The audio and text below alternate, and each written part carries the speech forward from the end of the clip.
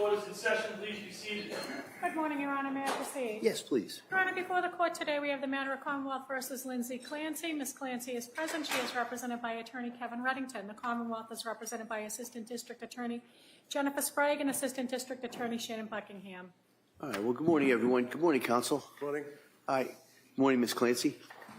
All right. Before we begin and return to this witness, could I see counsel sidebar just briefly?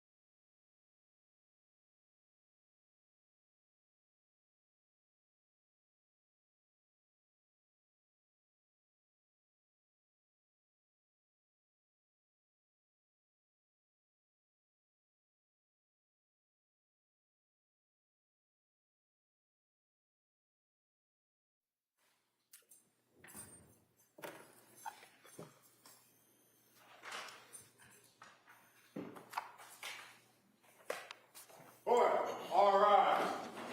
Jurors enter.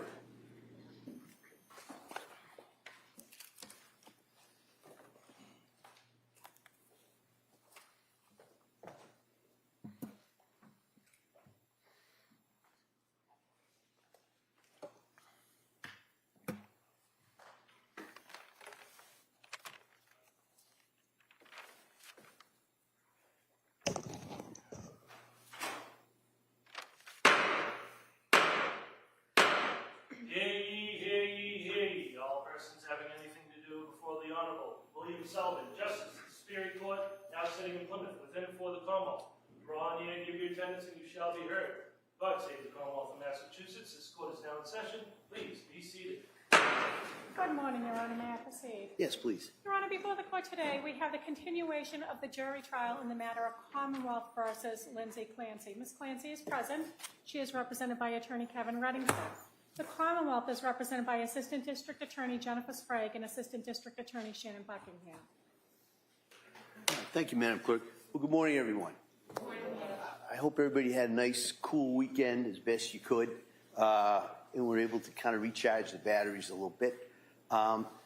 So what I'm going to do is I'm going to ask you those questions, make sure everybody was able to follow my instructions, and then talk a little bit about today's schedule, and then we'll get right back into the case. So first, let me ask the questions. Has any member of the jury read, seen, heard, or overheard anything from any source about any aspect of this case that would affect your ability to be a fair and impartial juror? No. All right. Next, is there any other serious matter of concern bearing on your service as a juror in this case that anybody needs to bring to my attention? All right. Thank you for following those instructions. And then in regards to today's schedule, we've got a number of witnesses. I'm not quite sure how long it may go. So we may break a little bit early today, just kind of depending on the way the case comes in. And then in regards to where we are right now, we're going to, if you remember, when we broke on Friday, there was a witness at Dr. Tufts. The Commonwealth had finished their direct examination. We're now going to have that witness return to the stand, and the cross-examination by the defendant will begin. All right, and so with that, if we could recall that witness.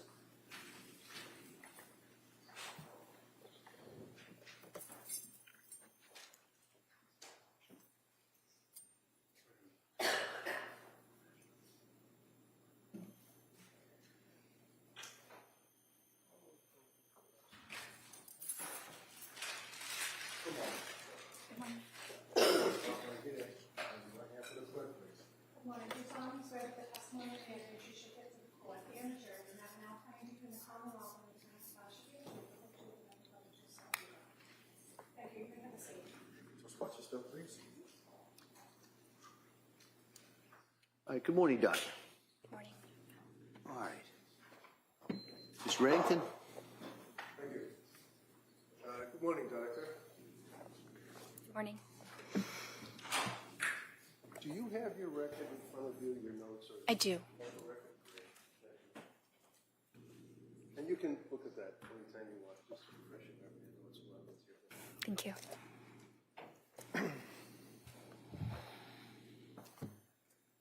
Dr. Tufts, you are presently a psychiatrist, correct?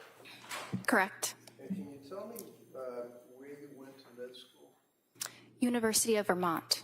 And what were the years that you were at University of Vermont? 2014 to 2018. Beautiful country up there. Great place to live, right? It is. It's beautiful. And when you graduated from med school, you then did your residency? Correct. And where was the residency?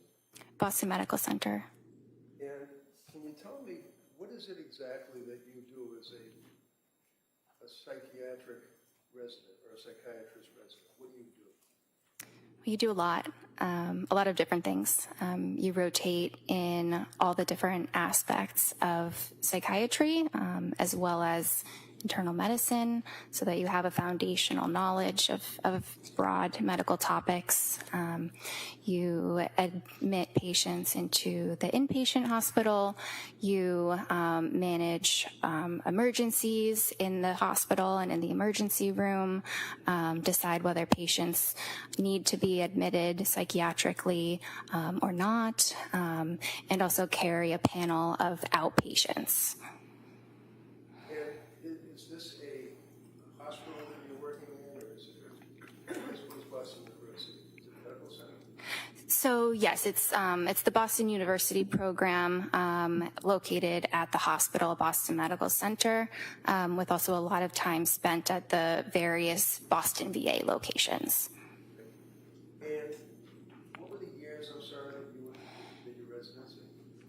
2018 to 2022. So you basically were working as either a person studying to be a doctor, graduating, and then becoming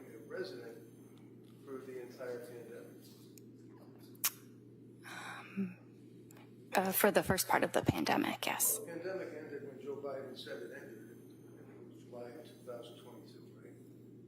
I'm not sure exactly when he said that. Would you agree with me that when the pandemic started around 2019, when you began your residency, 2020, 21 into 22, it was a large portion, if you will, of the pandemic time frame. Yes. All right. And we all had to walk around with masks and have no contact with people and make sure you have 6-foot radius before you touch anybody, all of that, right? Yes. How did that impact your residency? Well, I still went into the hospital most of the time, wearing the proper protective equipment, but I absolutely still provided the necessary medical care that was needed. And some of the outpatient experiences were done via telemedicine. Telemedicine? Yes, That's like on a television screen. Like a Zoom or something? it's Zoom or something similar. Did you touch people, shake their hand, give them a hug, anything like that while you were working in your residency during the pandemic? Sometimes, not, you know, I think everybody had to keep their distance at certain times. I began my program before the pandemic, so of course there was a lot more handshaking and things like that then. You can't really keep your distance though when you're working as a labor and delivery nurse with a woman who's having a baby directly in front of you, can you? I imagine not. So, when you finished, did you graduate from a residency, or is it like you get a certificate or something? Yes, there is a certificate for completing it. And then, at that point, you are now a licensed doctor. Is that how it works? Well, you're actually a licensed doctor the entire time that you're in residency. But upon the completion of that, you can obtain a full, unrestricted Massachusetts license and also become board certified. And the board certification, for example, you have a board certification in general psychiatry, is that correct? Yes, sir. And when was it that you got that certification? When was it? Yes. It was September 12th, 2022. When was it that you actually started working as a physician, as a psychiatrist? I started working as a physician and as a psychiatrist during the residency training program, but I started practicing completely independently at Astor Mental Health in August of 2022. August of 2022. Yes. Now, prior to working with or at Astor, is that A-S-T-O-R or E-R? ASTER, like the flower. And what is Astor? What is it like a group of doctors? Is it a medical center? What is it? It is a outpatient practice that is owned by a psychiatrist. It has a number of psychiatrists as well as therapists. And where is it located? Is it a brick and mortar type place where you have offices? Yes, the original offices were in Braintree, Massachusetts, and now there's an office in Peabody as well. Your office, where do you work? So at the time I saw the patient, I was working in the Braintree office. I currently work in Peabody. Where, I'm sorry? Currently in Peabody, Massachusetts. So when you start working at Astor, obviously like anybody else, you submit a resume, an application, if you perhaps and then they hire you, right?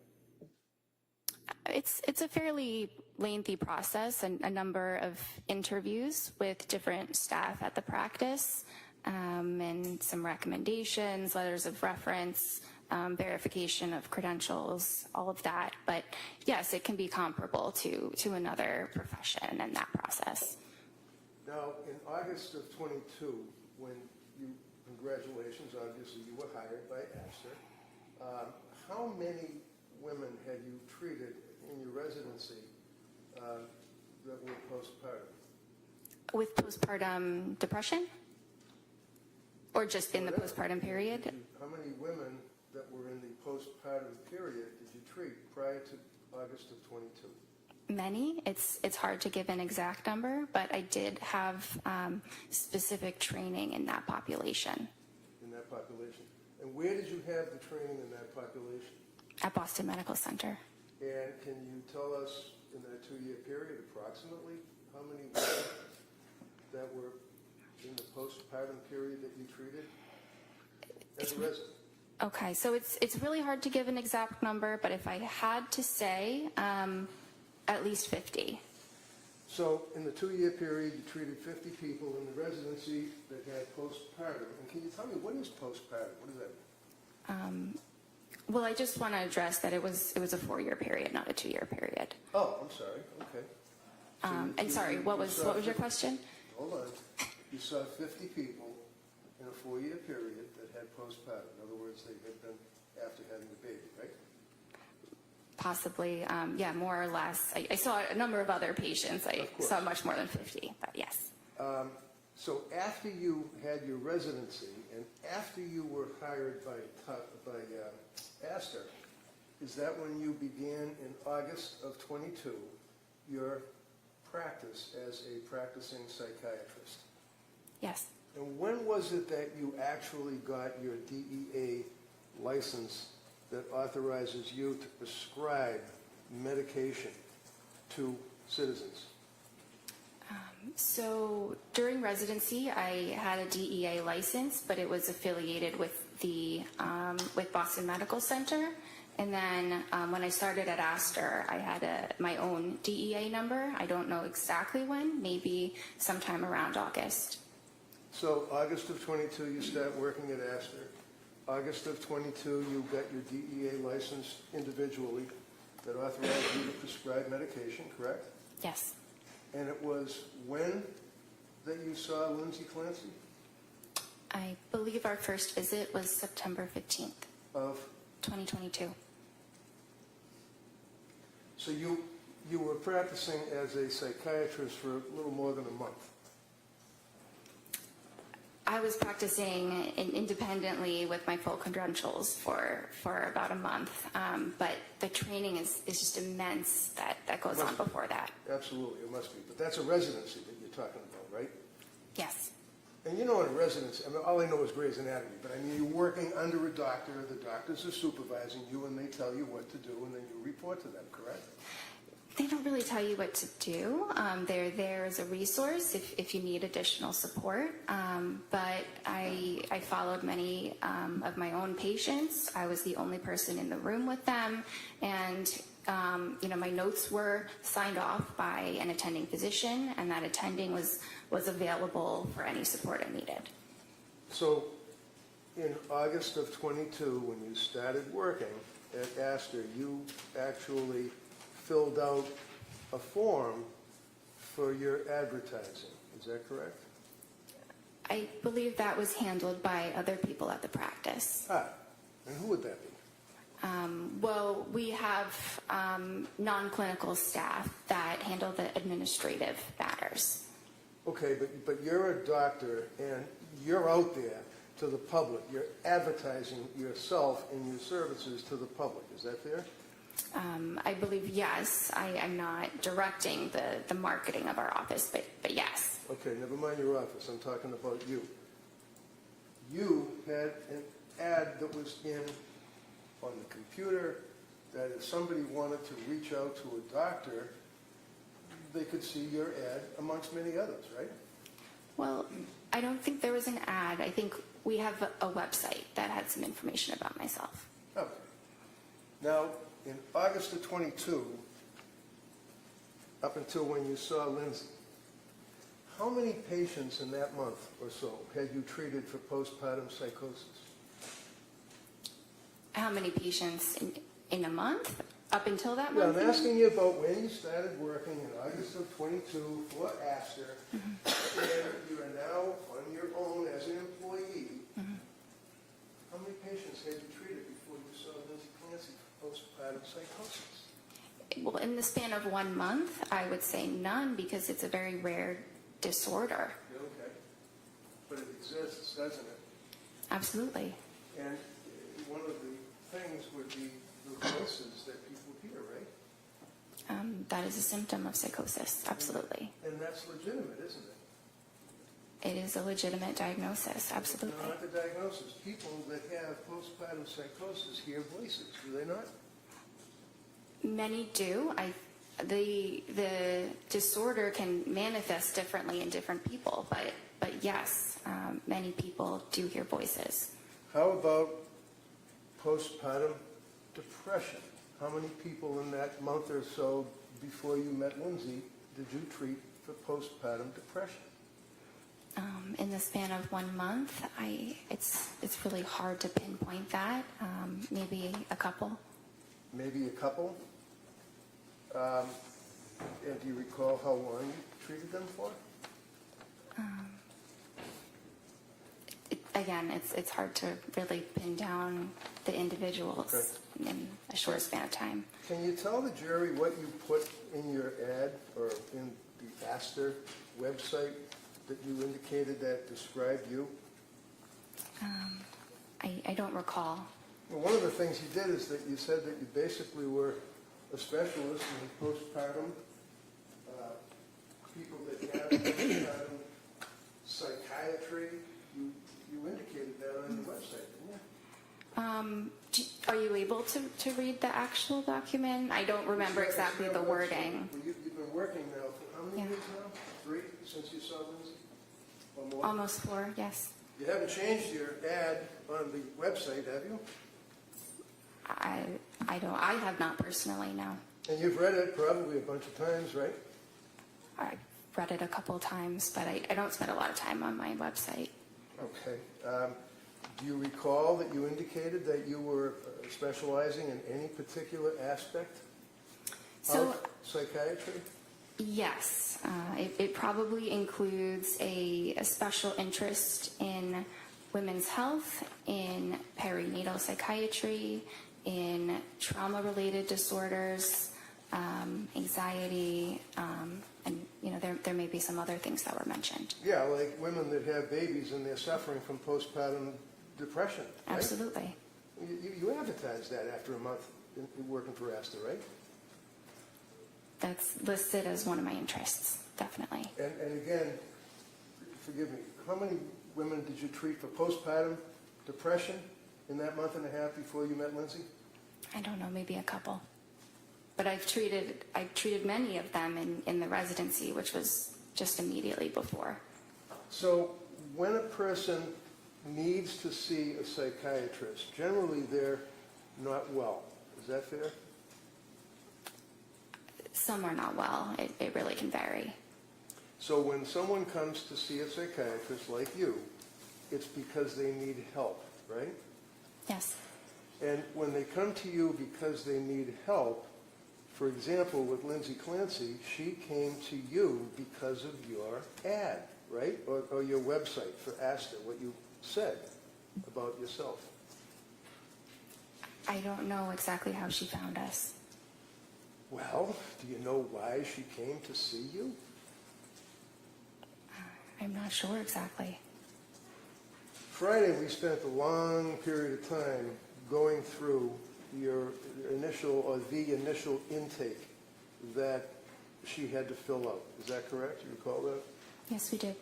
And the district attorney kept asking you, and this is in September, is it September 12th? Is that when that form was filled out? I believe she completed the form on the 12th. The appointment was on the 15th. So what does a person do? Do they call you, or do they talk to somebody in administration? How do you get the form to fill out? Yes, our administration handles that. And what do they do? How does that happen? They send them the documents, probably by email, and the patient fills them out. Actually, it might be all within the portal that we use. Within the portal? The patient portal, yes. Okay, and that means that you go online and you can access Astor Mental Health, and then all these little drop-down boxes would come up? Something like that. Are you aware? Is something like that, or are you aware of what it does? So because I don't handle the scheduling and the sending of forms, I don't know exactly what it looks like. Well, this is the form that you're giving a person that needs help because they're possibly mentally ill, is that right? Yes, and what's important is that I review the forms and we go through them in the appointment. Absolutely. Yes. Now, understand that your records, Exhibit 219, I believe, the jury will have access to the Tufts records, okay? You're aware of that, right? You know it's an exhibit. Yes. Because you have talked to the prosecution about what an exhibit is, and you know that your records are now in evidence before this jury, right?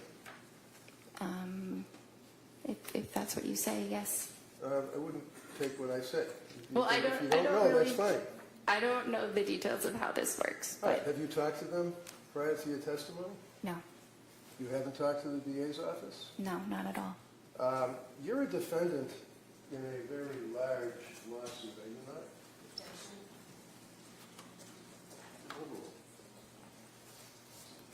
Yes. You wouldn't happen to be represented by an attorney, would you? I am. And the fact that you have an attorney is your right under the Constitution. It doesn't mean that you're guilty of anything, right? Right. Okay.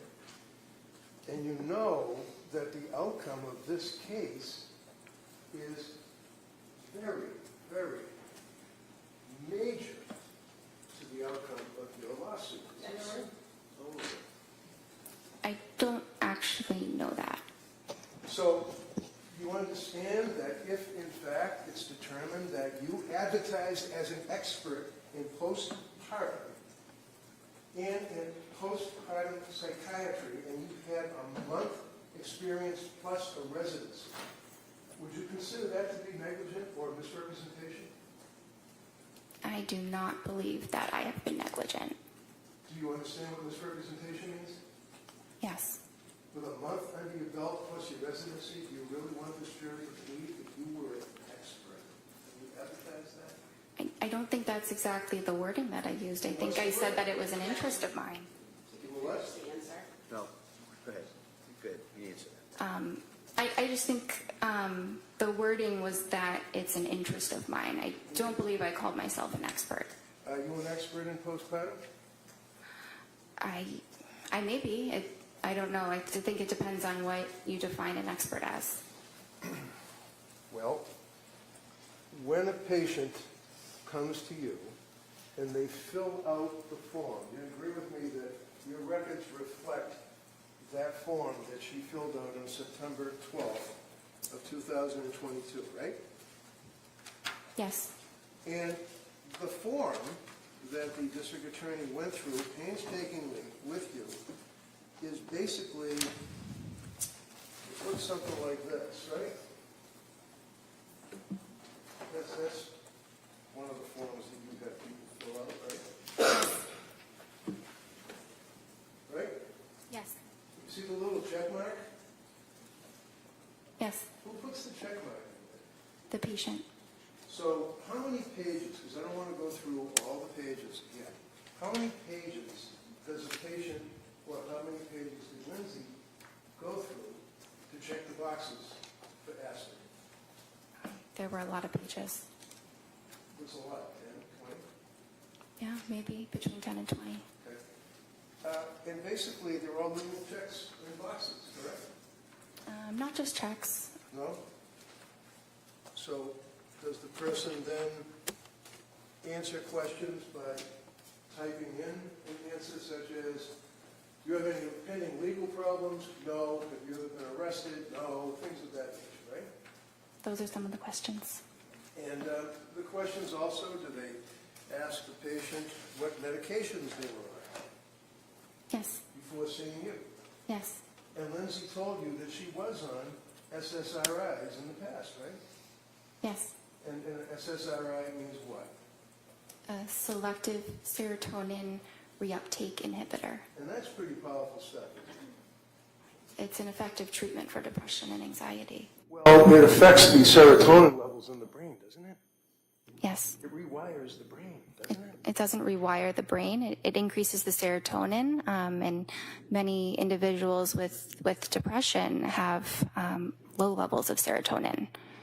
So Lindsay told you that she had been prescribed an SSRI when she was in nursing school. Is that right? Yes. What was the SSRI? Prozac. And how long was she on the Prozac? I'm not sure. Never asked. I probably asked. Probably asked. Isn't it true? Don't you guys have a saying that if it's not written, it didn't happen? You take copious notes, do you not? It's impossible to write down every single thing that's said, so I write down what is clinically relevant, clinically necessary, but there's a lot that is discussed over an hour that is not able to be written down. Such as the fact that a person was on an SSRI when they were in nursing school is not an important fact to find out. Oh, no, that's important. Sorry. No problem. I'm not doing, the Sophie Cunningham at you. I'm just asking a question, that's all, and you can answer it, okay? How about if she had a reaction to Prozac? I asked her about the Prozac. Is that written in your notes? Yes. And what did she say? I mean, she said that she took it for a period of time. She didn't mention any side effects. Oh, she didn't tell you that she had side effects. I see. So when a patient comes to see you with a month under your belt and they're sick and they're looking for help, you wait for them to volunteer facts to you? She volunteered a lot of information. She knew very well what her medical history was and was able to provide that for me. Such as what? That she was in nursing school and took Prozac? That's part of it. And she told you that, right? Yes. And she was pretty upfront and honest with you, wasn't she, in answering these questions, right? I believe that she was. We all spent some time talking about the fact that she declared that she had consumed alcohol, that she felt guilty about it. You recall that on Friday? We dwelled on that for a while, didn't we? Yes, that was a component, yes. I mean, that's something that's important, right? Yes. What was her drink of choice? I'm not sure. Did you ever ask her? I'm not sure. We were not concerned that her level of alcohol use Well, the was... certainly was Friday, right? All right, and everybody knows. Doctor, wait for the question, all right? And then same thing, I'll have counsel wait until you finish your answer, all right? Go ahead, Mr. Reddington. So is it important, doctor, for you as a physician to know your patient? In other words, know who they are? Yes. And you know that Lindsay was a nurse, correct? Yes. You know that she graduated, obviously, from college, right? Yes. Is she a good student? I don't recall. Do you know when she got married? I don't recall Did you that ask her? specific detail. I don't know. I knew she was married. She had 3 kids, right? Yes. And the reason that you knew that she was married is because you spoke to her husband, Patrick, correct? Or did you? Sorry? Or did you? He attended one of the appointments, and I spoke with him on that date. Ah. And did you say, hi, how are you, and give him a handshake when you came in your office? It was telemedicine. It was what? Telemedicine. Telemedicine. Is it fair to say that after, 14, you said to the jury, 14 appointments that you had with Lindsay during that period from September till January? 14 appointments? Yes. Every single one of them were by telemedicine, weren't they? Yes. Until you came in this courtroom Friday, you never saw this woman in person, did you? Correct. Were you ever concerned about her mental health as a person? Absolutely. She was crying. She told you symptoms that she couldn't get out of bed. Isn't that right?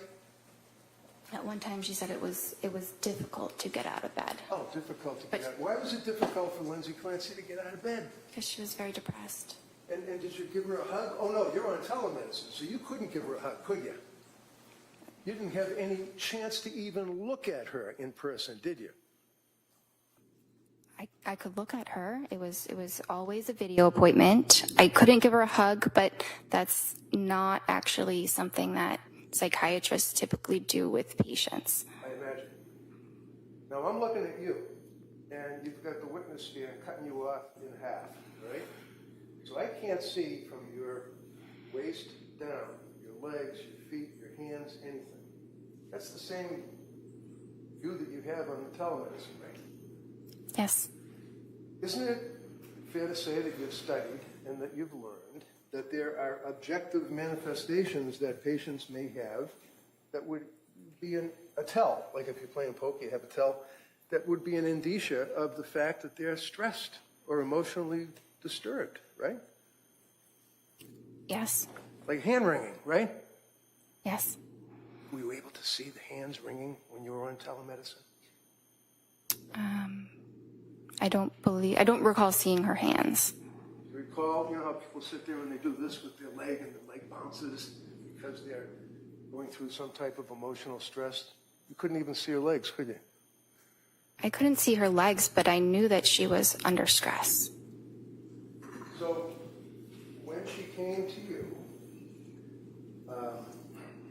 September 15th, I believe, is the first time that you all actually discussed her condition, correct? Yes. And looking at the medical records, which the jury will be able to look at, it says, visit date, September 15th, 2022, and you can look along with me if you wish. Indicates why she came to see you, right? Yes. Right? Yes? Yes. Okay. Why did she come to see you? According, not guessing and speculating, never mind the TV. You just look at your notes. Tell me what brought Lindsay Clancy to your office. Postpartum anxiety. Is that it? Is that what you noted in the records? Well, those were her words when asked, what are the problems for which you are seeking help? I see. Postpartum anxiety. Now, as a psychiatrist, meeting with this young woman after a month or so of working as a psychiatrist for Astor, there are tests that you administer to a woman who's in postpartum to find out what type of anxiety they have, right? Well, there are some screening tests, but the most important thing is what the patient tells you and what my assessment is in the session. I see. And that would carry through the Tufts evaluations for all 14 of those meetings, is what the patient tells you, right? Yes, and what I observe in the session Through the television. through the computer. What, if you can tell me, is the Edinburgh test? It is a scale that looks at symptoms of postpartum depression. And when you administer, that's a major test, isn't it, for a doctor to evaluate a patient for PPD? I wouldn't say it's a major test. It's a pretty big one, though, isn't it? It's the only one that measures the postpartum depression, right? It's a common one. So what? Commonly used. Commonly. All right, so when you used it on Lindsay, when was that administered to her? I did not use it on Lindsay. Why? We used the PHQ-9, which What is is PHQ-9? it's a depression screening form. That's like generalized anxiety disorder, general depression. It's got nothing to do with a woman suffering from postpartum depression, does it? I disagree. Well, do you agree that people perhaps that may know a little more than you determined that the Edinburgh scale is the appropriate scale to administer to a pregnant or postpartum woman? It's a state as the form. You're familiar with the Edinburgh scale, right? I've heard of it. And can you explain to me how it's graded? No, I cannot. There are 30 questions in it, are there not? I don't use this scale, so I don't know how many questions there are. So the Edinburgh scale, do you even know that the cutoff for someone that is depressed in their condition of postpartum would be 15? Anything over that, they're in severe depression? Okay. You know that her first Edinburgh test that was administered to her put her at a 23 Overall. severe depression? I was not aware of this test. I was not aware that this had been administered to her. Well, you know that except for the Prozac that she had when she was a nurse, what, 23, 24, 23 years old, she hadn't, other than seeing her own doctor for having a baby, she hadn't seen any doctors. You knew that, right? I didn't know exactly which doctor she sees. I think we ask about your primary care doctor, but she did not report any other medical issues that she was under treatment for. So is it important for Dr. Jennifer Tufts to know whether or not a patient who is coming to you for help has a prior medical history other than what they might tell you? Well, when patients are able to advocate for themselves and share their medical history, we rely on what they tell us. Was she able to advocate for herself, in your opinion, when she came to see you, when you evaluated her in September? Absolutely. How about October? Yes. How about November? Yes. How about December? Yes. And your medical records, you would agree, show that during that period of time that she was deteriorating, was a word that was used on Friday. Isn't that right? So, No, so. You used the word deteriorating on Friday, did you not? she was a little bit worse at certain appointments, and the deteriorating word, which is not my word choice, is what is in the note because I had to select that. Because why? You have some kind of a program that you have to check the box and you have to bring down the drop box? You can't take a pen and write something down about a patient? There are certain parts of the note where I can write whatever I feel is necessary, but that specific aspect of the note is a button where you have to click one of three choices. So when the jury's going through your medical records, one of the things that they're going to see is that when you meet with the patient, you have a form that you fill out where it says, if you feel like you're going to harm yourself or somebody else, make sure you go to the emergency room, right? Yes. If you have any urges to harm yourself or others, go to the nearest emergency room. That's in every single time that you meet with a patient, right? Yes. And it indicates that if there's any, call the Suicide Prevention and Crisis Hotline. If you feel that you're in crisis, you may text home to a particular number anytime. What's a suicide hotline? It's a phone number that patients in crisis can call and speak to a trained counselor. Now, a psychiatrist, you'd agree with me, is not a counselor, that's for sure, right? Well, a psychiatrist has training in therapy as well as in medicine. Did you give Lindsay Clancy any therapy? There was some therapy incorporated in our sessions, Like but what? we did. Like what? Sorry. Providing emotional support, listening to Excuse her. me. Hold on, no, please. Hold on, everybody. She can. You ask the question, we're going to let her finish, and then you can follow up with any questions you want. Go ahead, Doc. Anything else you want to say? So her sessions were largely focused on the medication management, but there was an aspect of therapy including those items. Okay, and the sessions were for what, 17 minutes? No, How long were they? 25 to 30 minutes. So 25 to 30 minutes on the television, and were you face the TV screen with her for the full 25 minutes? Yes.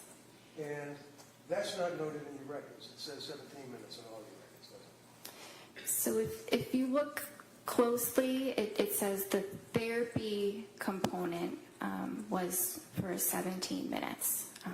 It doesn't say the entire duration is 17 minutes. So what do you do when you're trying to give therapy as a psychiatrist to a patient that came to see you? What do you do? What do you do for therapy? It depends on the person. Well, how about Lindsay Clancy? What did you do for therapy with her? I listened to her. I listened to her concerns and provided support. I tried to provide her with hope that eventually things would improve. So you listened to her concerns, and you'd agree with me that her concerns were, for example, that she actually was unable to sleep. It's one of her concerns, right? She was having a lot of difficulty with sleep. On the September 15th meeting, you indicate that her mood was okay, but her affect was anxious, and you called it incongruent. What does that mean?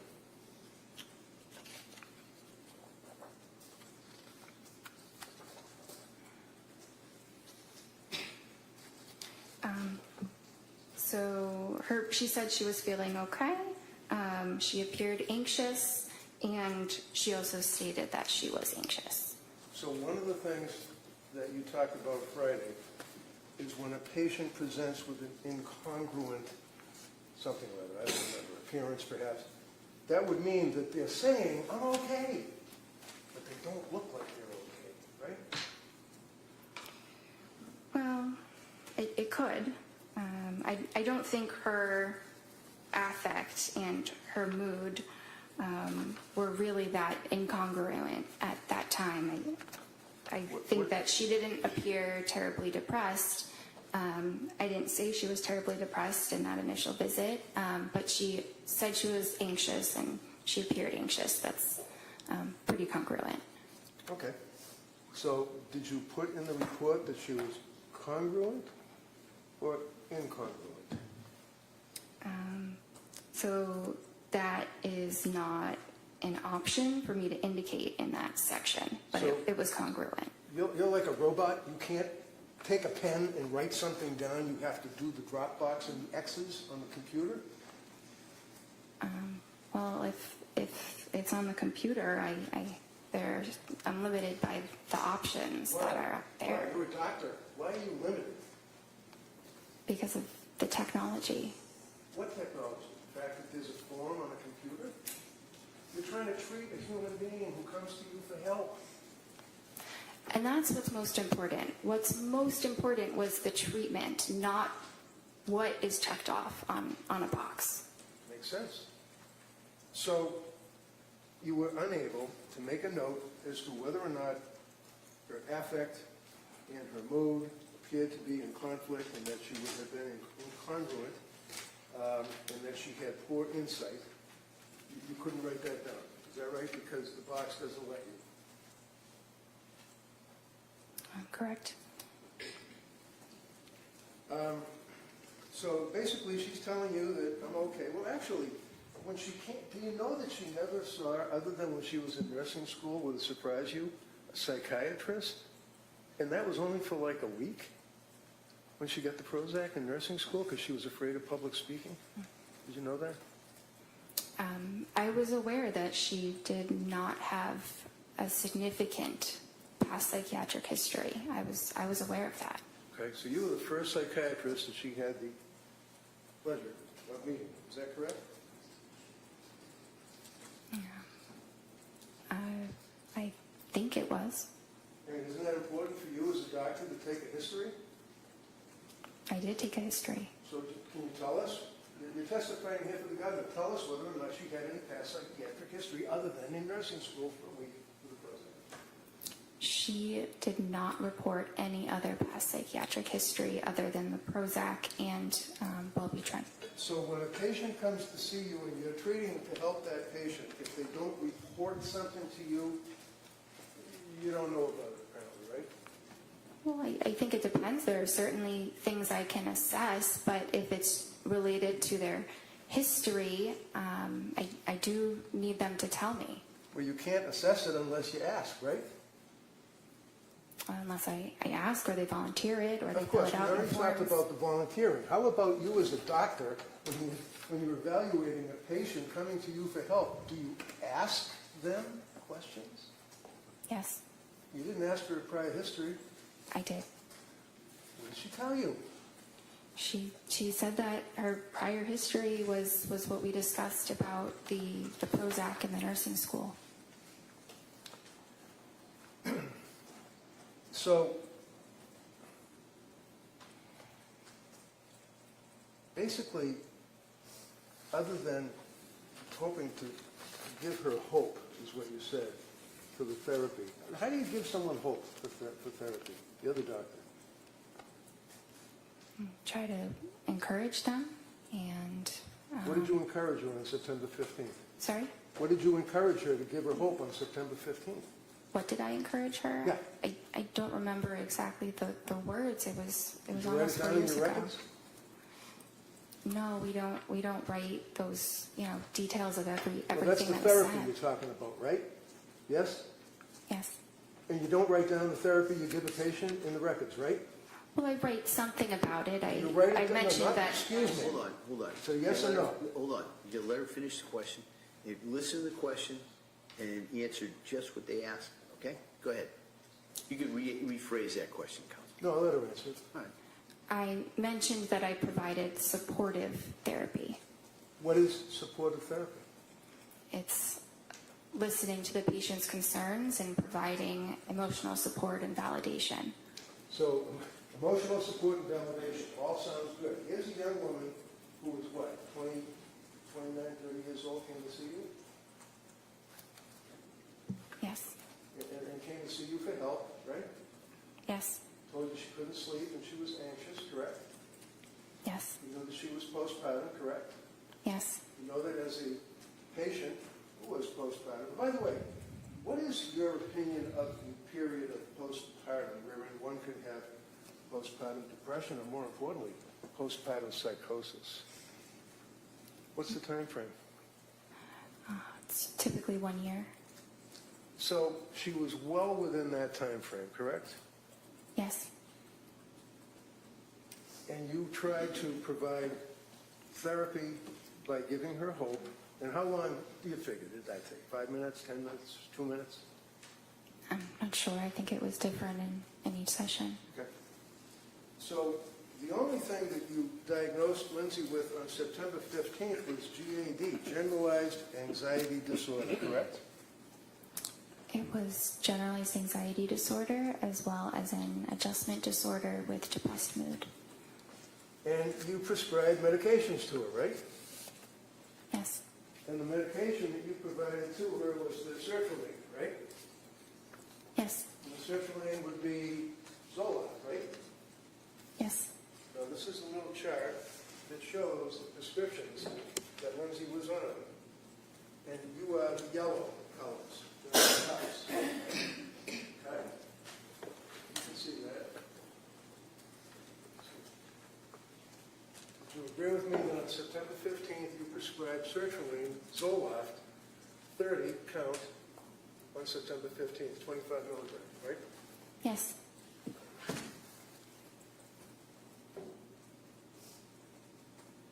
Have you ever read the website for sertraline? The website for sertraline? Yeah. I mean, sertraline, Zoloft, is a chemical that is marketed as a pharmaceutical, right? Yes. Right? It's a pill, right? Yes. And as we said, it's an SSRI pill, correct? Yes. Do you know that Zoloft is not indicated for generalized anxiety? Why'd you give her Zoloft? It is a very effective medication for generalized anxiety disorder. So you're familiar with the drug labeling for Zoloft, is that correct? Generally. Generally. Are you aware of what the manufacturer of Zoloft indicates it can be used for, to treat.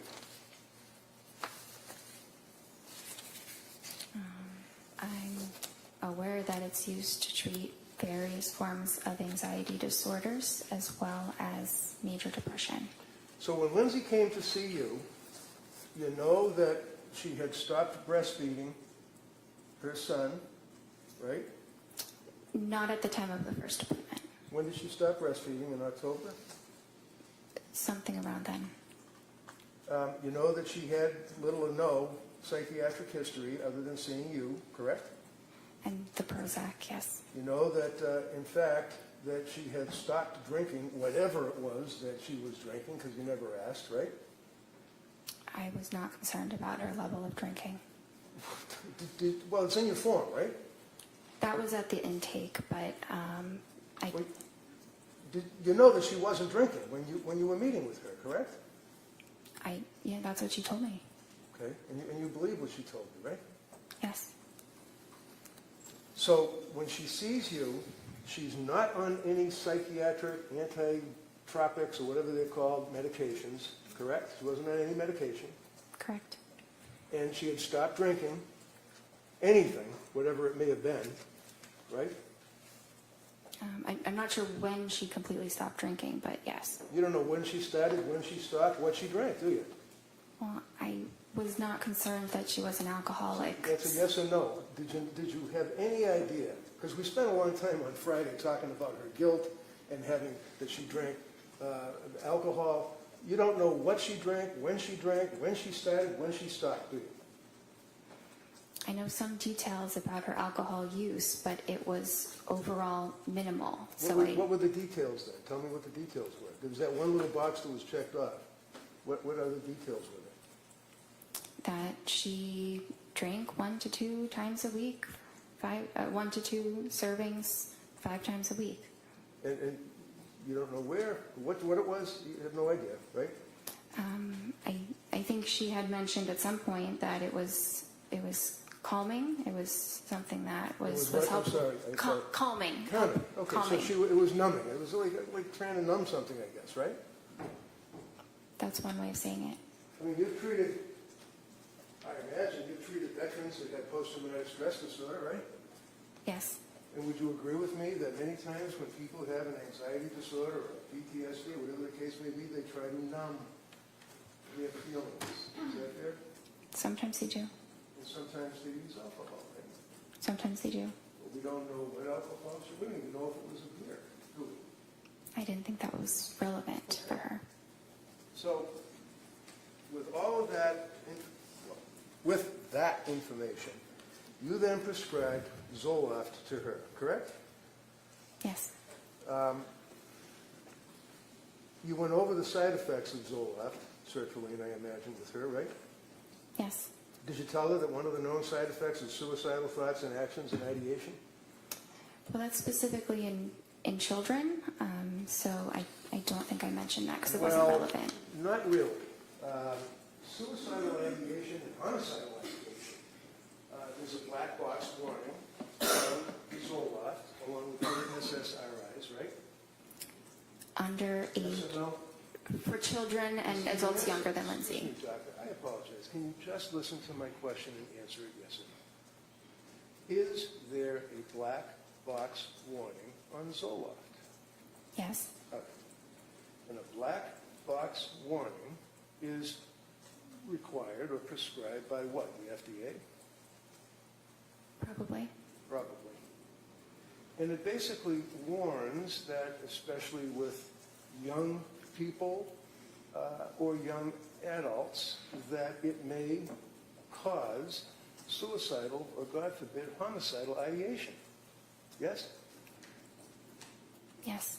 And you're aware that, in fact, the FDA has determined that that goes up possibly to a 23, 24, 25-year-old. You know that, right? I think 24 is 24. what they say. Yeah, I'll give you 24. It's possible, is it not, that the SSRIs that get into a person's brain affect a person that's 3 or 4 years older than the FDA cutoff with suicidal ideation or homicidal ideation? It's possible?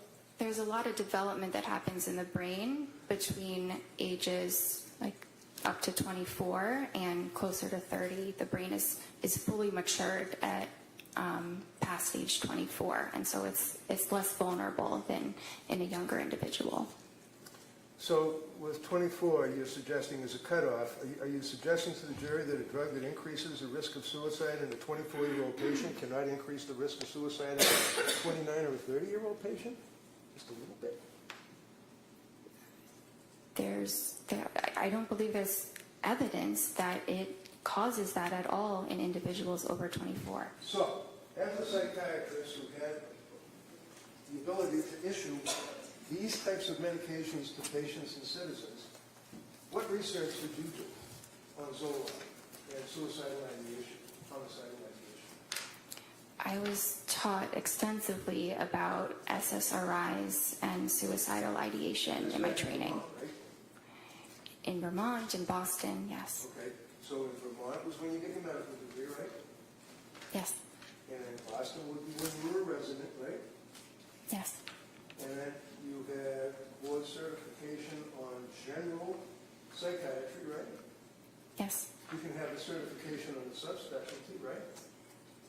There are certain subspecialties, yes. Right, and some of the subspecialties deal with postpartum or women that are pregnant and have babies and have psychiatric symptomology. There's no board certification for perinatal or reproductive psychiatry. Well, there are plenty of classes that are recognized as, for example, at Harvard Medical School, there's an annual class or symposium, if you will, for postpartum. Have you ever been to that? No, sir. What have you done to research or to improve your education? I understand you went to med school and that you were a resident. What programs, continuing education, symposiums have you attended since you got the ability to prescribe these medicines to people?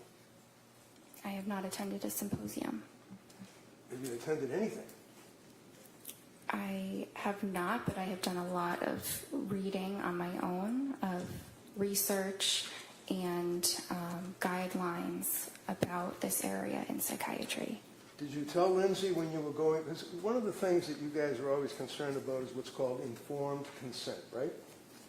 Yes. And what is informed consent? What does that mean? It In a means medical sense, not just like out in the street or something. explaining to a patient the risks and benefits of treatment and possible alternatives, and making sure that the patient understands what you're saying. Now, when you were going over the symptomology or when you were going over the side effects of Zoloft, one of the side effects of Zoloft is, and I quote, severe trouble sleeping, right? Yes. Did you tell her that? Well, insomnia is listed as a side effect. No. You already said yes, you know it. Did you tell her that Zoloft has a side effect of giving the patient severe trouble sleeping? That's all. So I didn't use the word severe because it typically doesn't cause severe trouble sleeping, but I thought you were referring to when she told me that she did have severe trouble sleeping, Well, and that that's was what true. she told you, right? That she had severe trouble sleeping, right? She told me, yes. And you know that one of the side effects of Zoloft is, let's say, trouble sleeping. You know that, right? Yes. Your answer is yes. The jury has to be able to hear you. Yes. And why would you prescribe Zoloft to a young woman who's postpartum, who's coming to you with anxiety, who's telling you she can't sleep, she's got all of these symptoms, and you prescribe a medication that would have a side effect of trouble sleeping?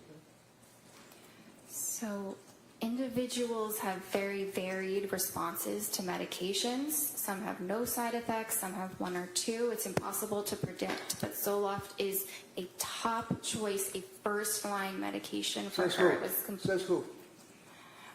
says it's the general consensus Well, we know among about the lawsuits psychiatrists. about- Hold on, Right? again, we can't have both of you talking at the same time. So let her finish her answer, and then I'll give you plenty of time to follow up any questions regarding her answer. So, you finish your answer on that?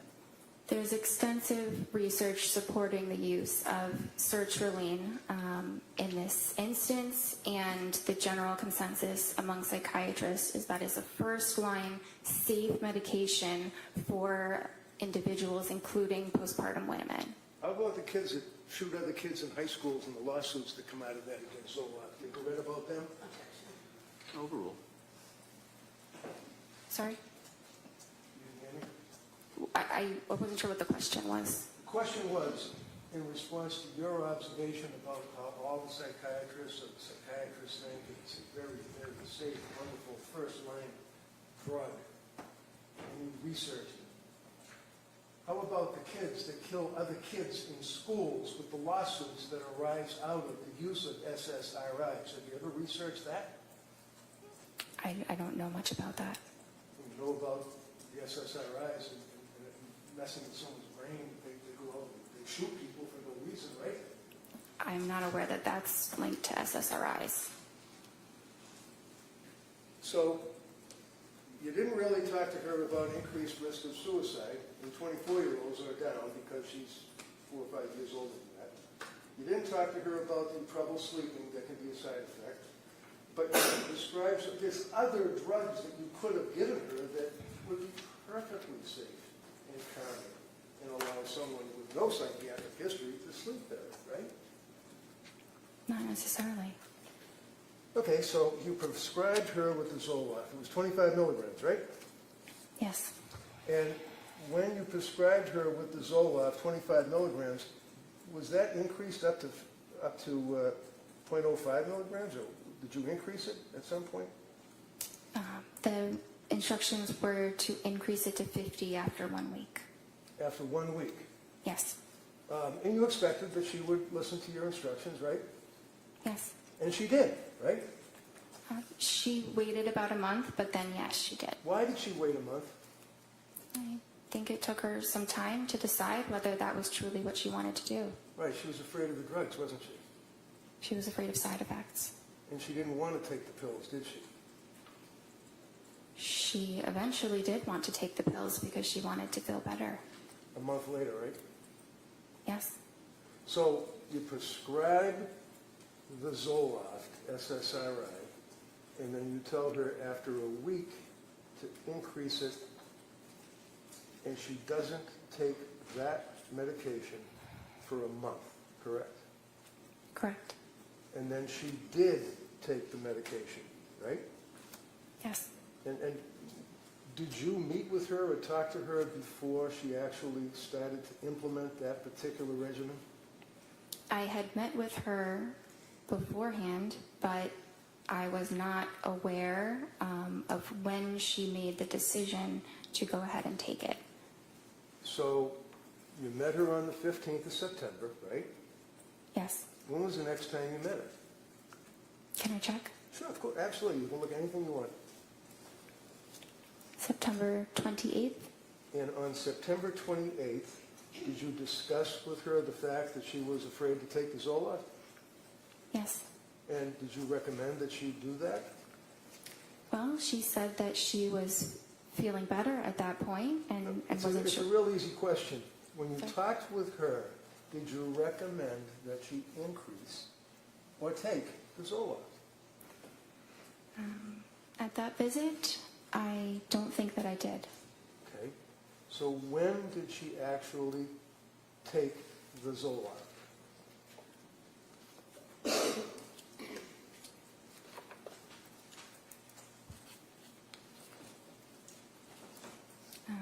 She told me in her October 20th visit that she had taken it 1 week prior. And she told you that when she increased it in accordance with your instructions, she went off the rails, right? I don't think she used those words, but she had What words did side she use effects. for you as her doctor? She felt awful. Awful. Why did she feel awful? Did she have a stomach ache? Did she have a headache? Why did she feel awful? She did have some stomach aches. She had some diarrhea and had a difficult time eating. She also had increased anxiety. She had some more depressed feelings. She had more difficulty sleeping. And what was your advice to her as her doctor on the 28th of October, after she told you about the effect that Zoloft had on her? I told her to stop it. Stop the medication. Okay. Now, Zoloft being an SSRI, and a patient that is taking the Zoloft, and 0.05, we spent Friday afternoon going over the drugs, and 0.05 milligrams is the lowest dose, and all that. That's the dose that is prescribed to people, invariably, correct? It goes up to 200, but that is a starting dose. For pretty much all of you psychiatrists would agree with that, right? 0.05, right? 50. 50, okay. And you then told her to stop? Yes. What does it mean to titrate something? To slowly increase the amount. What do you tell patients when they're on an SSRI as to weaning them off the SSRIs? Depends what the dose is. If it's a high dose, you need to slowly decrease the dose, so kind of the opposite of titration. But if it's a low dose to begin with, you can stop it. Are you supposed to tell a person that's on an SSRI to stop immediately or to slowly withdraw from it? At 50 milligrams, it is perfectly fine to stop it immediately. So you didn't have any concerns at all about telling her to immediately stop taking the Zoloft. And what did you do, put her on another drug? Not immediately. Okay. So did she relate to you on that October 28th meeting that you had? Was it the 28th or the 26th? I met with her the 21st and then the 26th. Okay. Now, on the 26th of October, what did she tell you her condition was? So she was feeling back to how she was before the Zoloft, which is not great still, and that she was considering a new medication.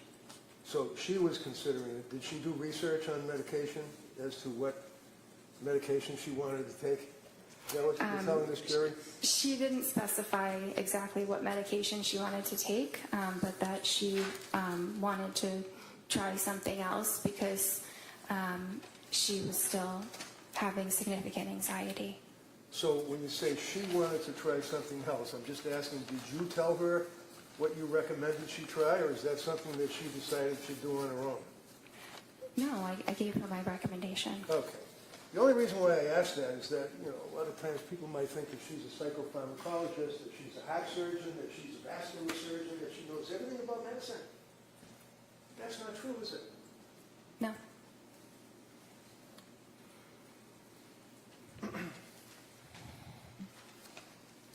Would you agree with me that prior to telling her to stop the Zoloft, that one of the concerns that you had is that Zoloft affects anxiety and affects sleep, and you hope that it treats the underlying anxiety by balancing brain chemistry and increasing serotonin, right? Yes. Is that fair? And you'd agree with me that it does, as a side effect, have an impact on a person's falling asleep or staying asleep, as a common side effect, right? It can happen. It doesn't happen to everyone, but it certainly happens to some. But it is temporary. That's the important distinction, is that there are many side effects that disappear entirely, and then the medicine is quite helpful for those certain conditions. What's that? Yes. She had problems sleeping, didn't she? Yes. Even after the Zoloft, right? Yes. So you, not her, you recommended a particular drug that she should take, right? Yes. And again, as it relates to what one would expect a young woman who's a labor and delivery nurse to know about psychiatric medication. What is methazine? Do you know? I'm sorry? Methazine. I'm not sure. How about hermababate? B-A-T-E. H-E-R-M-A-B-A-T-E. How about that? You ever heard of that? I'm not familiar with that. That's what's used to administer to a woman who's going through birth. You don't have an obligation to know that, do you? No. You have an obligation to know about psychiatric medications, though, right? Yes. There's a difference between what's known as nescience, which is not knowing what you have no duty to know, and ignorance, which is you don't know what you should know. Is that fair? Yes. So, did you ever gauge Lindsay's knowledge or ability to judge what medication would be good for her? So that was my role. Right. I didn't expect her to know significantly the details about different psychiatric medications.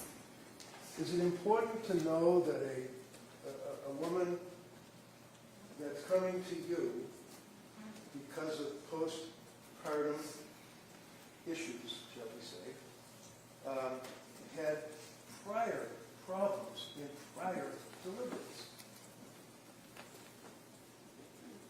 Yes. And you'd agree with me that you're on the front line of healthcare for pregnant women when someone comes to see you, either pregnant or after having a baby, right?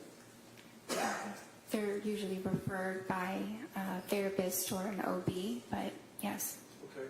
So being on the front line and dealing with these people, and you advertise that you deal with pregnant people before they have babies, right? Yes. And after, correct? Yes. Did she have any prior issues with her prior babies? I knew that she had had some anxiety symptoms with her prior, after her second child was born. And that would be Dawson? Yes. And when she saw you after having Callan, how old was Dawson? A few years old, maybe 2 or 3. Did she tell you what the side effects were after she had Dawson? She did. I did not list them because, Excuse me, that means you didn't write them down? yes. So what is it, your memory? That we'll go by that, right? Sorry? We'll go by your memory? Go by my memory about what? I don't recall exactly which side effects she said, but I recall that they were some of the very common ones, the ones that are temporary. Hold on. You're telling this jury that you don't recall what the side effects were that she told you, but your memory is that they were general, common? Is that what you're saying? Yes, because if they were anything else, I would have documented it. Well, how about she took Zoloft? Did she take Zoloft, SSRI, after having Dawson? I think she took it for about a week. You think? Or she did? She did. So isn't that something that would be indicative of the fact that there was some psychiatric issues after she had her second child? Yes, but she did not describe them as being severe. Well, as a psychiatrist, can you ask her whether or not they're severe, or do you just wait for them to tell you? Based on her description, they did not sound severe. Tell me about bipolar. What's bipolar? Bipolar is a mood disorder that has both depressive episodes as well as episodes of mania. And is it your understanding that if a person has a difficult birth and in fact has some psychiatric attributes as a result of that difficult birth, that you should not prescribe SSRIs to that person because they could be bipolar? having a difficult birth does not, it's not a contraindication to an SSRI. So, after she had her second child, she took Zoloft, and you did not detail any side effects, and you don't remember any side effects. Do you agree that Lindsay had, at this point, a history of mental problems during postpartum? She had a history of anxiety postpartum. Anxiety to the point that she was prescribed an SSRI? Yes. And she also had mental problems when she came to see you, right? Yes. So she had mental problems after she had the second child, mental problems after she had the third child, correct? Yes. And you'd agree with me that this is not easy stuff for somebody to be talking about. People get embarrassed in our society if they had mental problems, don't they? Some do. She did, didn't she? I'm not sure. So, not documenting any of the side effects, did you think it would be important to document the side effects of the drug before you prescribed Zoloft a second time? She's telling you that she had, you don't know, but she had side effects with Zoloft. Was it important for you to document the second time that you're giving her Zoloft? I did not feel that it was necessary to document the specific side effects.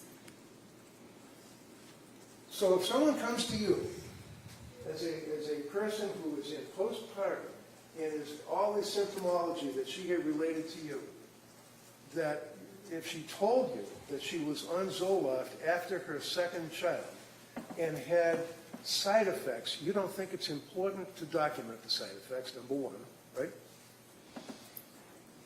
It depends what the side effects are. Which we don't know because you didn't write them down, you don't remember it. I would have written them down if No, they not were. what you would have done. What did you do? No, overrule. Go ahead. I would have written them down if What did you do? I wrote that she had side effects. What are they? I'm not sure. And then you prescribed Zoloft again, didn't you, in 2022? Yes. Do you recall in the period of September of 22, October of 22 into November of 22 that she used the word overwhelmed, told you that she was overwhelmed? Is that correct? Sorry, which visit are we looking at? Well, the period of time, September, October, November, did she use the terminology that she was overwhelmed?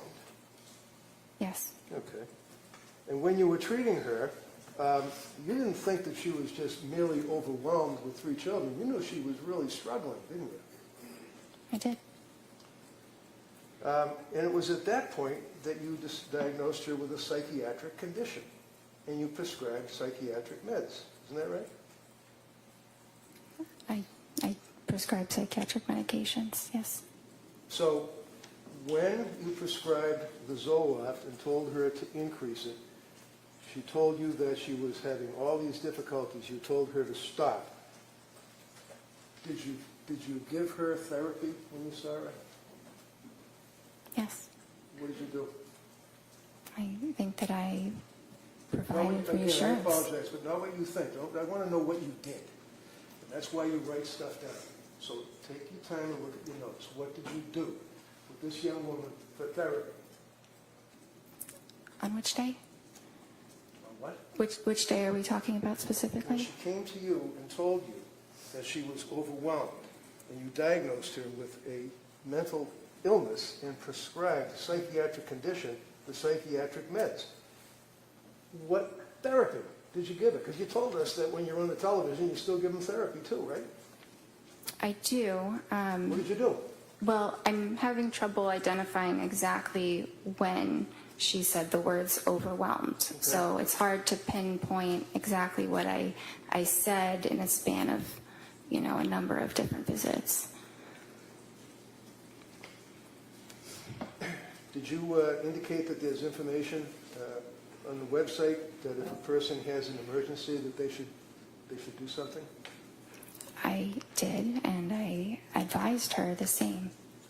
So basically, if one of your patients becomes suicidal, and on that note, did she tell you at that point, up to November of 22, that she was dwelling on suicidal thoughts? It was a while before she mentioned anything about suicidal thoughts. Tell us when. I might need to look through the records to right see ahead. when she first did.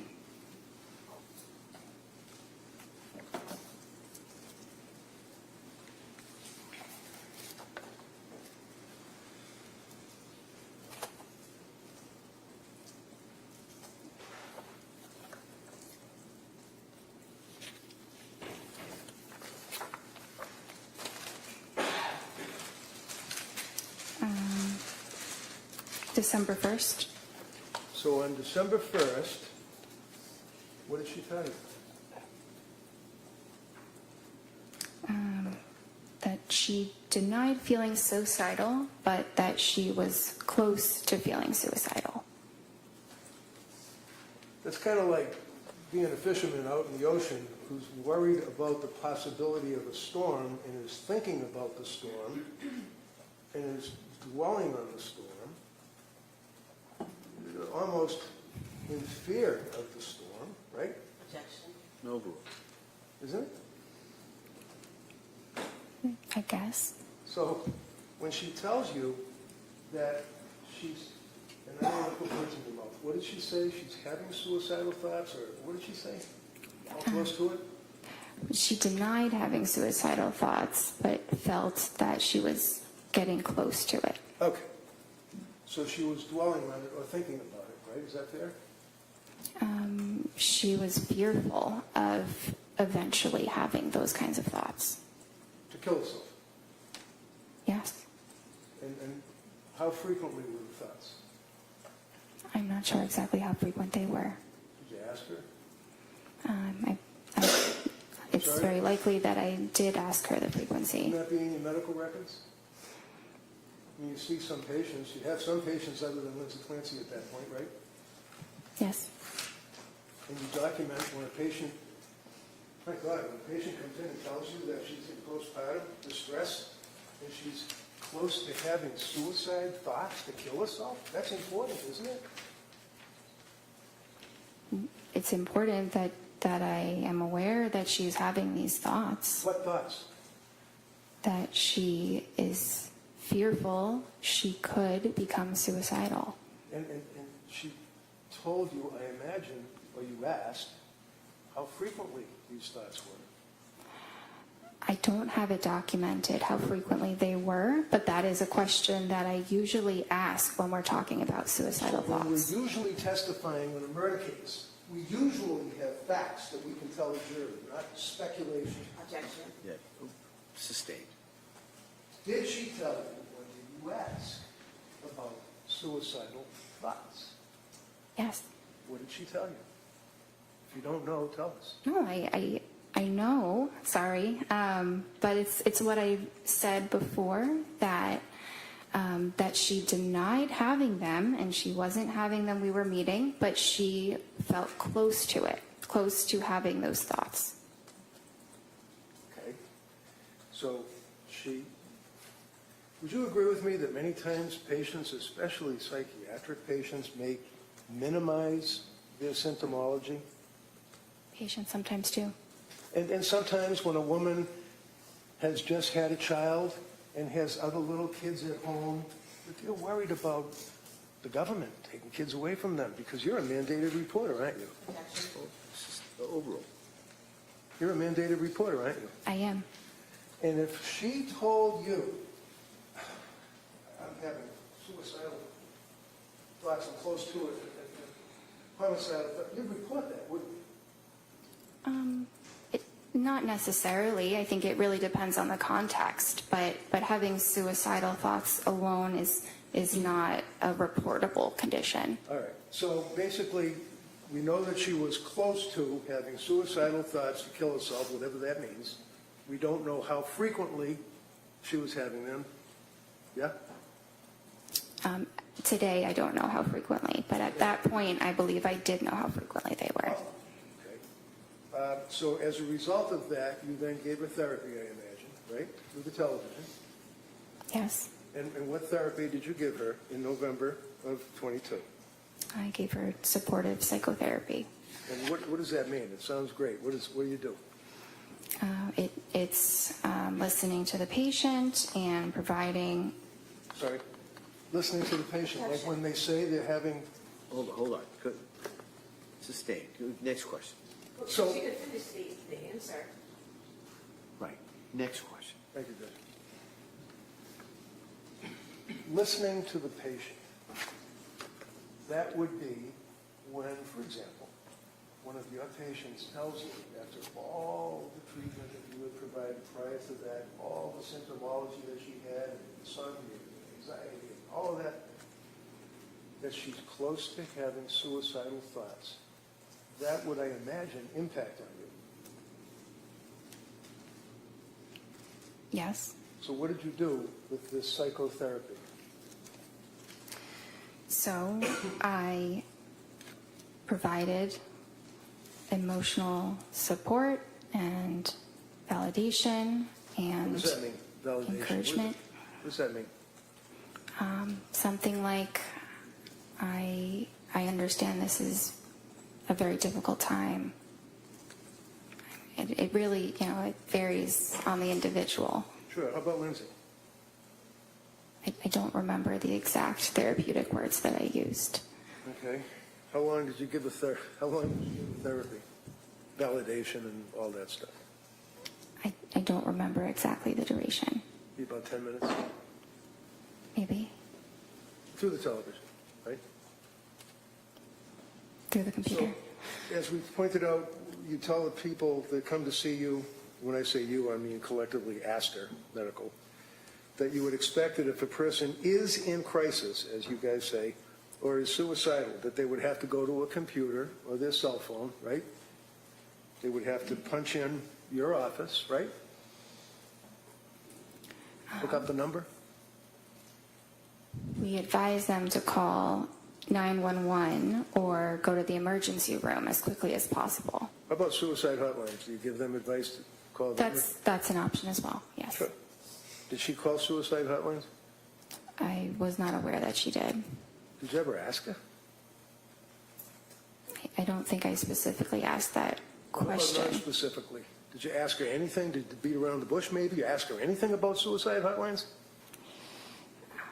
I don't think I asked her about suicide hotlines. Would it surprise you to know that she called suicide hotline in that time frame, not once, but twice, and was turned away? You guys were in the front line of this, aren't you? No, overall. It does surprise me, yes. It does what? It surprises me that she called them twice. And you never asked her if she had ever called the suicide hotline, did you? I don't think that I did. Well, I understand. You're a doctor. You were trying to do the right thing. You obviously, this is just horrible, isn't it? Yes. She continued on with her treatment with you, correct? Yes.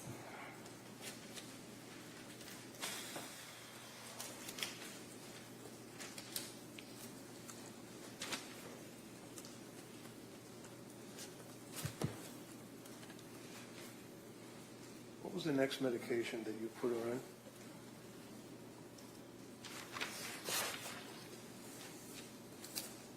Let's say we're up to, I guess it would be the October 26th date. Is that right? October 26th. Is that when you prescribed Ativan?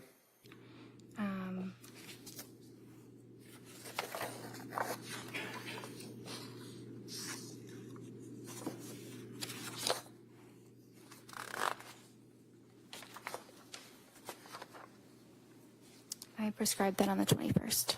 Sorry? I prescribed the Ativan on the 21st. All right. Did you prescribe anything on the October 26th appointment? Yes. And what was that? Buspirone.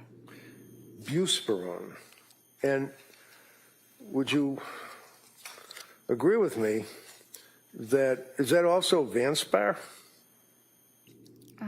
Buspar or buspirone are the common names for it. Okay. You ever heard of Vanspar? V-A-N, V as in Victor, A-N-S-P-A-R? You ever heard of that? No, I haven't. Okay. And would you agree with me that there are a number of side effects of buspirone? Every medication has side effects, but Okay, so my question is pretty simple. Buspirone, you mentioned it, I'm asking, any side effects? yes, What are the side effects? they could be tiredness or dizziness or rarely some upset stomach, but it's generally a very, very well tolerated mild medicine. And do you recall, was she taking any other medication at that point, if you know? Yeah, she was taking some of the Ativan. Some Ativan, right? Did you prescribe that to her? Yes, When did you prescribe the Ativan to her? the 21st. And she was compliant with your recommendations, right? Yes.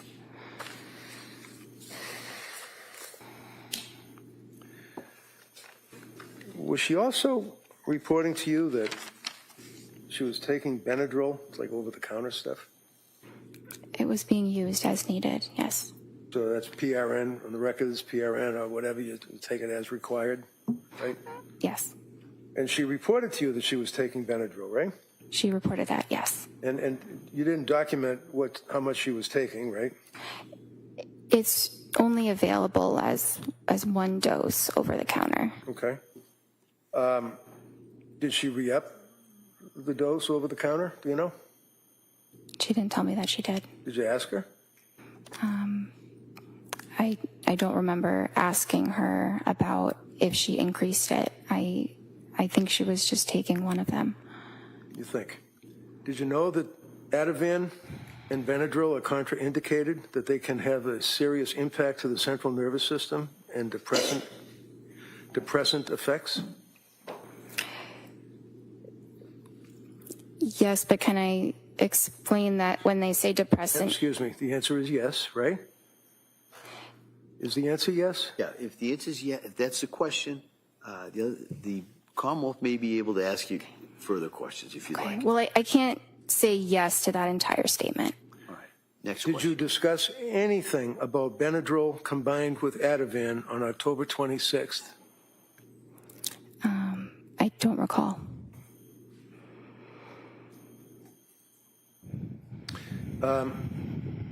On October 26th, was she still worried about suicidal thoughts? She denied that. And on October 26th, how did she deny that? Do you have that noted in your record? I do. And what does it say? Patient denies suicidal ideation. Okay. So there's a huge difference between suicidal ideation and somebody having thoughts of suicide or being close to it, right? Not exactly. Well, you knew that the last time you spoke to the woman, she told you that she was close to having thoughts of killing herself, right? Yes. And you're her doctor, right? Yes. So what do? You just say, do you have, and check the box and say, do you have any suicidal ideation? And she says no, and you check the box? No, it's not that simple. Do you ask her, like, well, gee, the last time I spoke to you, you told me that you were close to having suicidal thoughts of killing yourself. Did you pursue that on the 26th of October? Yes. And what did she say? That she wasn't. Now, how long was that appointment, if you recall? Would you agree it was 17 minutes and then there was some therapy? The entire appointment was something between 25 and 30 minutes. And that was again through the television, right? The computer, yes. Computer. Did you also add a drug called hydroxyzine? Yes. When was that? So that was the same visit as an alternative to the Benadryl. Okay, so on October 26th, when she told you that she was taking over-the-counter Benadryl, I asked you what you prescribed to her, and you said Ativan, right? Right? Yes. And then I asked you about the contraindication of Ativan and Benadryl, right? You asked me about that, yes. And then you, on October 26th, started her on Buspar, correct? Yes. And what is the purpose of Buspar? Is that for anxiety? Yes. And what kind of drug is Buspar? It doesn't really fall into a class, but it does act on serotonin. So it's another, similar to an SSRI, right? It's kind of like a more mild version of an SSRI. Okay. So she's on Benadryl over the counter, Ativan, which is a benzodiazepine, Buspar, which is an SSRI, and then you prescribe hydroxyzine on the same day, right? They weren't all to be taken at the same time. What's hydroxyzine? Hydroxyzine is an antihistamine. Okay. Is that over the counter, or is that, can you just buy that over the counter, or do you have to go to the back where the pharmacist is? You have to go to the pharmacist. Okay. And as far as you're concerned, she was taking the medications as she was required, right? That's what I was told. I'm sorry? Yes, that's what I was told. Did you, by her? Yes. And did you at any time tell her that she should keep a diary of her medications and keep a diary of any side effects that she has? I didn't instruct her to do that. You don't have to instruct somebody to do anything, but did you recommend it? Like say, hey, if you're on all these meds, if you're having an effect, you should write it down. When, time, date, anything like that? I didn't tell her to do that. Would that be helpful? Maybe, but usually we go through all of that in the appointments, and we met very frequently. Now, you'd agree with me that at this point, prior to the next appointment, which was November 2nd, she had gotten significantly worse, even after all this medication that you had been prescribing, right?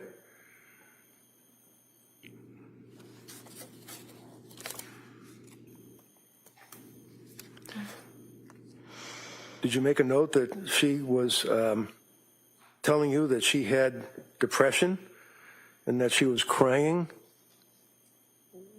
had more anxiety, insomnia had increased, brain fog, and worrying about suicide?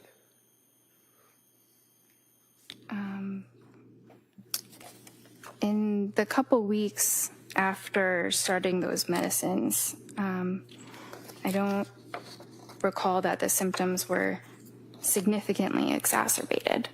Okay.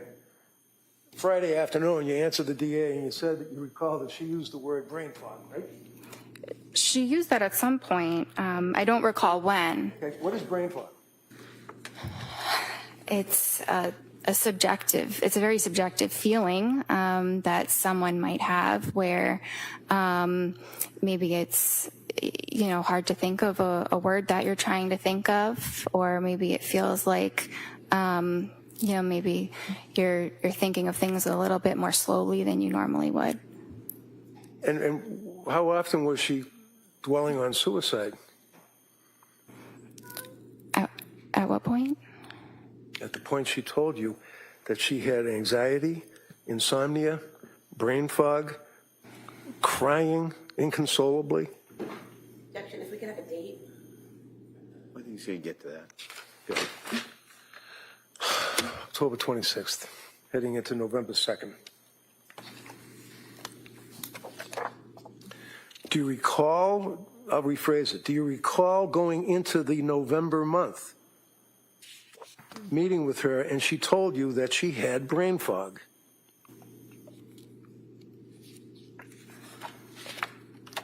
It was mentioned at some point. I Okay. don't see that on the 26th specifically. All right, so let's talk about brain fog. Did you ask her what that meant? Because when you say subjective, that means that's her interpretation. That's in her head. She's telling you, right? Yes. As opposed to objective, which would be what people in general would think, right? Yes. So when she's telling you, in addition to the anxiety, in addition to the crying, in addition to the stress that she was undergoing, she was worrying about suicide, she talked about brain fog. So you must have asked her, what does that mean? Subjectively, what does that mean? Subjectively means in the patient's, own opinion. That's what their experience is. Okay, so she's the one that's inside her head, right? Yes. So what were the symptoms? What is it? When a patient tells you that they have brain fog, is that something you would consider as being a potential side effect of the medications that you would put her on? It depends. On what? I mean, sometimes it could be, and sometimes it could be unrelated. It's a symptom of depression as well. So sometimes it's hard to tell what it's attributed to. So at this point, heading into November, your answer was to prescribe more medication, 3 more drugs, right? You prescribed Ativan, or increased the Ativan. What was her load for Ativan at this point? Do you remember?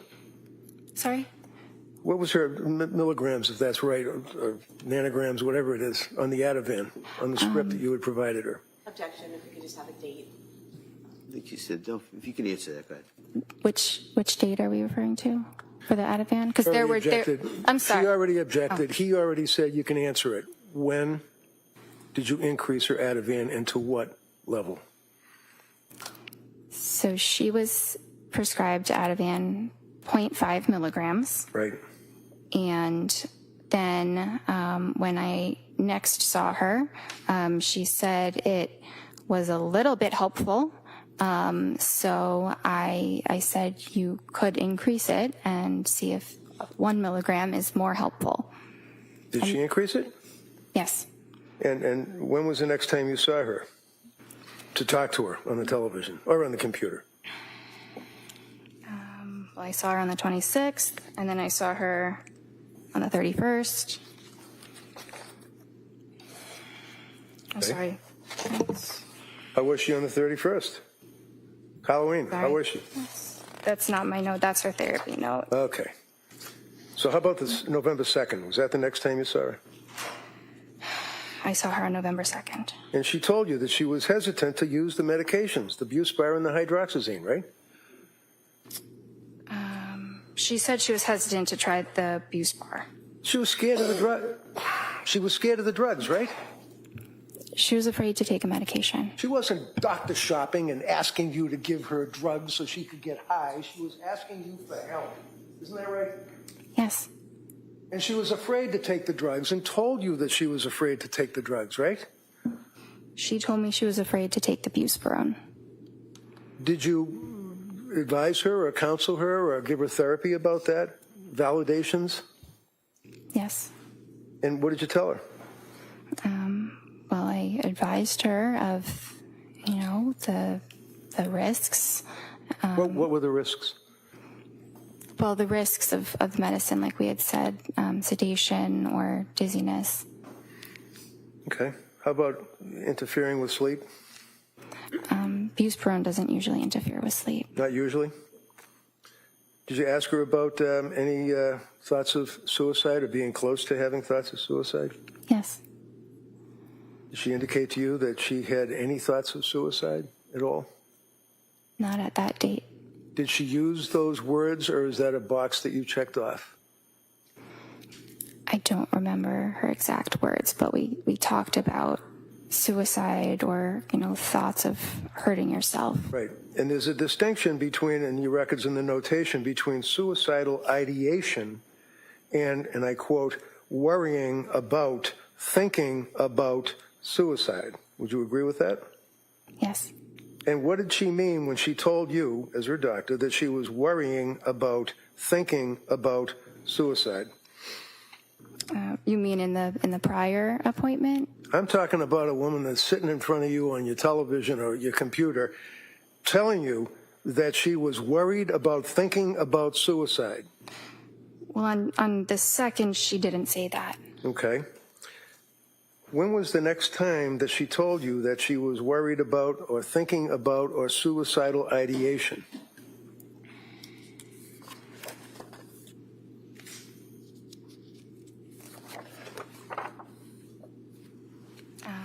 That was the December 1st visit. Okay. So go back to the November 2nd visit. Would you agree with me that she, after you talked with her for that period, however long it was, that you then brought up 4 medications to her, recommending that they might be safer, and I quote, safer alternatives.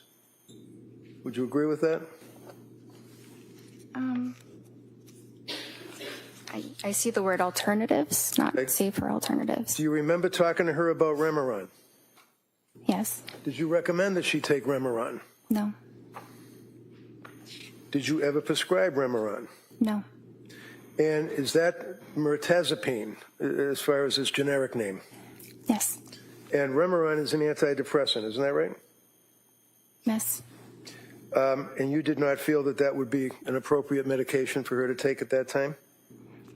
It was a very reasonable option, but we didn't decide to start it. So is this a collaboration? In other words, you and the patient, you would both make a decision as to when to start a drug? Or is it your decision and advice to the patient? Well, it's ultimately my decision, but the patient's thoughts about the matter are very important. At the end of the day, the patient has to go home and take it themselves. I'm not there to ensure that that is happening or not. So you had a November 22nd appointment, right?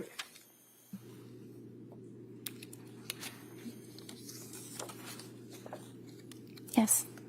And it was at that time that she told you that she had been to see South Shore Perinatal Clinic, right? Yes. And did she tell you why she was seeing someone from the South Shore Perinatal Clinic? I think she told me that it was because they were exclusively focused on treating perinatal conditions. Yeah, but so were you, right? Not exclusively. I'm a general psychiatrist. I see. And did she mention the name of any doctor or nurse practitioner that she was seeing at the South Shore Perinatal Clinic? Yes. Who'd she mention? I think she said something about Julie. Paul? Yes. Okay. And a woman by the name of Nurse Gelada? I heard her name a little bit later, but Okay. yes. Did she advise that, in fact, by script, she was using Ativan and Benadryl, and you told her to taper off the Ativan at that appointment, right? Had she tapered off the Ativan? I think I had told her I gave her a prescribed taper prior to that appointment. What does that mean? What does that mean, you gave her a prescribed taper? So I told her that she should reduce her dose by 0.25 milligrams every 2 weeks until the medication was stopped. Did she do that? I don't believe that she completely stopped it, no. No? You don't believe, or she didn't? Well, Trying to give the jury facts. Yeah, she said she was taking Ativan, so no, she didn't completely stop it. Had she tapered? I'm not sure how much she had reduced the dose because I wasn't prescribing it again. Right. So did you know that she had been, or had she been, to any emergency wards between that period of time that you last saw her and when you were seeing her on this meeting? I know she went to the ER, but I think it was after that. Okay, which ER did she go to, do you know? I think she went to Mass General Do you know why she went to the ER? because of depression. So was she treated at the ER? Did they make any, to your knowledge, as her doctor, make any recommendations? I'm not sure what they told her, but they ultimately Go ahead. discharged her. They didn't admit her. Go ahead. Sorry. That's all right. Was she put on any medication? Not from the ER. When you looked at the records from South Shore Perinatal Clinic, what did they indicate about suicidal ideation, worrying about suicide, close to suicide, anything? I didn't have access to those records. You're going to keep your voice up so everybody can hear you. You what? I did not have access to those records None. because we're a completely separate clinic. Seriously? She's visiting with you as a patient and you can't access her medical records? Is what you're telling this jury? I did not have access to them, no. Could she have signed a release, a HIPAA form? Yes, she could have. And you could have got the records, Yes. but you didn't. I did not feel like it was necessary because she provided all the relevant information about her treatment there. How do you know? She's got a mental disease and she's seeing you and she's on all this cocktail of drugs. How do you know that she is an accurate historian at this point in her life? It felt very accurate when she was able to recall the names of the medicines, doses of the medicines, specific days. She provided a lot of incredibly detailed information. So it showed me she was capable of doing that. So when you talked to her husband, Pat, how many times did you talk to her husband, Pat? I think The guy was living with her. I think it was once. And he came to your office, right? No, he didn't. He got on the television or on the computer screen, right? Yes. And when was that?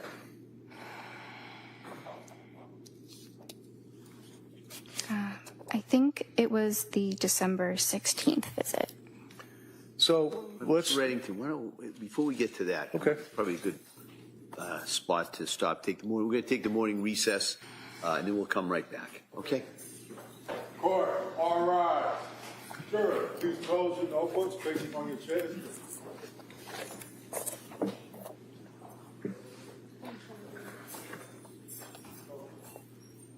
Wait, please.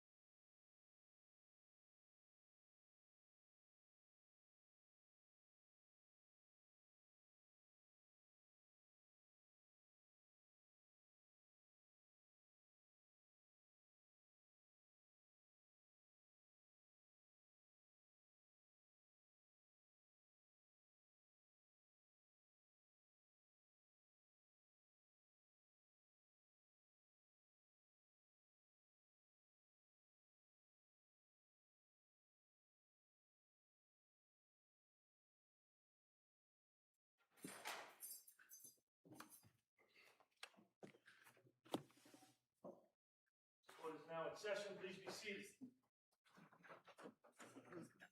You all set for the jury?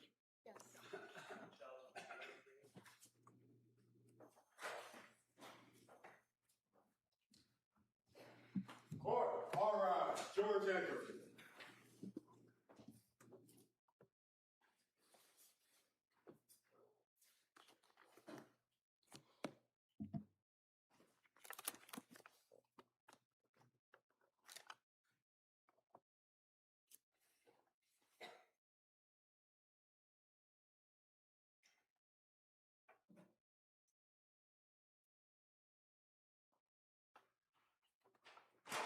This court's now in session. Please be seated. Your Honor, for the purpose of the record, we return back to the trial of Commonwealth versus Lindsay Clancy.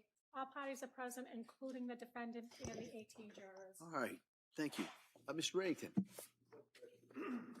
If you would just please look at your medical records that you have in front of you, I believe, and just go back to the October 20th, where you have, I believe it's called interval history. I had trouble hearing the date. Can you repeat that? Sure, October 20th. Sorry. Okay. So looking at the interview history, that's when that you decided to start Zoloft. It says a week ago, right? That's when the patient started it, yes. Okay. And she then increased the dose, and it says last night, right? Yes. And what was she telling you on the computer screen when you were talking to her? What did she say about increasing the dose of the Zoloft? That she felt awful. She couldn't sleep, had insomnia, which became worse when she increased the dose. She didn't want to eat. She was having diarrhea. Food felt really unappealing. She was more depressed on it, crying all day yesterday, which is not normal for her. She had some mental fog and was terrified to start something new. Did she also tell you about her anxiety level? Anxiety was really bad even before med. Now hard to differentiate.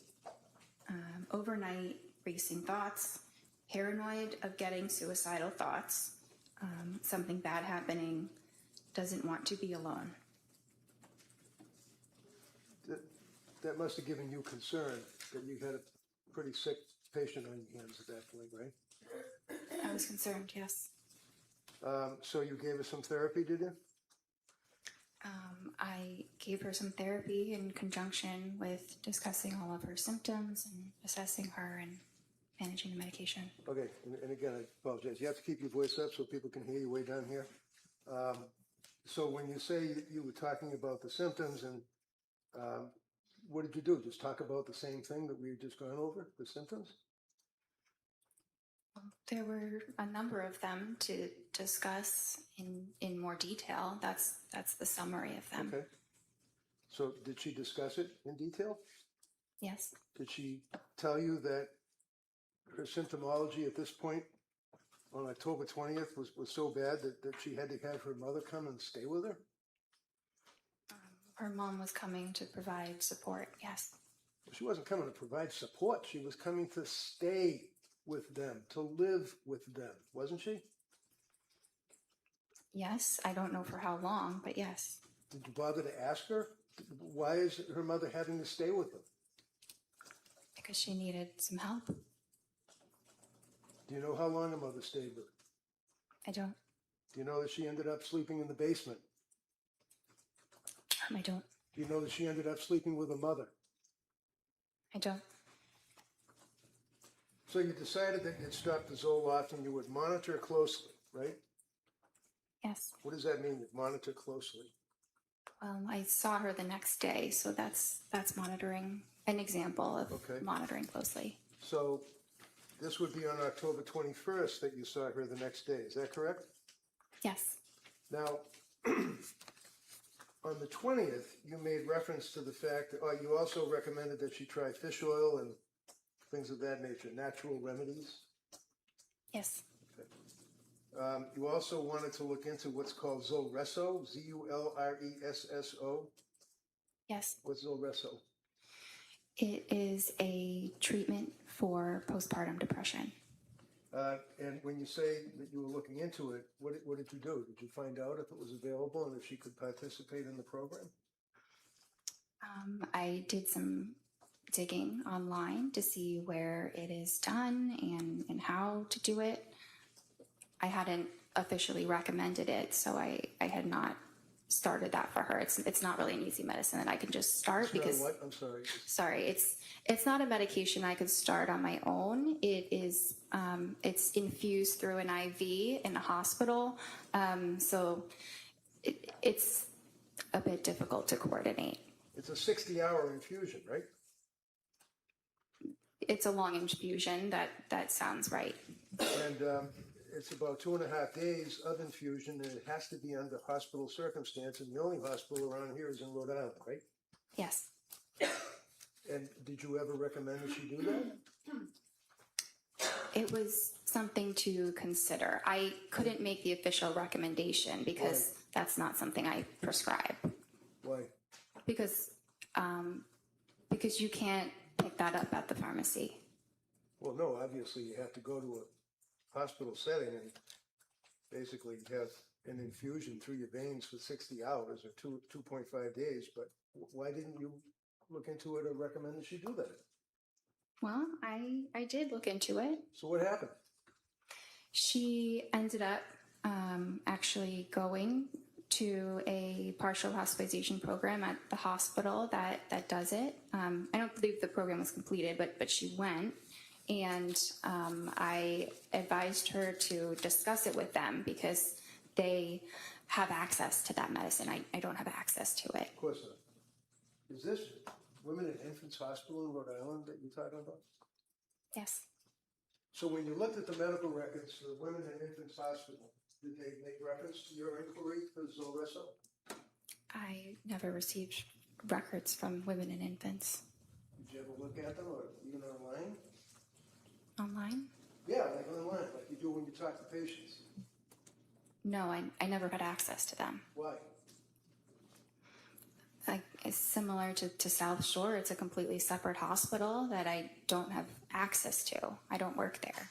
Well, of course you don't work there, but you're a doctor and you're treating a patient who's got medical records that you could access through a HIPAA release, right? Yes. Why didn't you do that? Well, she didn't ultimately end up having any treatment there, so it didn't seem necessary. She didn't end up having any treatment there, so it didn't seem necessary. You can't just walk into that place and say, hey, I'd like some Zulresso, can you? I don't exactly know how it works.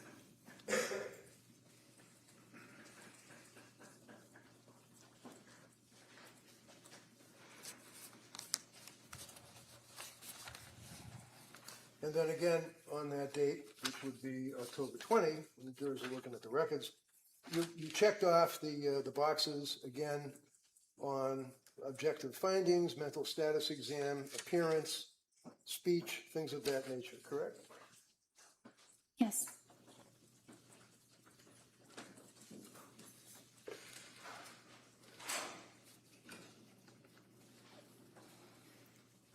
Excuse me for 1 minute, Judge, jurors.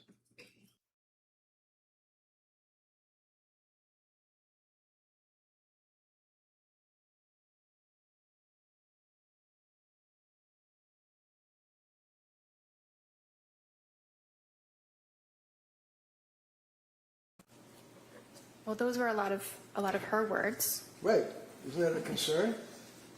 Your patient is telling you she doesn't want to be alone. Why didn't she want to be alone? Because she was very anxious and had the feeling like something bad might happen. Okay.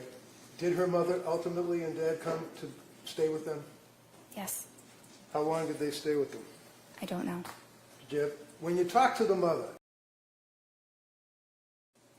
what is she doing? How does she appear? Is she in bed all day? What did they tell you? They never called my office, so I never spoke with them.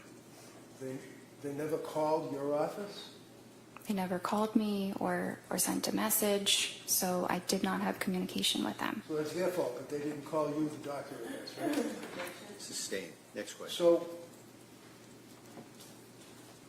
do you think maybe it would be reasonable if you're the doctor and you're investigating your patient's symptomology that you might, when you know that the parents are staying with her, that you would make a phone call yourself? It's not typical when you have an adult who is able to advocate for themselves to speak with their parents. So while she is telling you about her symptomology and tearfulness and crying and unable to get up and anxiety and the medications and the mental illness that she had, you felt that she could advocate for herself? Yes, Okay, on the television, on the computer. yes, The next time you saw her was on October 26th, is that correct? And you can pull up your record. yes, Now, and if you look again at the interval history where you put down what's going on in the patient's life that time, this is when she indicated that she's back to where she felt that she was before Zoloft, which was not great, and that you guys were considering a new medication. Is that right? yes, And then you started her on Ativan, as we talked about, right? yes. And then you started her on the buspirone, right? Well, she had already been started on the Ativan, and then we added the buspirone. So my question was, you started her on buspirone, right? Yes, Okay. And also you added hydroxyline as needed, right? yes, And you continued the Ativan, correct? yes, Did you discuss side effects with her at that point? yes, Did you also discuss starting Remeron or pregabalin? yes. What did you tell her about Remeron and pregabalin? I don't think I went into any detail about those medicines, just that those might be things to consider in the future. And then you saw her on October 31st, right?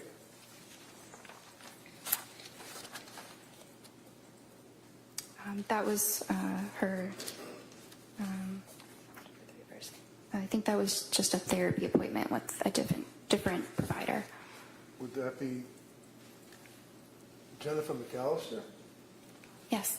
So it's a different provider in the sense that she works for Astor, right? Well, yes, it just wasn't myself. Right.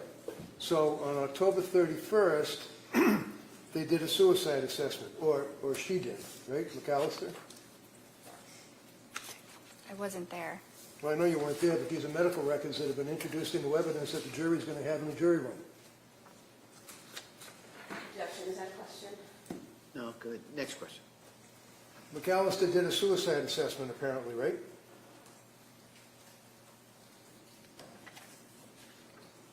I'm sure she assessed No, for no, no, look suicide. at the record, please.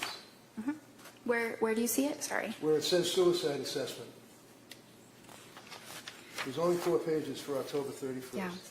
Well, actually, there would be 8 because it's 2 sides.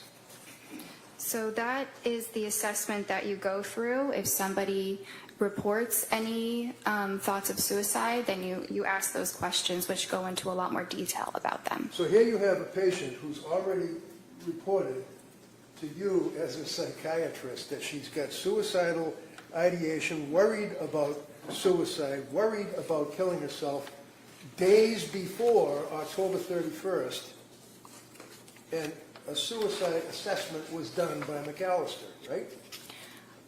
I wasn't there. You would have to ask her. Well, maybe I will, if she Okay. comes in. Okay. Why don't you tell me what the record shows? Did they do a suicide assessment? Did she check off the little boxes? I'm looking for that section.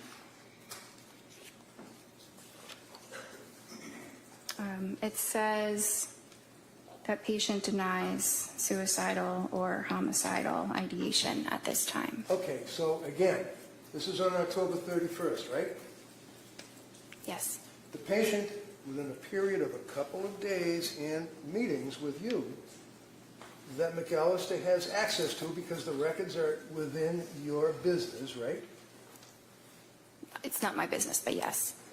Has reported suicidal ideation and fear and dwelling about killing herself and afraid of those thoughts, right? Let's see. I just want to be absolutely clear.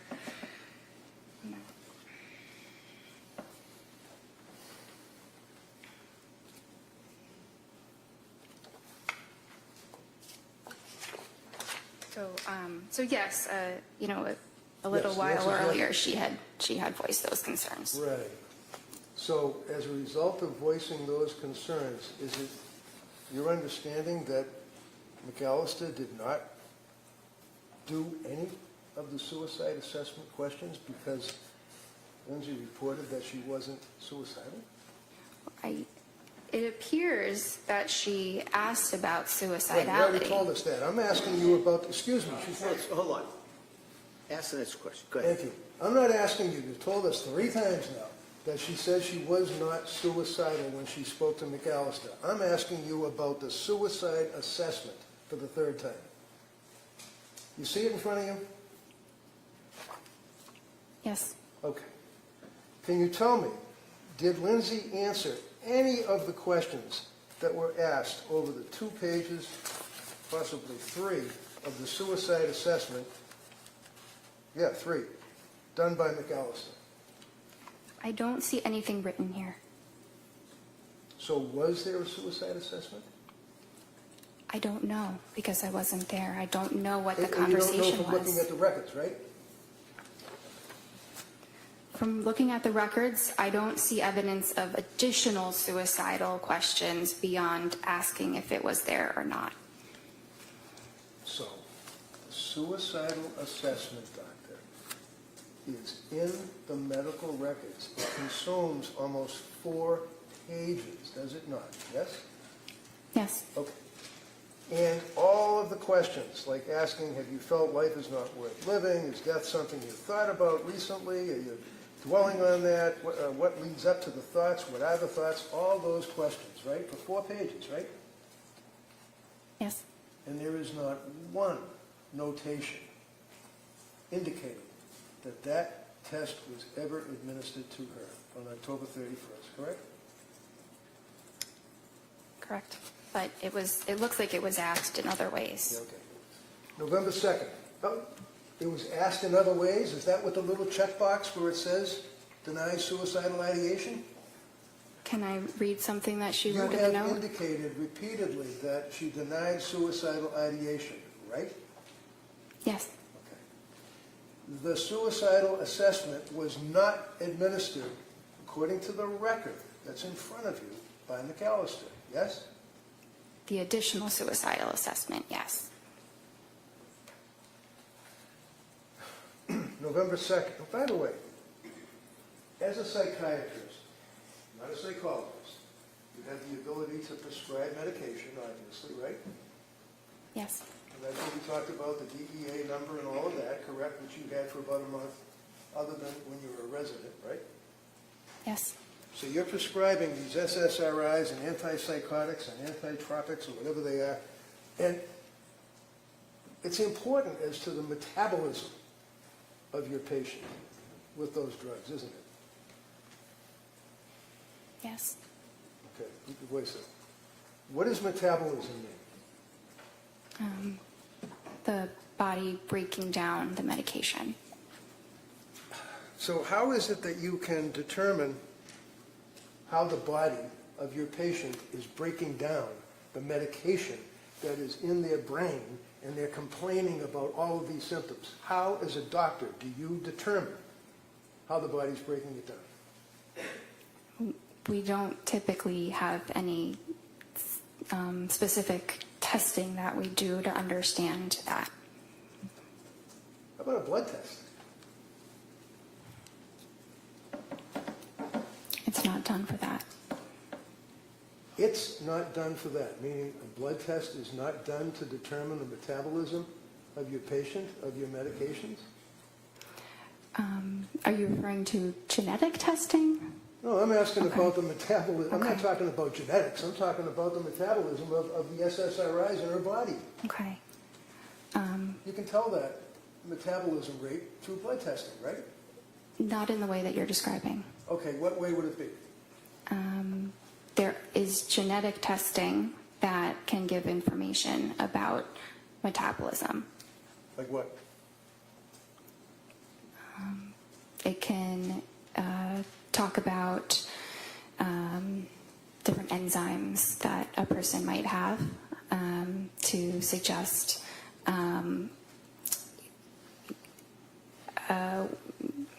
it provides information about the enzymes that a person might have the genes for. Okay, so it provides the enzymes that a person might have the genes for. Forgive me, I'm having difficulty with that. What does that mean? It's a little complicated. Yeah, you don't expect a patient that's going through what she was going through to understand that, would you? No, Did you guys do the enzyme test? they are not typically done. Why? Because, again, it's genetics Does and insurance cover it? She's in the middle of answering. Good. You finish that answer, and I'll allow a follow-up. Go ahead, Doc.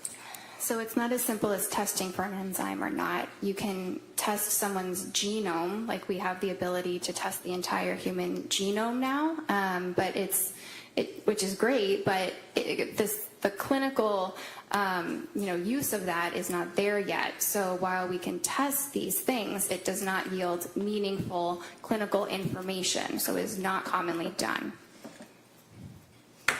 What is the Cytopro P4-50 system? That's one of the enzymes that I'm talking about. So the Cytopro P450 system talks about and tests for the breakdown of psychiatric meds in the blood, right? It's not in the way that you're describing. It All doesn't I'm tell you what describing is that medicines it's to a take. test. Again, one at a time. Finish the answer, and then you can ask follow-up. Go ahead, Doc. It just, yes, this is a test that is done, but it doesn't tell you what medications a patient will do better on. It's not useful in that way. So what's it useful for? I mean, I don't find it terribly useful. How long has the Cytopro P450 system been in use in your field? I'm sorry? How long has the Cytopro P450 system been in use in your field, psychiatry? Well, it's an enzyme in the body. Well, I know what it is. I'm asking you about the system, the testing. How long have they been using that? The genetic testing, maybe a whatever few it is. years. It's very new, Very new. Does insurance cover it? sometimes. Sometimes. So it is nevertheless a legitimate test to determine the breakdown of psychiatric meds in a patient's blood, correct? It exists, yes. It exists. Well, it exists, but you didn't use it, right? It would not have made a difference In what? In your opinion? in her treatment. Because you go by the checks in the checkbox and what she self-reports, right? No, not just the checks in the checkbox. Oh. In any event, tell me about the thyroid. The thyroid? About the thyroid. It's an organ in the human body that regulates hormones.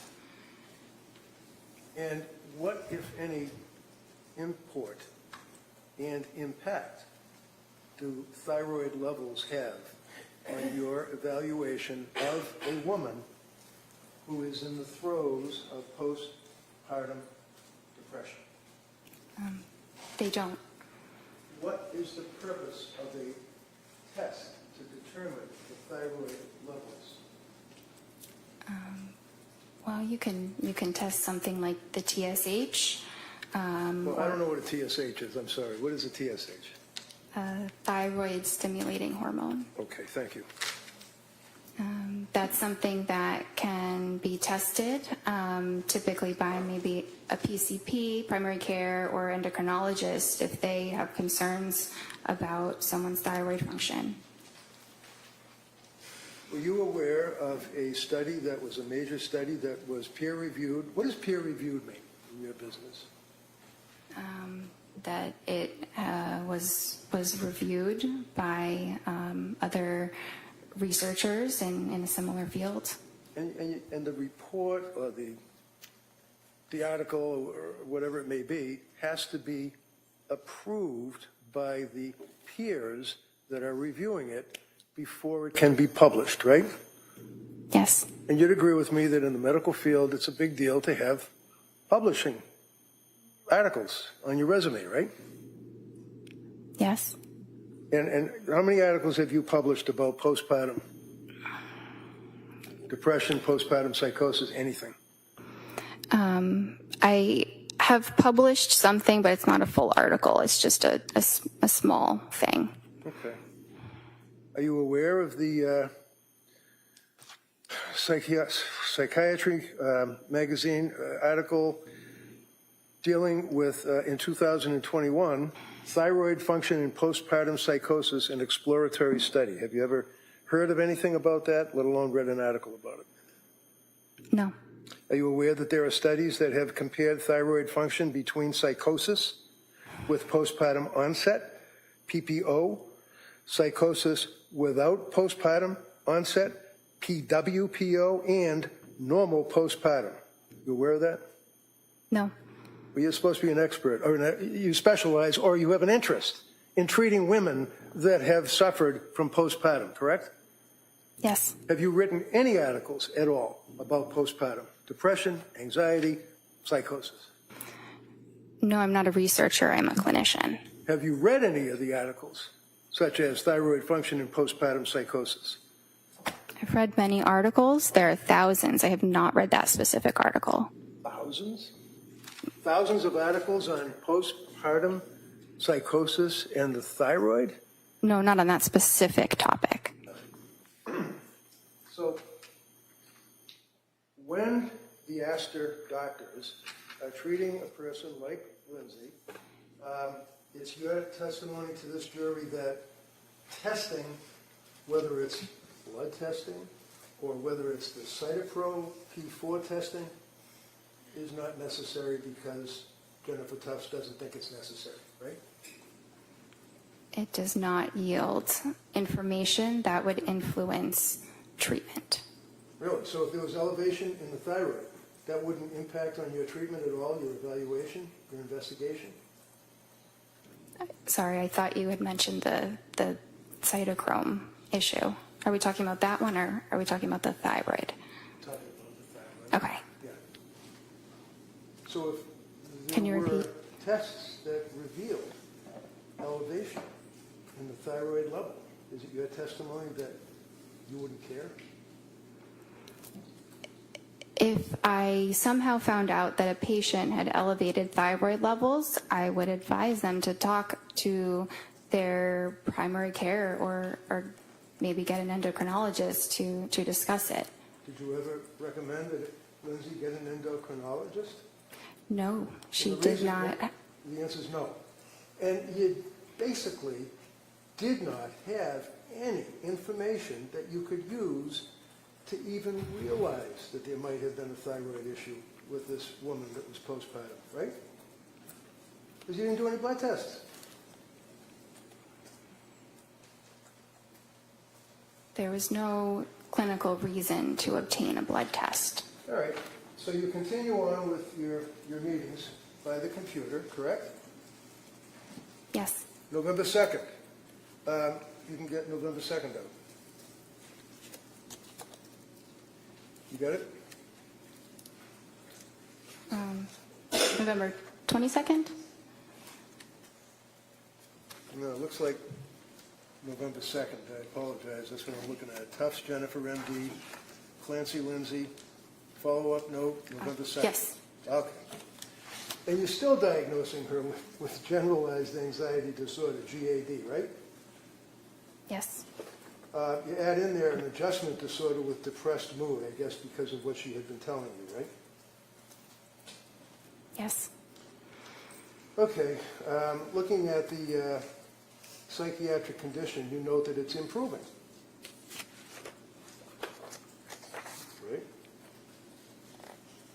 Yes.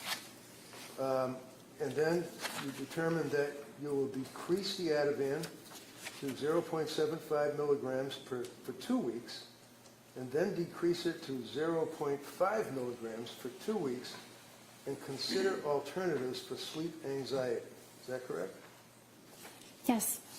And then you note if she's having urges to harm herself or others, to go to the nearest emergency room and call 911 and things of that nature, correct? Yes. So is that a form that you basically press a button, because it seems to be kind of like a generic advice, call 911 if you're feeling suicidal and things of that nature? Well, that's advice that we provide for every single patient. Okay. And then you note that half the encounter was on counseling or coordination of care on November 2nd, right? Yes, that's a typical statement. It's just a part of documentation that doctors use. All right. Now, on November 2nd, you were suggesting the 4 drugs that she would start would be Remeron, Trazodone, Pregabalin, and hydroxyzine, right? Those were just things we were considering. Oh. I wasn't starting all of those I medicines. see. On November 22nd, now that would be almost 3 weeks later, right? You saw her, right?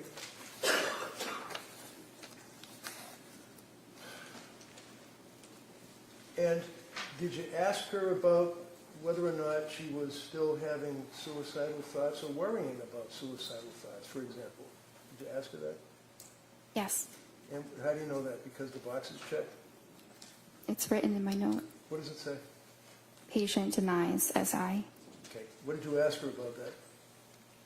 I don't remember the exact words, but I know that I asked about that. Did you ask her about how things were going at home with her mother and father staying there?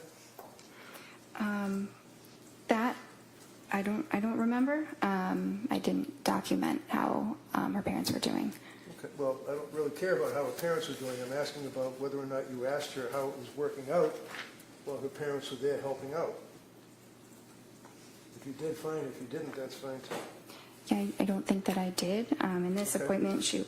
That's all. That's fine. December 1st was the next appointment, correct? And you can look at the interval history. Yes. Now, on that December 1st appointment, this is after she had transferred to South Shore. Yes. She disclosed to you that she had been seeing South Shore, right? Yes. We already talked about the fact that you never got the records from South Shore, so you don't know, other than what Lindsay reported to you, what medications she was on, right? Right. I knew what she was telling me. Right, and she told you that she was doing the Ativan taper, right? Well, she said she had tried doing that, but that then she was having worse sleep. Having difficulty sleeping is what she indicated to you, right? Yes. And she tried other meds that you had suggested, but stated that she was having difficulty with those meds, including trazodone, right? Well, the trazodone she didn't have a problem with. It just didn't seem like it was particularly helpful. Okay. Did you prescribe the trazodone or somebody else? This was somebody else. So do you know what the milligrams were that she was on? It says she tried between 50 and 150 milligrams. All right. Now, did she at some point try Remeron? She said that she did. Did you suggest in your discussions that she try Remeron? No, I did not. Did she indicate to you that she had rebound anxiety and intrusive thoughts, that she was going to die? Do you recall that? Well, she said worse depression and intrusive thoughts. Okay. Did she tell you what the intrusive thoughts were? It was the feeling like I'm going to die. Did she then have a script for Prozac, 10 milligrams? That's what she said. And she said that she couldn't sleep and had worse sleep, so that had to be stopped, right? Yes. Then she was on Klonopin, right? Yes, And what is Klonopin? it's a benzodiazepine. And on December 1st is when she told you, again, that she was close to having suicidal ideation, feeling hopeless. You recall that? Yes, Now, on the interval history, on that date, you indicated that she can't sleep, she's panicking, she had worse depression, intrusive thoughts, she was numb, nothing mattered, I feel like I'm going to die, denies suicidal ideation, but, quote, yesterday, close to it, feeling hopeless. Did you give her therapy and validations after she told you that? I believe that I did. What did you do? You got a woman that's telling you that she's hopeless. She doesn't care if she dies. She can't sleep. What did you do to validate on your therapy? Well, I told her that this was something that we could address, that there was hope, that there were treatments, and there are, different types of treatment programs that are more supportive, like partial hospitalization programs. So she knew that she still had options and a reason to hope. Did you ever suggest to her that maybe you ought to come in and see me rather than talk on the computer? Talking with her over the video did not seem like an issue. It didn't seem like there was anything that I was missing or that there was any need to see her in person. Now, you'd agree with me that in December of 2022, COVID was all done, right? It wasn't completely all done. Were you still nervous about dealing with people and wearing masks and stuff, or were you able to sit down and talk to somebody face to face? We were definitely feeling more comfortable about being face to face with people, but I think, it was still something that we thought about. You discussed trying Seroquel with her at that point, right?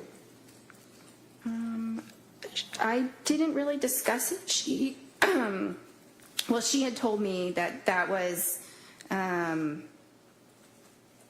something that she had discussed with her other provider. So, looking at your notes, does it say also discussed trying Seroquel alone tonight? Your notes say that? It says yes, but I wasn't making a recommendation about the Seroquel. It was just a medicine I was providing her more information on. So you were telling her about the Seroquel?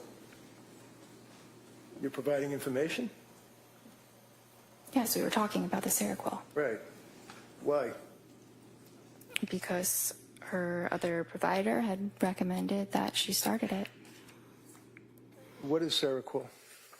It's an antipsychotic.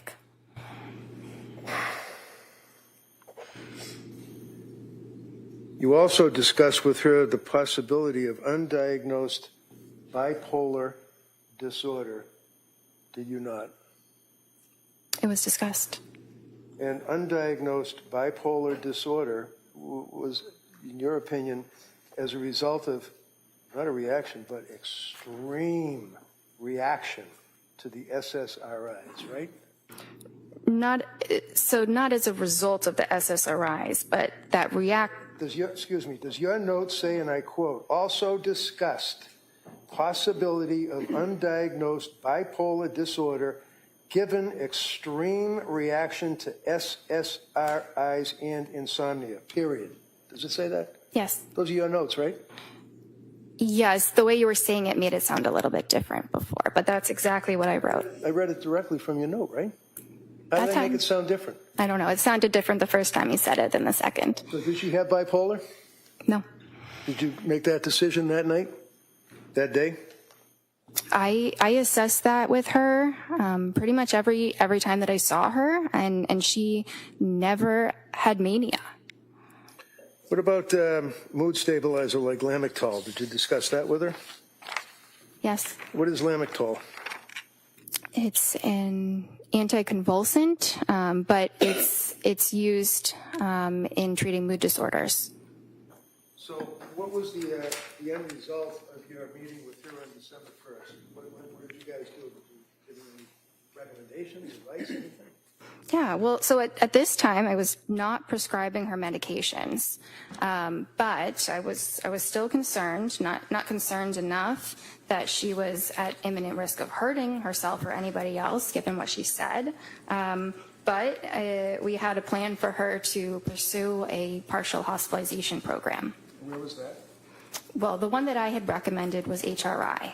What is that, HRI? It's a hospital in Brookline. And did she ultimately go to another hospital? She ultimately went to the Women and Infants Hospital for one day. And those are the records that you didn't get, right? Correct. Okay. And you decided that she did not have bipolar disorder because, in your opinion, she did not meet, and I quote, the criteria, right? That would be the criteria in the DSM, right? Yes. And the DSM, of course, is the Diagnostic Statistical Manual, Roman numeral 5R, meaning text revision, right? Yes. Is that what you were using back then? Would be this thing here? DSM-5, TR? Just the DSM, right? It's like a cookbook, right? It's more of a guideline that we use to, to help us in our treatment, but it's not the psychiatry Bible that people sometimes think that it is. Right. Hypomanic bipolar disorder. How many days does that require under the DSM? A hypomanic episode lasts for at least 4 days. And is that per the DSM? Yes. Remember on Friday you said that the most important criteria is 7 days with continued high energy levels? Yes. So is it 7 days or is it 4 days? And who says? Well, mania is 7 days. Hypomania is 4. Discussed again, on December 1st, and that would be the Lemaitre sheet, right? Yes. And do you know in your records that she indicated that she was really struggling, and it was as a result of that you recommended that hospital program, correct? Yes. You agree that she had, in your opinion, a severe mental disturbance at that point that was manifesting itself? She had a maybe moderate heading towards severe. Moderate heading towards severe mental issue, okay. You'd agree with me that she had increased anxiety, right? Yes. She had very, very increased depression, right? Well, she did. She said Okay, so as you since answer the Remeron. just answer yes or no. I'm sorry, I was just trying to check the record. Okay, you can check the record all you want, but if I ask you a question respectfully, can you just not go on and ramble? Answer yes or no, that's all. It's sometimes impossible to do that. Oh, There's Right, listen, here, if you can't answer yes or no, just say you can't answer yes or no. If you can answer yes or no, answer a yes or no. That's how we do it, all right? okay. Thank you. Now, mental issues like anxiety that was diagnosed, the depression that was diagnosed, and the fact that she indicated yet again that she was close to suicidal ideation, quote, worried about suicidal thoughts, but you indicated that she wasn't suffering from suicidal ideation on that day. Is that fair? She denied it. But she told you that she was worried about suicidal ideation and having suicidal thoughts, right? Well, this was the time she said she was worried that she was close to having suicidal thoughts. So did you ask her what does that mean? Does that mean that she's standing at the edge of the stairs and she's thinking about falling down the stairs or what? What does that mean, close to suicidal ideation? So I asked about that, and that's when she said she described it further as using the word hopeless.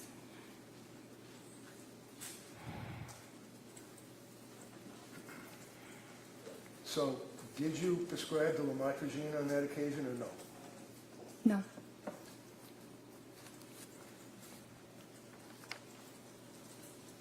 on December 16th, that's the next appointment she had, right?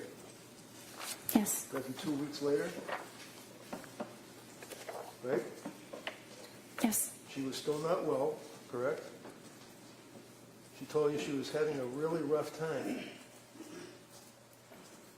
She was sleeping, but she was still feeling very poorly. In your notes, does it say that she was having a really rough time? Yes. So when I asked you, if your notes reflected that she said she was having a really rough time, why do you feel compelled to say she was sleeping? Objection. Overruled. It's an important detail. Yeah, I guess. How about the rough time? What did that mean? What were the symptoms of having a really rough time for this kid? Do you want me to? Yeah, I'd like you to answer that.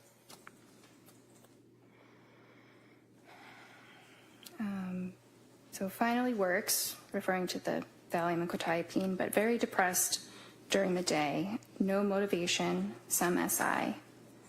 Do you want me to continue? Sure.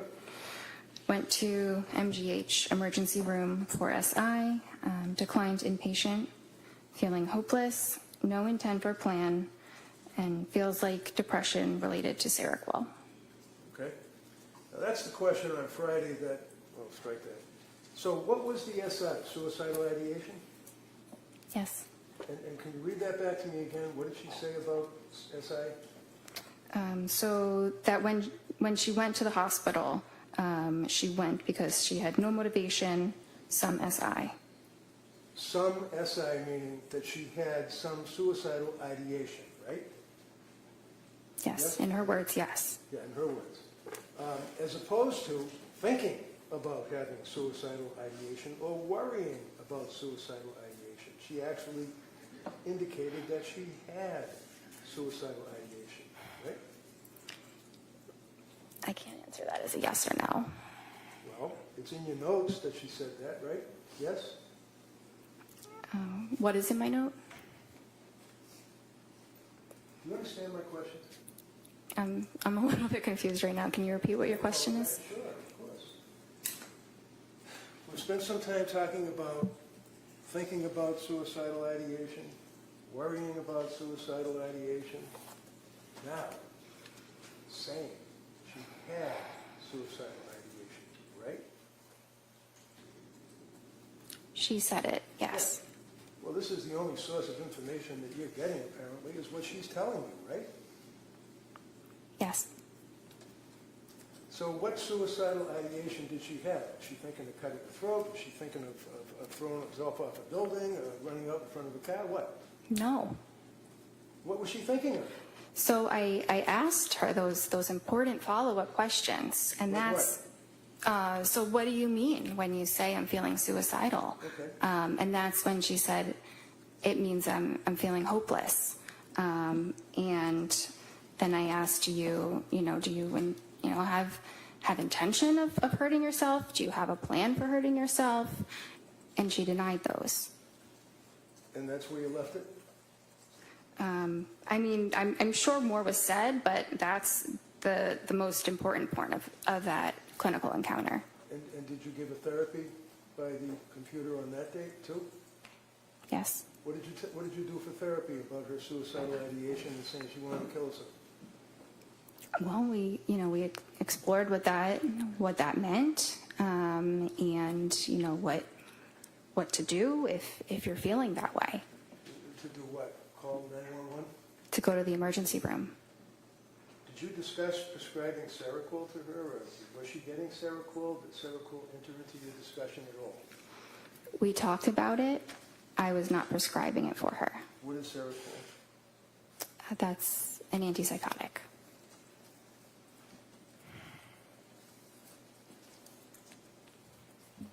So, at the conclusion of your meeting on December 16th, basically what you took away is that she had now increased to suicidal ideation, was feeling hopeless, all the rest of the things that we've talked about, and then she just moved on, went home? Well, she was assessed in the emergency room and was not admitted, and I assessed her on that day again, and while she was certainly struggling, she did not require hospitalization at that moment. So she was planning on going to the Women and Infants program, and I supported that. Did you know that around that time, she confessed to her husband that she was having now thoughts of harming children? No. Would that have been something you were concerned about? If I heard that, I would have been very concerned. You would have called DCF, right? I might have. And when you spoke to Pat, did you ever ask him what his observations were of her spiraling into November and December? Not that one time that he stuck his face on the computer and talked to you. Did you ever talk to him? He never called me again. Or he never called at all. I never spoke with him again. So he is a husband of a woman, just had a baby, who's postpartum with all of these symptoms that we talked about, all of the drugs that you were prescribing her that she was dealing with, trying to get help. You never talked to her husband about what he observed? Because he didn't call you? Well, we did speak on that visit, Which visit? the 16th. Or I think that that's the one that he was at. You think it was? It's not noted in your record? It's not noted, but I remember some of what we talked about, and so in reading that record, it seems like that's the likely one that he was at.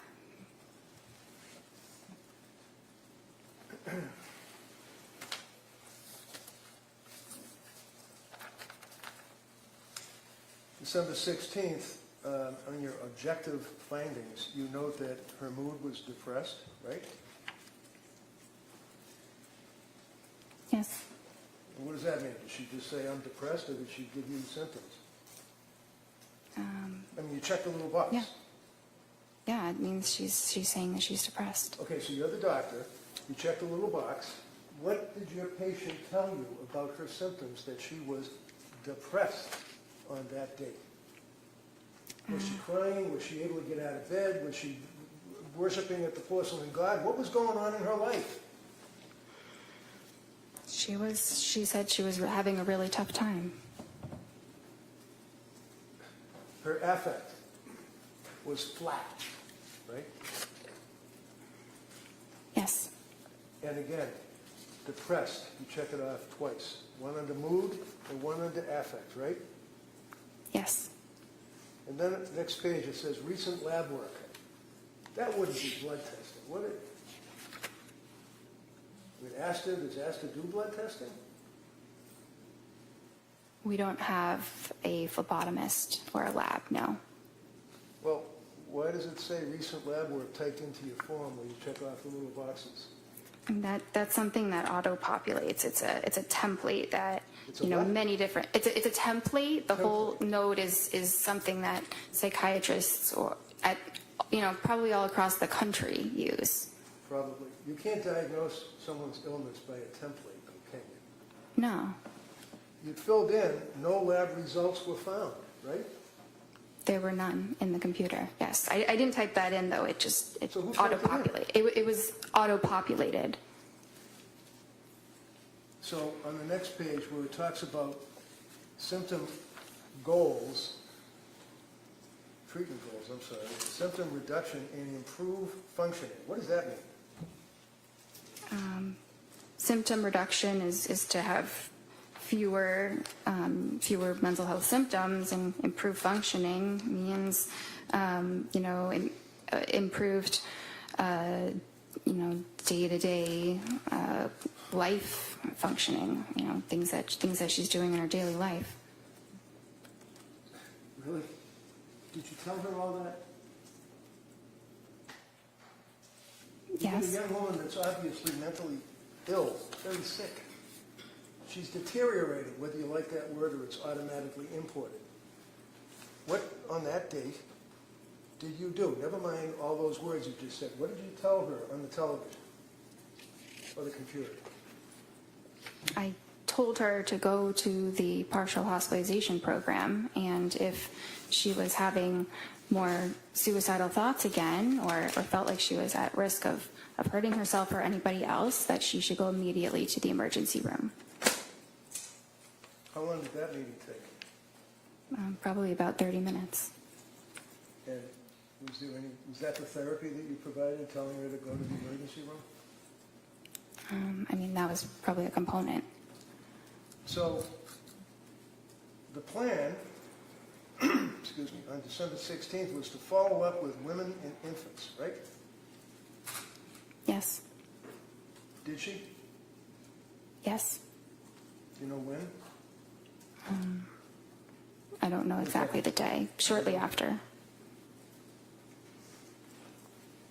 Then you were considering a brexanolone infusion, right?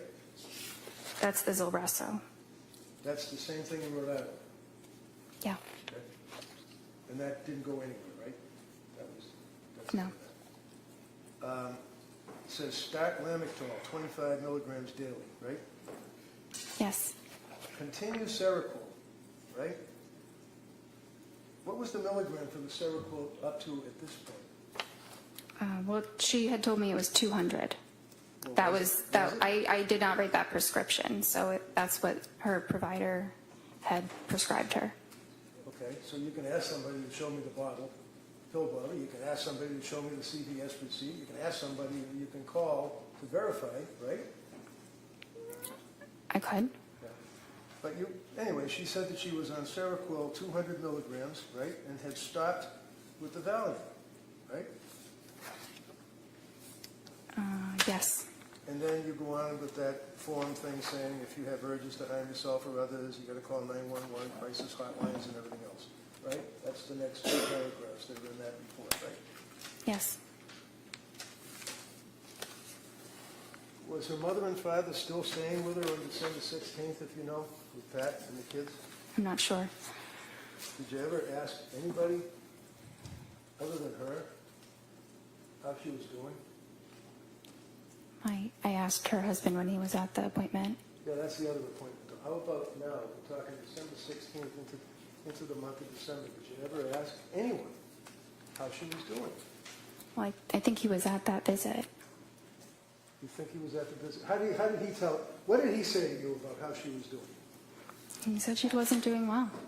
She's got an objection. Good. Right. Objection. Overruled. Go ahead. He said she wasn't doing well. Anything else? Yeah. He felt that it might have been, his opinion was that it was related to when she started the Seroquel. He basically said you guys are turning her into a zombie, right? Objection. Those are the words? Overruled. I don't have that written. He may have said that. Does that kind of hit you, though? You might remember that. You might have been, as some people worry about suicide, you might be thinking in your brain that he did say you're turning her into a zombie. Possible. It's very possible. Next meeting, after the December 16th, was it? Yes. December 16th?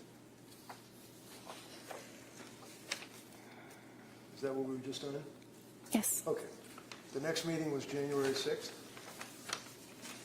Yes. Okay. And how does this happen? Does the patient call? I know you don't set up these appointments. Somebody has to deal with somebody in administration or whatever.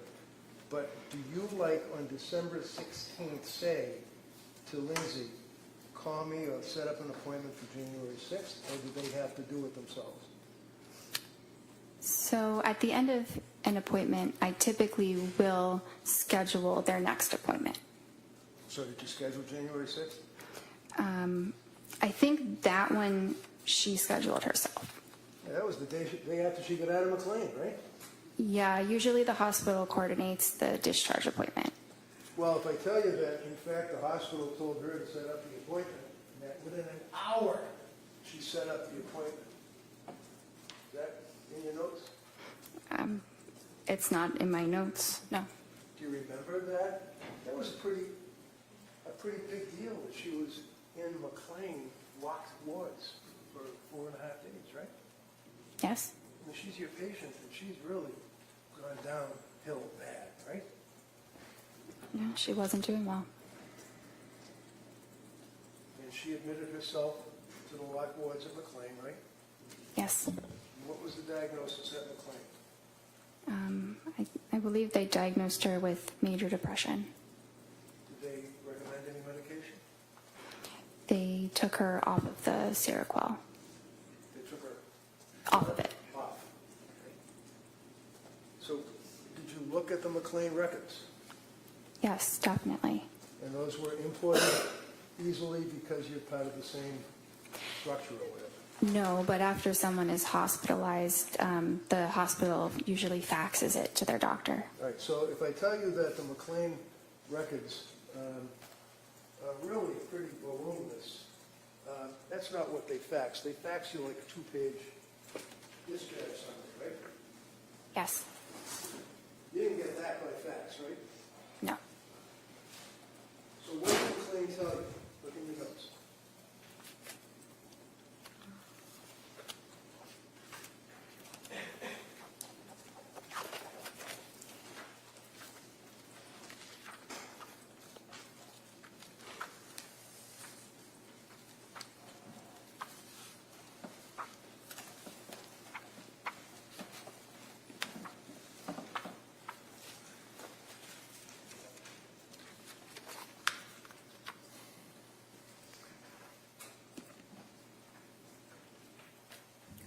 Which part do you want me to read? Did you ever have her sign a release from McLean? Did you ever get access to the McLean records? I had access to the discharge summary. Okay, so put the discharge summary aside, because that's what they faxed you, a couple of pages. What about the records? No, but that's typically not Well, done. never mind typically. The answer is no. You never got the records, right? A discharge summary is a record. Did you talk to the doctor that discharged her? No, no one called me. Know what? No one called me. I wasn't notified about the hospitalization until she was discharged. So you just sit there behind your computer and wait for people, Patrick, wait for the doctor from McLean, wait for the sick person who's the patient to call you? And if these people don't call you, it doesn't exist apparently, right? No, not exactly. I had no way of knowing she was even at McLean. Well, you did once she got discharged, right? Yeah, but that was after the fact. Right. So did you care why she was in McLean? Of course, And why was she in McLean? because she was depressed. And what was the, does your record indicate that she was discharged yesterday? Under interval history?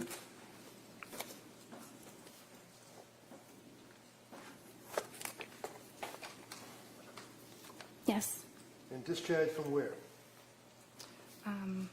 Well, I said MGH. Is that Mass General Hospital? Yes. And she was currently on trazodone? Yes. And she indicated that the goal was to come off Seroquel? Yes. And she described herself as still being very numb? Yes. She couldn't sleep, right?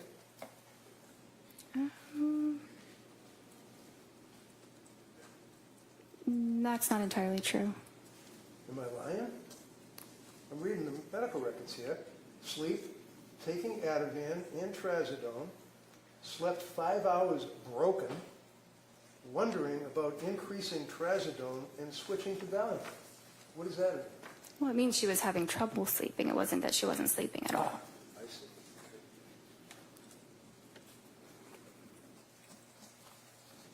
So was the trazodone increased at that point?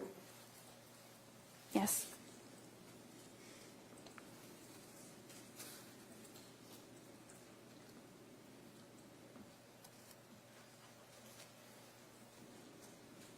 Yes. How about on January 9th? Did you see her through the computer or whatever then? Yes. And did you prescribe medication to her on that date?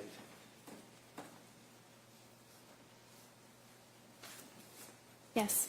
And was that diazepam? Yes. 14 count, 1 milligram? No, I'm sorry. 14 count, 5 milligram. That sounds right. Okay. Did you also, on January 12th, 3 days after January 9th meeting, prescribe additional medication to her? I'm not sure. I don't have a record from January 12th. Do you recall on January 12th that, in fact, you prescribed trazodone 150 milligrams, 30 count? Yes. 3 days later, or a couple of days later, January 16th, do you recall prescribing amitriptyline? Yes. What is amitriptyline? It's a tricyclic antidepressant. What does a tricyclic antidepressant mean? Well, it's an older antidepressant. It's called a tricyclic because it has 3 rings. If you look at the chemical itself, like a tricycle, but it's an older but efficacious medicine for depression and anxiety as well as insomnia. On January 16th, look at your interval history. She indicated to you that her mood was very low, no motivation, Yes.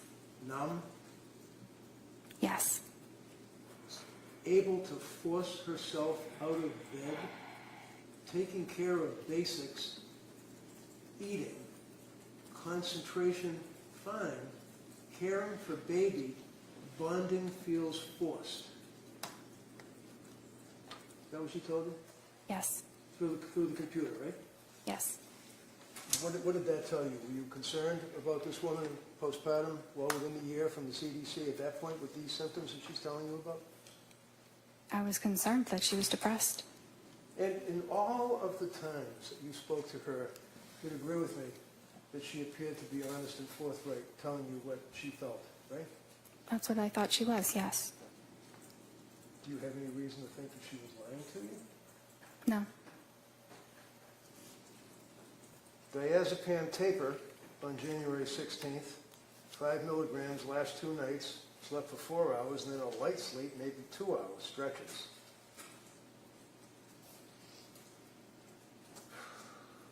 Did she express that she was still having concerns about side effects from medications? Not at that point.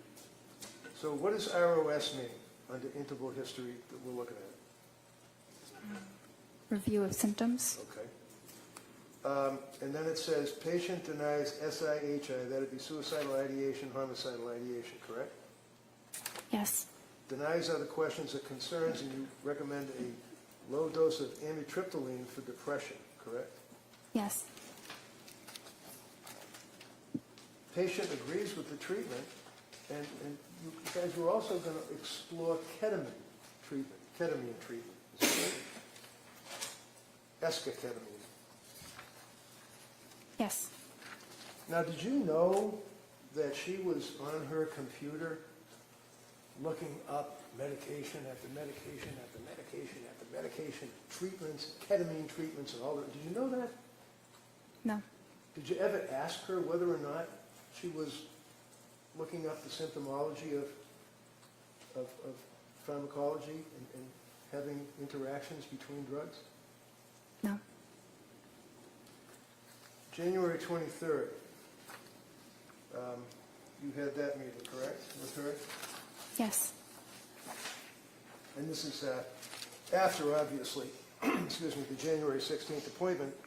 And in the January 16th appointment, she told you that her mood was very low, and that's the worst that she ever reported her mood to you. Isn't that right?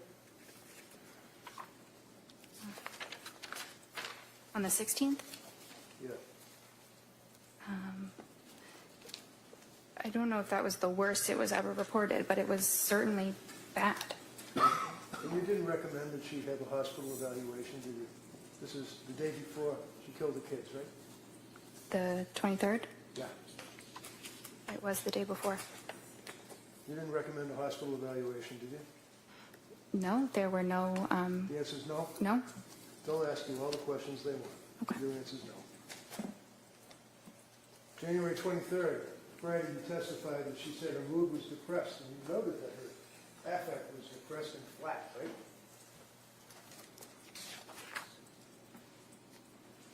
Yes. She also reported that her heart was racing, right? Yes. She had no motivation, is what she told you, right? Yes. She told you that she had been feeling, numb and no emotion for 17 days straight, is what she told you, right? I'm not sure about 17 days straight, but that's how she was feeling. You didn't reach out to her mother and father at that point? They didn't call you, I guess, right? No. And Patrick didn't call you at that point, right? No. So she's sitting in front of her computer, getting help from her doctor on January 23rd. And what did you do? Well, I thought about how I could best help her, the medicines that she'd tried and what her current symptoms were, and it made sense to slowly titrate the amitriptyline so that we could get her to a dose that reduced her depression so that she would feel better. But you increased the amitriptyline. Yes. That pushed her over the edge, didn't it? I don't think so.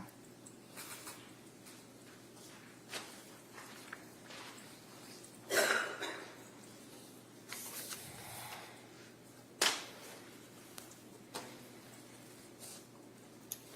all I have. All right, members of the jury, we're going to take the afternoon recess at this time, all right? Court, all rise. Jury, please kindly close the notebooks.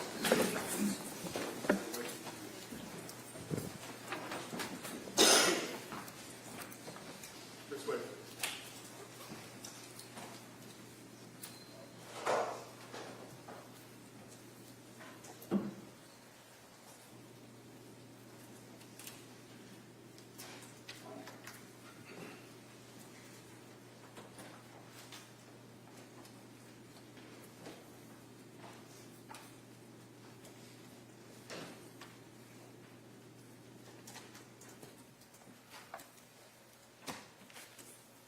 Jurors are ready to the quorum. This court's in session. Doc, you may take off and stand. Counsel, anything we need to discuss before the break? No, Your Honor, thank you. All right, so we'll be in recess on this matter. All rise.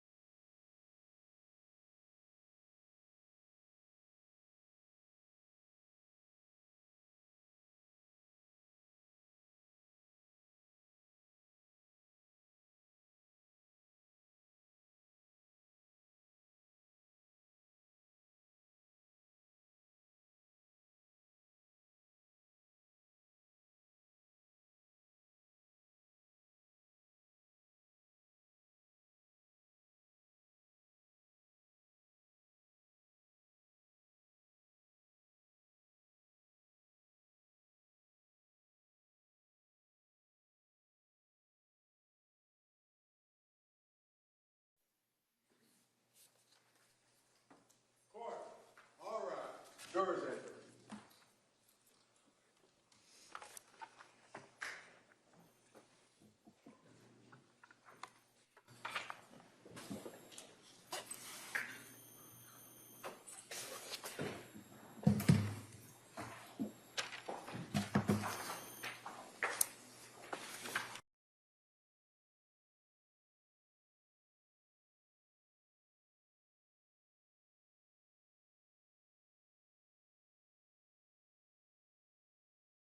Lindsay Clancy, all parties are present, including the defendant and including the 18 jurors. All right, thank you, Madam Clerk.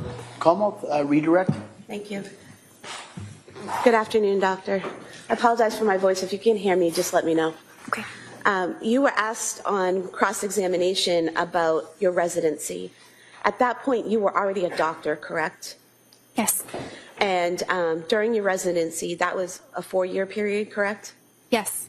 And you were saying that you treated patients during that time. Is that correct? Yes. Was there someone with you while you treated these patients telling you what to do and how to handle them? No. Were you alone responsible for the evaluation, diagnosis, and treatment of your patients? For the most part, but if I had questions or, needed to talk it through, I had help. And approximately how many patients did you treat during those 4 years? Thousands? And those were all psychiatric patients, correct? Yes. You said approximately 50 of those patients were patients dealing with postpartum depression or some postpartum issues. Is that correct? Yes. You also said you had some specialized or specific training in that area. Can you describe that for us? Yes, I did a specialized elective with a specifically perinatal psychiatrist where I worked in an obstetrics clinic and I saw patients who were pregnant and postpartum. And how long was that clinic for? It was for about a year. And so for a year, you were evaluating and diagnosing and treating women with postpartum issues? Yes. And that's separate and apart from your residency? It's a part of the residency. It's an elective. So for 1 year out of the 4, that was specifically designated to postpartum issues? Yes, it wasn't every single day, but it was continuing the same patients for about a year. So you would follow those same patients throughout the year, is that what you're saying? Yes. And you were asked about postpartum psychosis, and you said it was rare. How rare is it?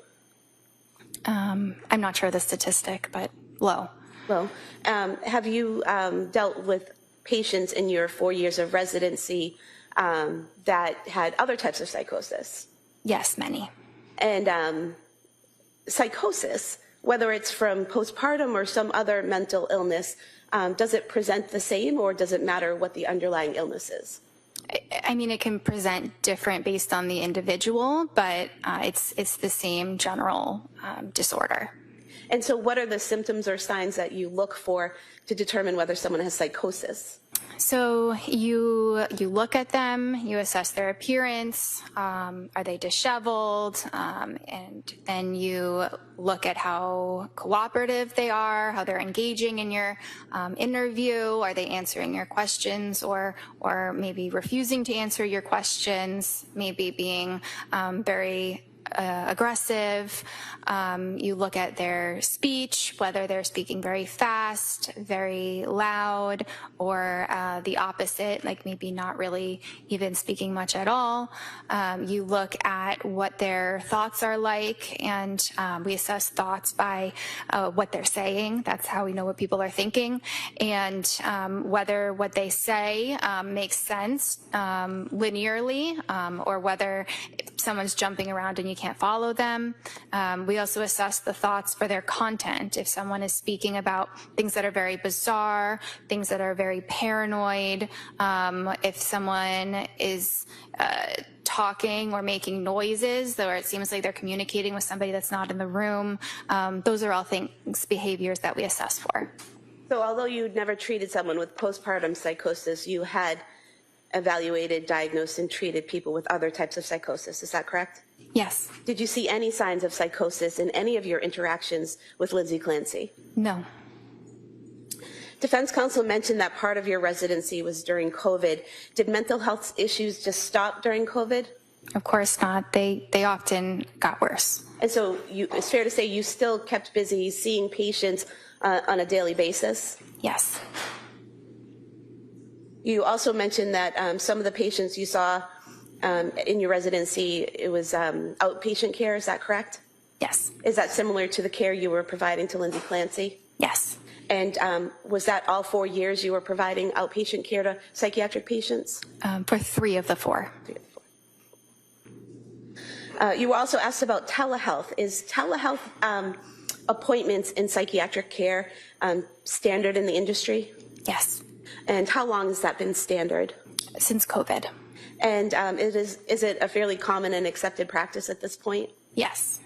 Most of the session, for a psychiatric session, you're talking to someone, right? Yes. Does looking at someone through a computer screen somehow inhibit how you hear the answers? No, it does not. Or inhibit the way you ask your questions? No. And defense counsel asked you about, not being able to see below the waist someone's shaking or moving, but if someone's sitting and they're bouncing, can you see it elsewhere? Can you see other movement? Yeah, sometimes it can reverberate in different parts of the body.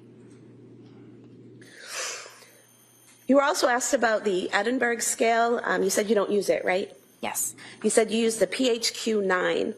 Why do you use that instead of the Edinburgh scale? It's not my choice. That's the practice at Astor of what we use. And the PHQ-9, what does that look for? It assesses various symptoms of depression. And postpartum depression, are there questions on the PHQ-9 that look for the signs and symptoms of postpartum depression? Not specifically postpartum depression, but the symptoms of postpartum depression are symptoms of depression that occur during postpartum. It's the same symptoms. So the PHQ-9 is asking the patient questions that would reveal whether or not they might be depressed, but not whether or not they just had a baby. Correct. And then with your interaction with the patient, you're able to know whether or not they are in the postpartum phase. Yes. And so would it be fair to say that you take the PHQ-9 plus the information you learn from the patient, put it together and come up with a diagnosis? Yes. When you take a history from a patient, you were asked about taking history from Ms. Clancy. How important is it that the patient give you accurate information? It's very important. And why is that?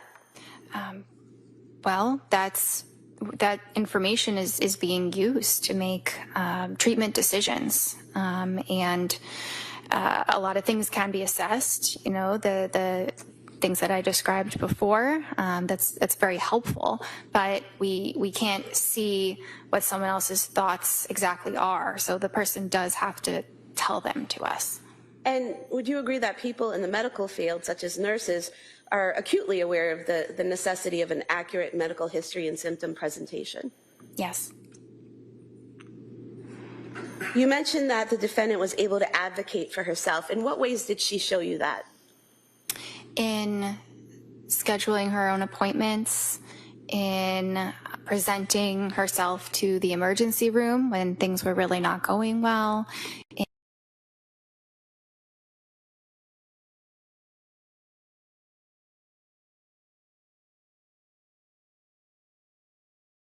different Is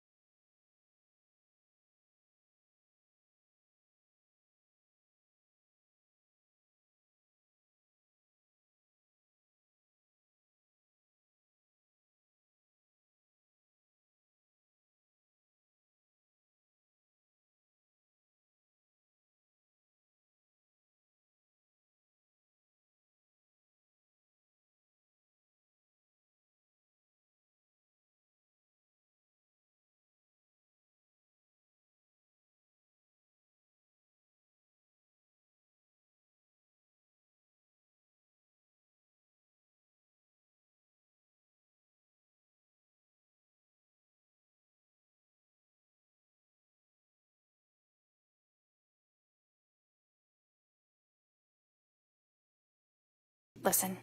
And why is that? Because that's how you really understand what a person is feeling. Now, is it accurate to state that in every one of your sessions with Ms. Clancy, you told her about individual therapy and encouraged her to attend individual therapy? That was the treatment recommendation each time. I'm not sure if I explicitly mentioned it each time, but I did many times. And you, in fact, wrote it on the work form that we talked about previously on page 104 of the records. It lists, was the patient referred to other healthcare providers for evaluation or treatment? It says yes. If yes, state the nature of such treatments and expected duration of treatment. And it says individual weekly therapy, correct? Yes. And this is the form that the defendant asked you to fill out, correct? Yes. And you sent it back to her, and the first version she wanted you to make some corrections on, correct? Yes. But she didn't ask you to change that portion, correct? No. And in fact, on the second version, on page 107 of the record, it still says individual weekly therapy recommended, correct, for follow-up? Yes. Would it be accurate to state that the defendant only saw Jennifer McAllister twice the entire time that she was with your practice for therapy? Yes. You were asked about Zoloft being used for general anxiety disorder. Is that a common drug used for general anxiety disorder? Yes. And why is that?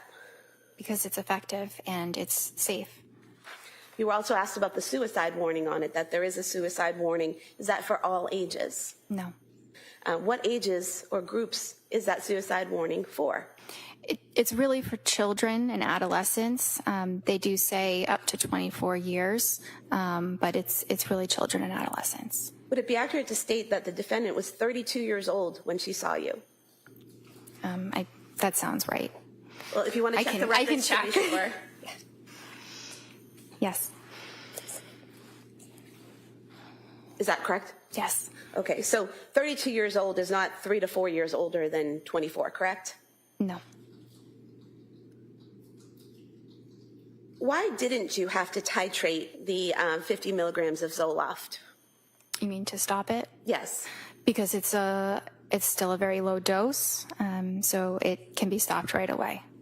So it wasn't necessary? Not necessary. The defendant waited about a month after receiving the prescription before taking the medication, correct? Yes. And she only took the medication when she decided she was ready to take it, correct? Yes. So she was taking in the information you gave her, correct? Yes. She was making her own decisions, correct? Yes. She was not forced to, correct? Yes. She actually had an appointment in between when you first prescribed it and when she started taking it, where she was still discussing with you whether or not she wanted to take it. Is that correct? Yes. Is that part of the advocating for herself that you were talking about? Yes. Is that part of the medical sophistication that she possessed that you were talking about? Yes. Your Honor, at some point, in light of the fact this is direct, I have to object. Sure, yeah, if you could just not ask the leading question. Sure. I want to direct your attention to the September 12th, 2022 form that the defendant filled out. On page 16 of the record, oh, we have different page numbers, We right? do, but if you just tell me what you're looking at, I can find it. The past psychiatric history.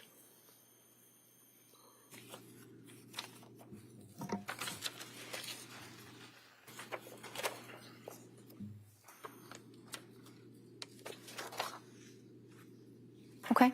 What did she tell you, Ms. Clancy, tell you about the, where it says, if yes, list the reason and dates? What did she tell you? She said anxiety, September 2013 to September 2014, postpartum anxiety, May 2020. And on the following page, under the past or current psychiatric medications, which ones did she list?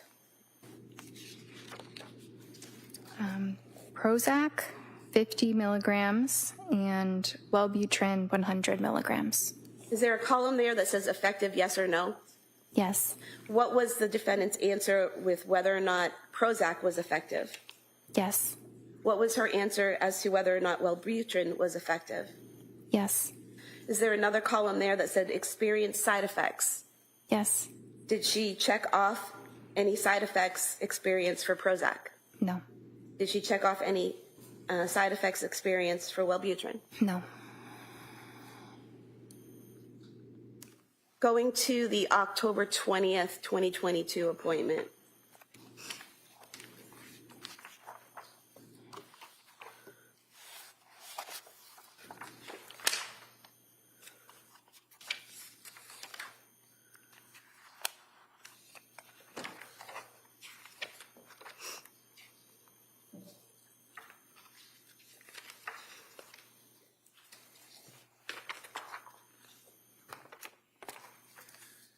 You were asked about this on cross-examination, about documenting side effects in your notes. Did you document the side effects that the defendant reported from the Zoloft on October 20th, 2022? Yes. And what did you document?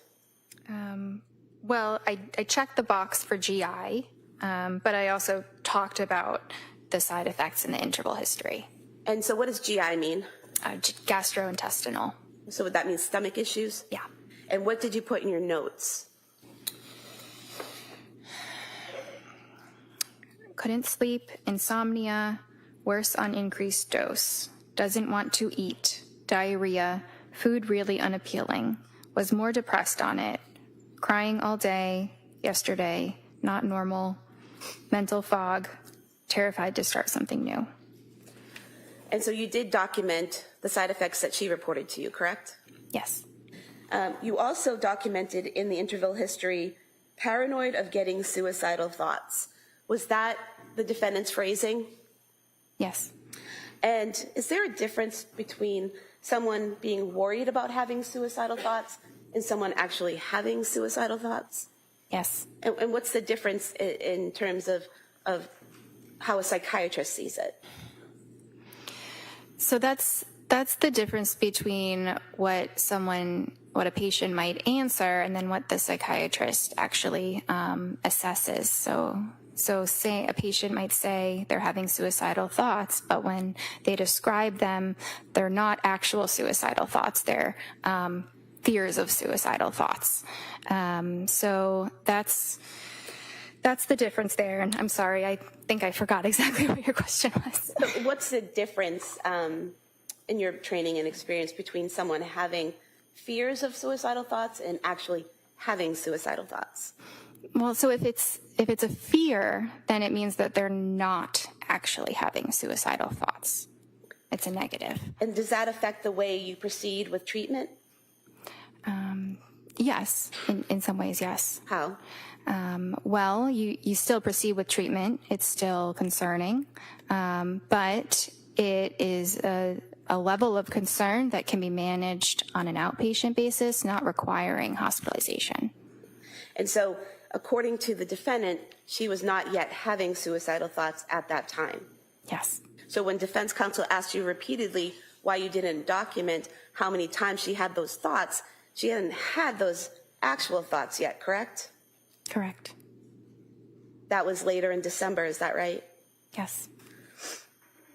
Now, she also told you that she was worried about something bad might happen, so she arranged for her mother to stay. Is that correct? Well, she arranged for her mother to stay. I'm not sure if that was because she was afraid something bad was happening, or it just seemed like they needed more help. Okay. So you don't recall the two being together as a thought? Correct. And the fact that she was struggling and arranged to have her mother stay, got support, advocated for herself, would those be protective factors? Yes. How so? So if someone demonstrates that they can advocate for themselves, that they can seek help if symptoms worsen, then that shows that they have good judgment. They can be trusted to present for care if serious safety concerns were to arise. So based on your training and experience with Ms. Clancy, where she says she's worried about getting suicidal thoughts, and she has her mom come stay with her. Do you see that as a positive decision? Yes. You were asked about not asking the defendant if she had called the suicide hotline. If a patient denies suicidal ideation, would you typically ask them if they had called a suicide hotline? No. And why not? Because I wouldn't think that they would have. If a patient were to call a suicide hotline, I would think that they would be telling me they're having suicidal thoughts as well.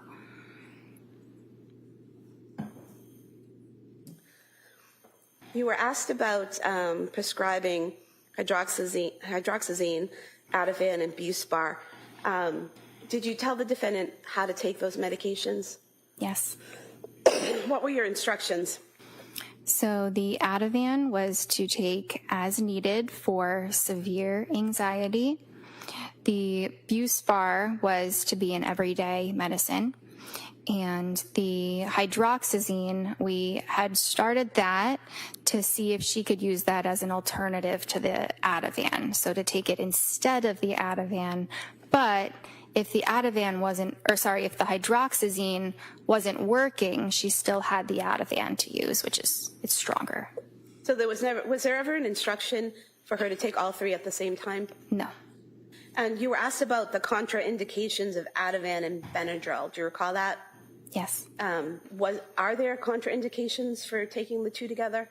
It's not an absolute contraindication. You have to be careful that the person is not excessively sedated, meaning like they're so sleepy that it's hard for them to, engage in normal activities because they're so sleepy, or maybe they might feel a little bit dizzy. But it's not an absolute contraindication. You just have to monitor them.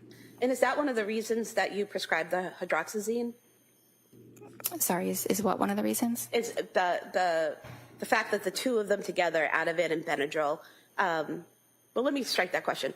Why did you prescribe the hydroxyzine? So she had been taking Benadryl, which is not a prescription medication. It's not classically within the scope of psychiatry, but it's very similar to hydroxyzine. So I thought that, hydroxyzine might be a better alternative than the Benadryl. Okay, and I'm just going to direct you to your November 2nd, 2022 interval history.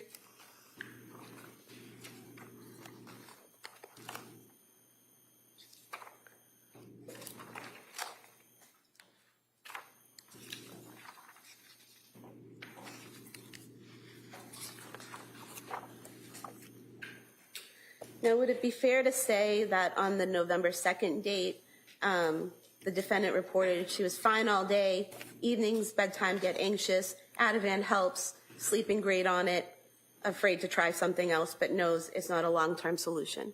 Is that correct? Yes. And what part of that did the defendant tell you was not a long-term solution? Taking the Ativan. And why is that? Because it was indicated for short-term use only. The people can struggle more with dependence if they're taking it for a very long period of time.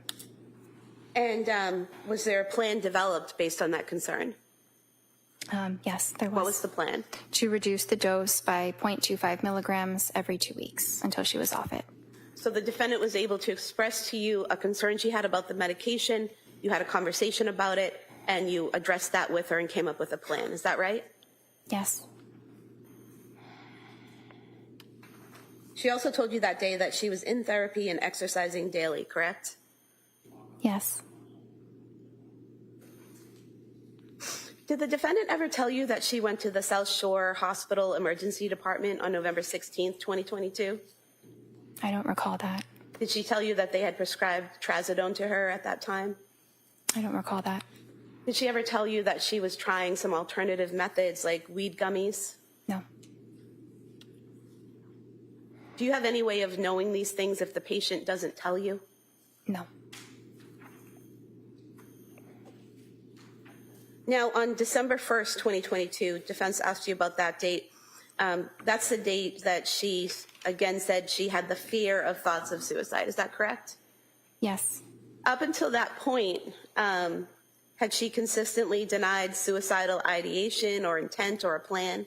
Yes. Had she consistently denied homicidal ideation, intent, or a plan? Yes. What's the difference? Let me ask you this. When you talk to a patient, do you ask them, do you have suicidal ideation? Not usually. What do you, Not in that way. how do you get that information from them? What types of questions do you ask? It depends how the course of the conversation is going. I might ask if they're having thoughts of hurting themselves, if they, sometimes wish that they weren't alive. It can be a lot of different words, and sometimes I use, the patient's own words, but things like that. And is there a difference between having thoughts of suicide versus having the intent and a plan to do it? Yes. And are there different types of treatment or things that you would do if someone has intent or plan to do it? Yes, that would generally require hospitalization. And so if Ms. Clancy had told you she had thoughts of hurting herself, or actually, straight that, if she told you that she had a plan to hurt herself or a plan to hurt her children, would you have moved to commit her? Yes. And that would be a Section 12? Yes.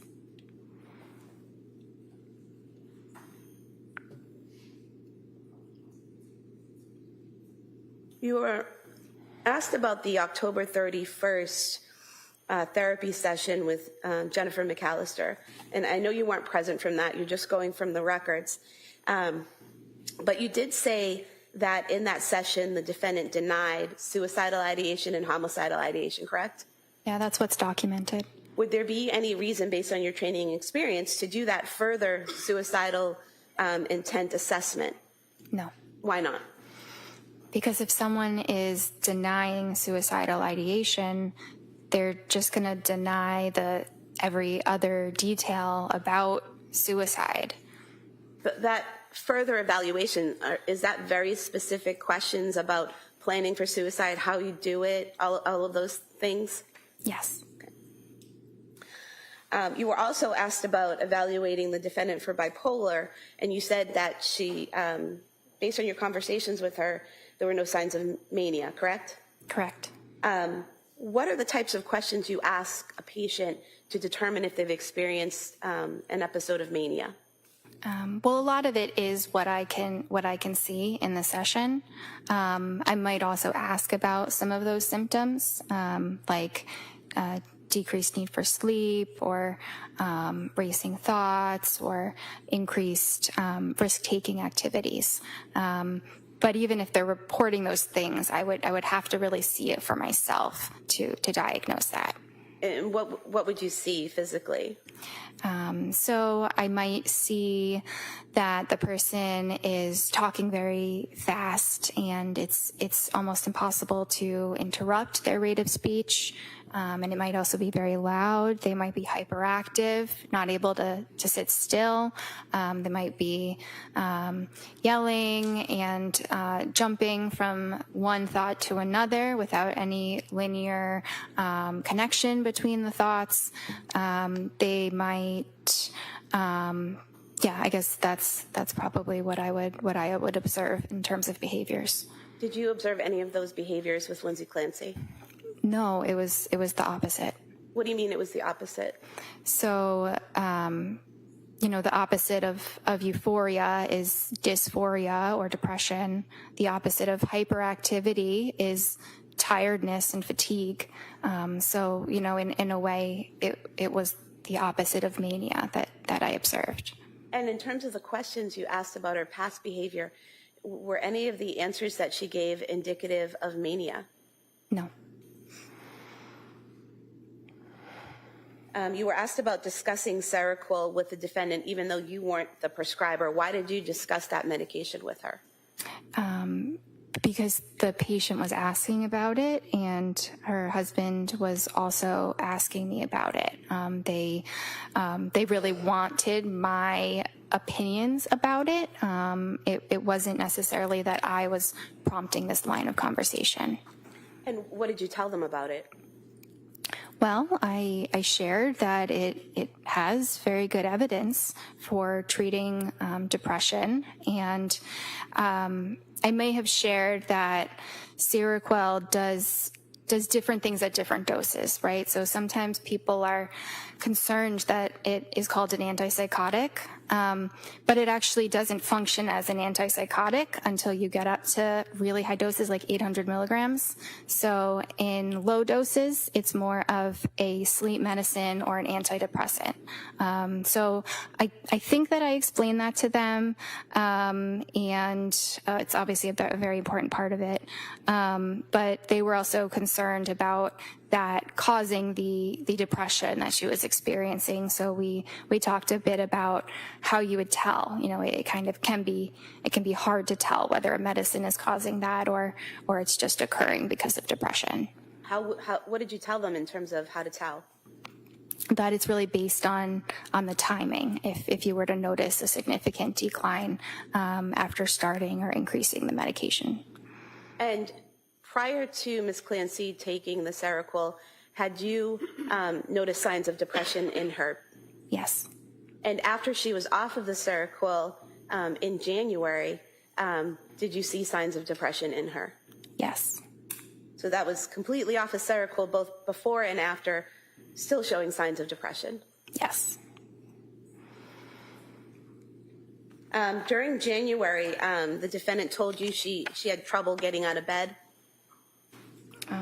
Is there a specific visit? I think it was right after she got out of the hospital.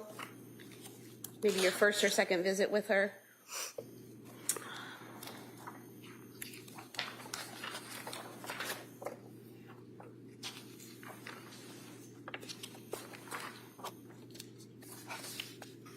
I see that on the 16th, she did say that she was able to force herself out of bed and take care of basics, so on and so forth.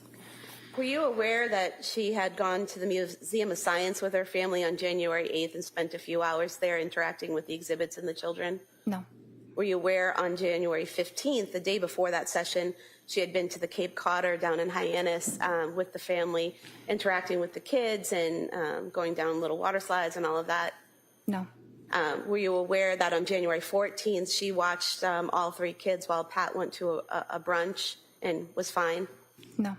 Were you aware that on January 16th, her husband took Cora skiing and she was alone with the boys all day and had no issues? No. You were asked about the thyroid and how that can affect mental health and postpartum. Were you aware that at both South Shore Hospital and Brigham and Women's Hospital, her thyroid limits were in normal range? No, I was not. You received a discharge summary from McLean Hospital? Yes. What's contained in the discharge summary? So it includes information about how the patient initially presented, what they said when they first came to the hospital, and their initial assessment from the psychiatrist that they spoke with. It talks a bit about their treatment course, how things progressed, any changes that were made, and then it talks about how the patient appears on the day of discharge. Does it also include what medications they were prescribed and what the diagnosis might have been? Yes. And was that sufficient in terms of your review of the information that you needed for you to know about your patient at that time? Yes, that was a very helpful amount of information that I would typically review that amount of information for a patient after the hospital. Now, you were asked about your January 23rd, 2023 session with the defendant. Defense counsel asked if you had, recommended a hospital evaluation for her on that day, and you said no. Why not? Because she was completely denying any suicidal ideation or homicidal ideation. There were no signs of psychosis or mania, so there were no serious signs that her safety or that anyone else's safety was at risk. And during that session, did she ever tell you that she planned to harm herself or the children? No. If she had done that, what would you have done? I would have, it depends exactly how it would have played out. You know, it would definitely include hospitalization. If the children were in immediate harm, it might include enlisting help from my staff so that they could call the police while I'm on the phone with her. You know, I think it depends, but I would address it promptly. You were asked by defense counsel about the amitriptyline that you prescribed on January 16th, 2023. That initial prescription was for 10 milligrams, correct? Yes.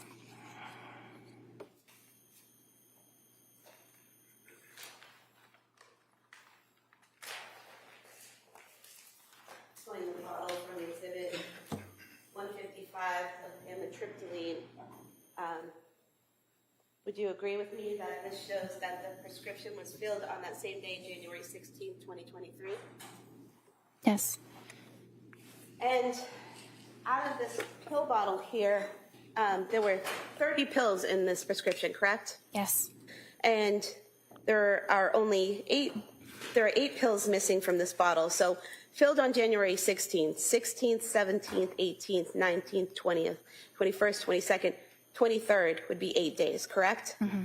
And on the 23rd is when you said she could raise it to 20 milligrams? Yes. So if there are only 8 pills missing, she never took that additional dose, correct? That's what I would think based on what you just said. So the amitriptyline, increasing it from 10 milligrams to 20 milligrams, wouldn't have pushed her over the edge, correct? Well, if she didn't take 20 milligrams, then that's correct.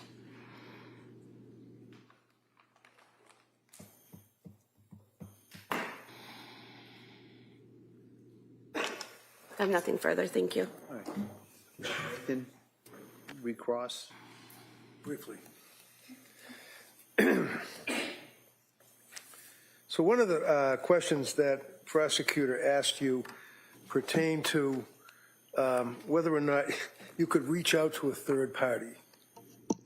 You recall that question, like mother, father, husband? Yes. And we already on cross talked about that you didn't, and they didn't call you, but then the DA also raised that, and you said you didn't have HIPAA permission. You recall just telling that to the jury? Yes. That was an additional detail. All right. So what does that mean? Well, HIPAA is the privacy law for patients, which we have to respect and honor very diligently. So we are not allowed to talk about a patient's treatment to anyone. We're not even allowed to say that they are a patient at our clinic unless they were to waive those HIPAA rights. And she was very cooperative, would have been more than willing to have you talk to her mother and father and her husband, right? Objection. Sustained. Well, did you ever ask her to sign a HIPAA form? So that was not the main reason why it wasn't done. It wasn't. Ever asked her to sign A release, you mean? Yeah. Yes. No, I did not ask her to sign a release. And if she did sign a release, even though her mother, her father, her husband didn't call you, you could have then reached out to them, right? I could have, but it is not typically something that is done when you have an adult patient who's able to speak for themselves. Yeah, what is that? It's not typically done when? When you have an adult patient who is able to speak for themselves. My God, you don't call the parents that she's living with because they're helping her or her husband? No.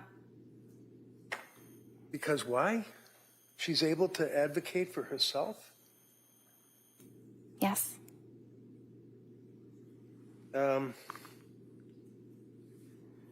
Prosecutor yet again raises the issue of the marijuana. You recall that question? Yes. She wasn't smoking marijuana, was she? She did not tell me she was smoking marijuana. Did she tell you that she was using marijuana? No, Did she tell you that she was using gummies? no, Did she, because gummies in plural is what the DA asked you, right? That she was using gummies? yes, Now, I asked you about getting access to the Women and Infants Hospital records, which you did not. Which you did not, right? I did not. And we already went over that. You could have, if you asked for them with a HIPAA form, right? Objection, didn't ask about those records. I don't care if she asked about the Beyond records. the scope. Overruled. You can ask that question. She asked you about marijuana gummies, right? Yes, Okay. Your Honor, I would offer the Women and Infants Hospital records from Rhode Island dealing with Lindsay Clancy. No objection. Okay, they may be admitted. I just want to look at them at some point to make sure it's a clean copy. Sure, yeah. Before it goes to the jury, you can review it.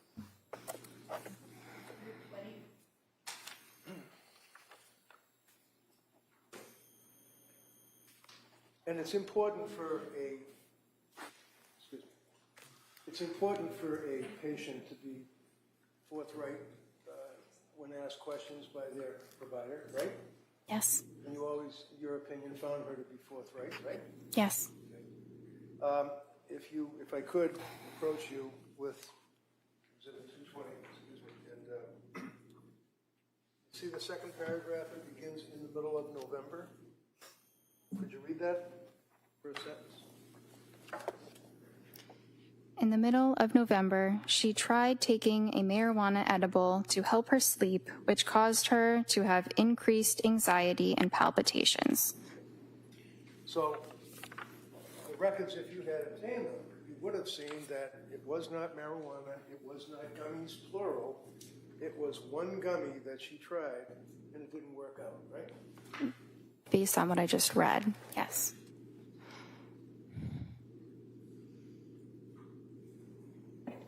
Then you told us that there's a difference between a thought of suicide versus a plan of suicide, one of which would result, in your words, were a commitment, right? Yes. What does that mean? Thought versus plan equals commit. A suicidal plan means that they are, they know exactly what they're going to do to end their life, what they're going to use, maybe when they're going to do it, they've researched it, and that presents an immediate threat, and that is something that would require hospitalization. District Attorney had asked you also about the thyroid levels, and you indicated, or she indicated that they were in the low range at Mass General Hospital, Reed. Is that correct? I thought she said they were normal. Oh, I thought she said low, but normal or low. MGH, Mass General Hospital, right? Sorry, what's the question? District Attorney asked you whether reads. Do you remember that question? She said her thyroid had been tested. The question now is, do you remember that question that she asked you that you answered with no problem? Yes. Okay. And your response was that, my memory, as jurors it counts, that it was low reads, MGH, and South Shore Hospital. Is that right? I thought she said that it was normal, or within normal limits. Almost fine. We'll go with normal. So your memory is that there were thyroid blood level reads of Lindsay Clancy from 2 healthcare providers. Is that correct? Yes. One would be Mass General Hospital, right? I don't remember exactly. I think she said yes. I think she said Mass General. Okay. Do you remember where the other hospital healthcare provider was? It might have been South Shore. Do you know what date those were? No. Those are old reads, weren't they? I don't know.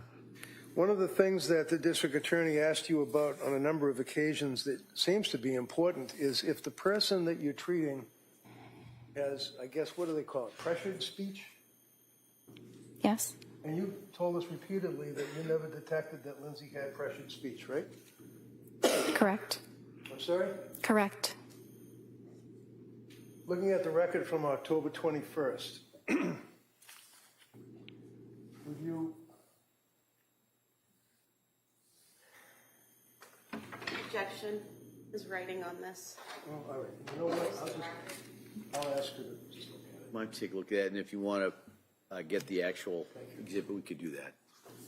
All right, so forget all about my sloppy writing. I'm looking here on October 21st of 22, is that correct, right up there? Yes. Okay. Yes.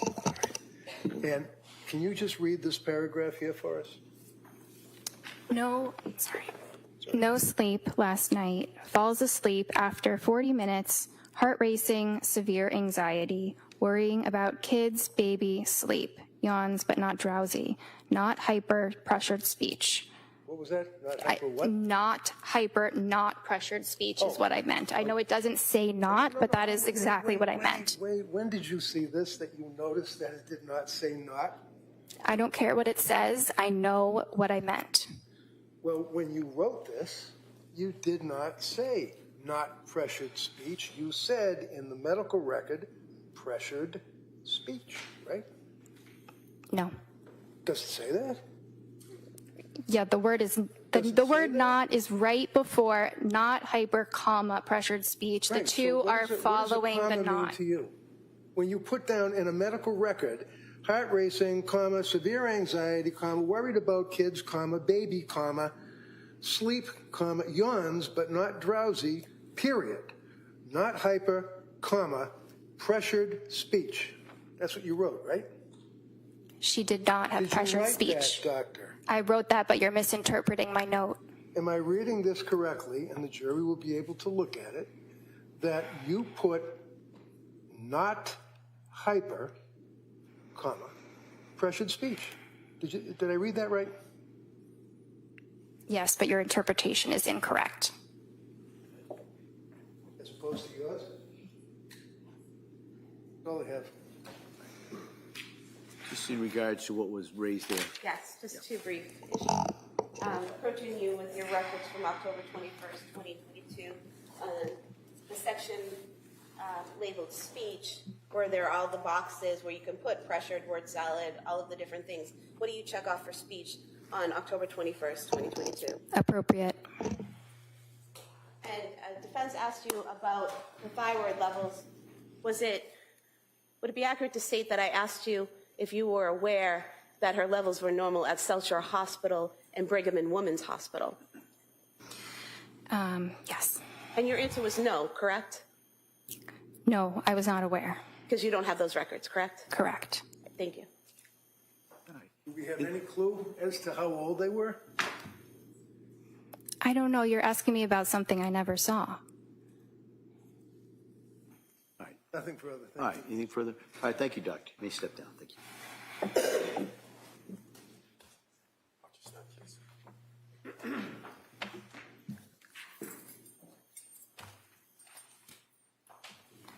Your Honor, the Commonwealth would move to submit the certified copy of the Spalding rehabilitation records. No objection, that's by agreement. Okay. By agreement of counsel, the Spalding records will be introduced. Exhibit 221.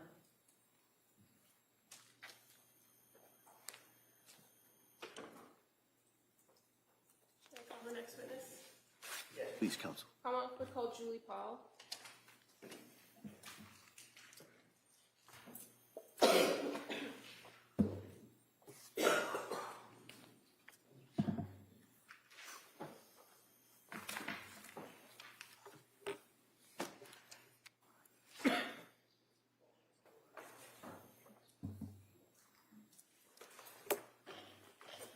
Good afternoon. Right there, raise your right hand for the clerk. Good afternoon. Do you solemnly swear that the testimony and the evidence you should give to the court and the jury will never know how to reach the Commonwealth and the defense operating to the Constitution? Thank you. You may have a seat. Watch your step, please. All right. Good afternoon. Good afternoon. All right. Yes, Attorney Buckingham, please. Thank you. Good afternoon. Good afternoon. Could you please tell the jury your first and last name?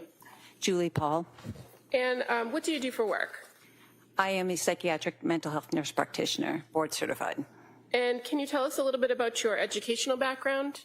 Sure. I graduated in 1991 from St. Anselm College with my nursing degree, worked as a labor and delivery nurse for 17 years, and then graduated in 2006 from Frontier Nursing University with my midwifery degree. And then in 2018, I graduated from Frontier Nursing University with my psychiatric nurse practitioner degree. I also have a perinatal mental health certification from Postpartum Support International from 2018. Okay. Are you also a certified midwife? Yes, I am. And are you licensed in the state of Massachusetts to be a psychiatric nurse practitioner? Yes, I am. And what is required in order for you to become certified to be a psychiatric nurse practitioner in Massachusetts? I attended a certified program, did 2 years additional training, and then took the certification exam through the ANCC. And can you tell us a little bit about your work history, your work background? Sure. Like I said, in New Hampshire, I worked as a labor and delivery nurse before transferring to Massachusetts in 2006 to work as a certified nurse midwife. And then in 2018, I started the perinatal behavioral health program at South Shore Hospital as a psychiatric nurse practitioner. And so the perinatal behavioral health clinic, explain to us a little bit about how that came about.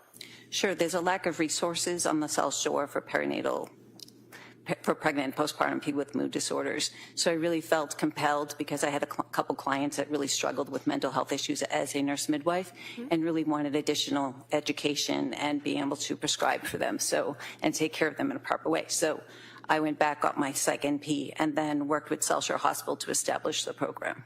And where was the program actually located? It was located right in Weymouth, Massachusetts.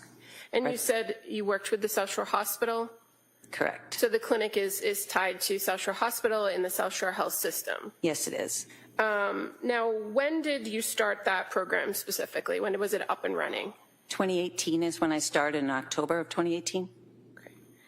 And what, did you do that by yourself, or did you have other practitioners that were doing that with you? Initially, it was just me. I started doing it 2 days a week and then grew the program gradually over the next year or two. And what makes up this program other than you? So at the time, when it was just me, I just saw patients 2 days a week, and then gradually it built up to 5 days a week. And we included a therapist in the team, 2 additional prescribers. We also worked with women with substance use disorders as well, so we had additional support that way. And then when the building grew, we also had the Bridge Clinic on the other side, and then we were on the other side of that program. And what's the Bridge Clinic? The Bridge Clinic works with people with substance use disorders. And all of this is kind of under that umbrella of what's classified as South Shore Behavioral Health, correct? That's correct. Now, as the clinic grew, did your role there change? I'm sorry, can you repeat that? As the clinic grew to what you described as having additional therapists and other prescribers on staff, did your role there change at all? I became the director of the program. And as director of the program, did you still see patients? Yes, I did. And was that at the same level as it had before, or did it decrease because of your administrative roles? It actually increased because I increased my hours to 5 days a week. I did have a little bit of administrative time. Okay. And can you tell us a little bit about how the clinic would work for a woman who is coming in either during the birth period or prior to birth and after birth? What kinds of things would they be offered at the clinic? So I'd receive a referral, and then the client would come in. We would do a 90-minute intake. When they left, when it was just me, I was using outside therapists, that sort of thing. But as the program grew, we had moms groups run by doulas. We had therapists that was brought in from Aspire, but part of our program embedded within our program. And I brought in 2 additional prescribers as well as nursing staff. And when you talk about people as prescribers and your role as a psychiatric nurse practitioner who could prescribe, what were you offering to patients as part of this clinic as a prescriber? We were offering the proper medication for anxiety, depression, mood disorders, really any psychiatric disorder that came in, mostly for pregnant and postpartum people up to 2 years postpartum. We also offered like therapy, focused on sleep hygiene, really looked at the whole person, not just medication management. And fair to say that the medication is one piece and the therapy is another piece, and this is part of a team approach that you had at the clinic. That's to correct. address all these resources for patients. That's correct. So while you, as the psychiatric nurse practitioner, might have been a prescriber, were you also engaged in the therapy or psychotherapy? I would do supportive therapy, but I'm not a therapist. I mainly am responsible for assessing, diagnosing, prescribing, but I also really understand the importance of sleep, nutrition, and exercise. And so being that you had a history of working as a midwife and working as a nurse in labor and delivery, do you have a lot of experience with moms or women who are in that postpartum period? Yes. And how about your experiences with diagnosing and prescribing for women in that period? Do you have experience in that? In the labor and delivery realm, as a nurse midwife, yes, I diagnosed like labor and that sort of thing, and even depression, anxiety, not to the extent of higher acuity psychiatric conditions, but as a psychiatric nurse practitioner, I did. Okay. And as far as your role at the perinatal behavioral health clinic, fair to say that your primary patient base was all going to be women who are either pregnant or after birth? Correct. And a part of this team approach at the clinic, is it also to work on developing a treatment plan for patients when they come in? Correct. And so what encompasses a treatment plan generally? Generally, if it were a situation where we were referring them for therapy, then we would work with the therapist to kind of bring in the client to figure out what their needs are, and then really stress whatever. The therapist works on certain aspects of the therapy that we kind of work together, but not in tandem, kind of. We talk, but not to the extent we each are in our own disciplines. Okay. And as far as the resources that the clinic had available to you, is it fair to say that there are certain types of therapy, for instance, cognitive behavioral therapy or dialectic behavioral therapy, that are not necessarily encompassed with the social workers that you work with at the clinic? Our social workers primarily did cognitive behavioral therapy. We did group therapy for more social support. What I did mainly was just supportive therapy. Okay. And would you oftentimes, through the clinic, refer clients out to other local community providers? Yes, we would. Now, as the psychiatric nurse practitioner, does medication play an important role when you are dealing with a particular patient that came into the clinic? Yes, it does play a role. And how is it that you determine what's the appropriate medication track for any given patient? We do proper screening, and then we do a complete interview with the client, and then based on what their responses are, together we work as a team to develop the best medication options or treatment options for that client.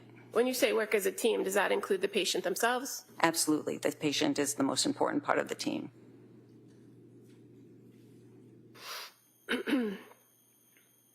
And in your training and experience working with postpartum women, what is the acceptable period to determine postpartum? Anywhere within the first year. Did you know a nurse, or do you know a nurse named Susan Clancy? I do. How do you know her? I worked with her off and on throughout my years as a nurse midwife. And what's the nature of your relationship with her, other than the working with her? Essentially, we just worked together. When we did births together, we worked well as a team. Okay. And do you know where she worked? She worked at Telsher Hospital. On November 20th of 2022, did you have a conversation, or did you get a call from Sue Clancy? I did. She was referred to me through Nanette Landry, another midwife that I work with. Okay. And so as a result of the phone call that you had with her, did you get in contact with a woman by the name of Lindsay Clancy? Yes, I did. Was that the same day or a different day? It was the same day. And your contact with Lindsay Clancy, was it by phone or virtual or in person? It was by phone. And so what was the purpose of calling Lindsay Clancy? I just wanted to get her side of what had been going on with her history. Sue had alluded that she was struggling in the postpartum period, so I wanted to know exactly what she was struggling with to see if she'd be a good candidate for our program. So did you initiate the call to Lindsay Clancy? With the permission, I asked Sue Clancy if Lindsay had given permission, and she said she had. Okay. And in the conversation that you had with her, do you know approximately how long that phone conversation lasted? I don't recall. Okay. But were you able to get all the pertinent information from her during that phone call? I got enough data to determine that she would be a good candidate for the program. So she would have met criteria for a referral from any other resource? Correct. Now, is it fair to say that in this conversation, in order to determine whether she qualified, you had to ask her some background questions? I did. And so were you able to identify whether she was in that postpartum period? Yes, I asked when the birth of Callan was, and she said it was May 26th, 2022.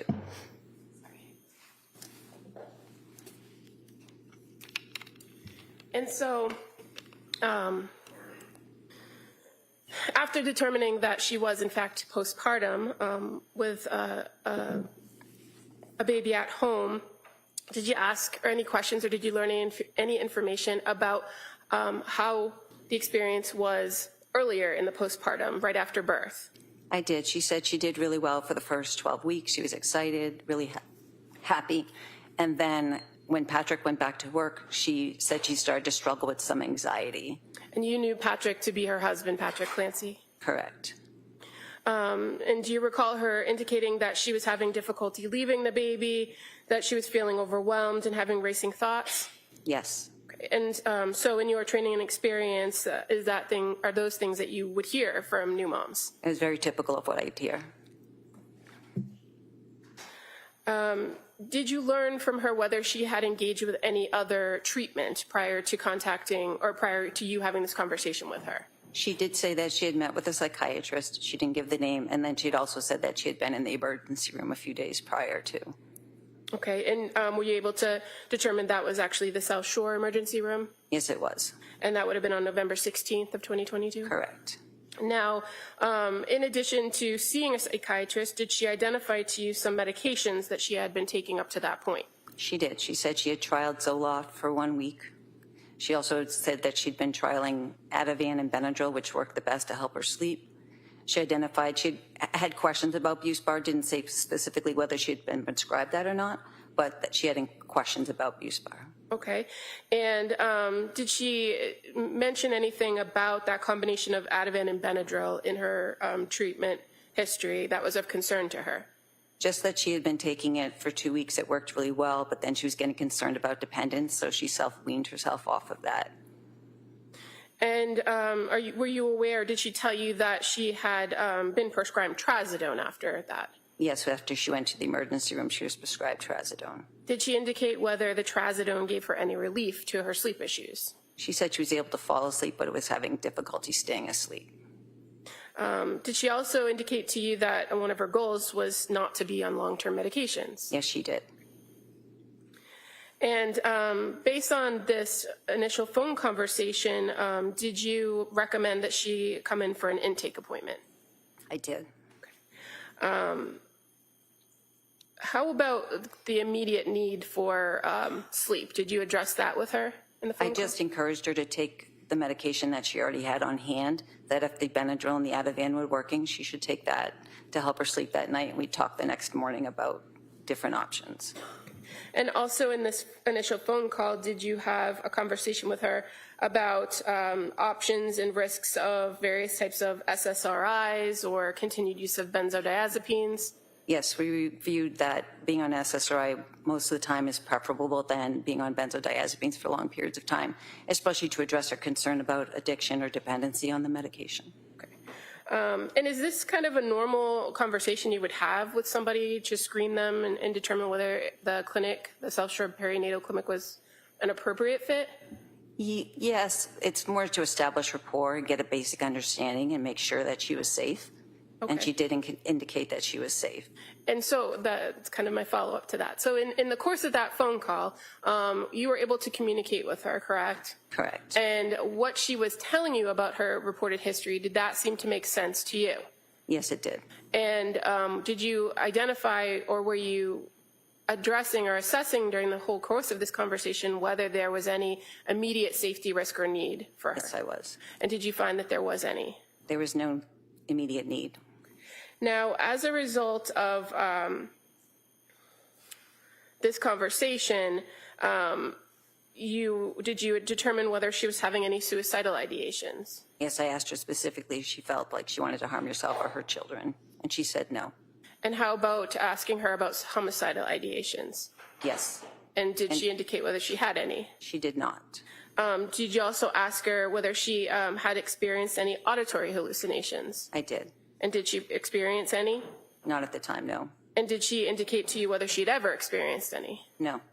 How about visual hallucinations? Did you ask her about those? I did. And did she indicate that she had experienced any? No. And delusions, did you ask her whether she had any delusions? I didn't ask specifically about delusions, I believe. Okay. And in the course of talking with an individual, do you kind of constantly keep that in mind with what they're telling you, whether they're having any ideas of delusion? Yes, I do. In the conversation you had with her on November 20th, did you identify, based on your conversation with her, whether she was experiencing delusions? No, I did not. And fair to say, a standard set of questions that you also ask have to do with drug use or tobacco or alcohol. Did you ask those questions as well? I don't recall.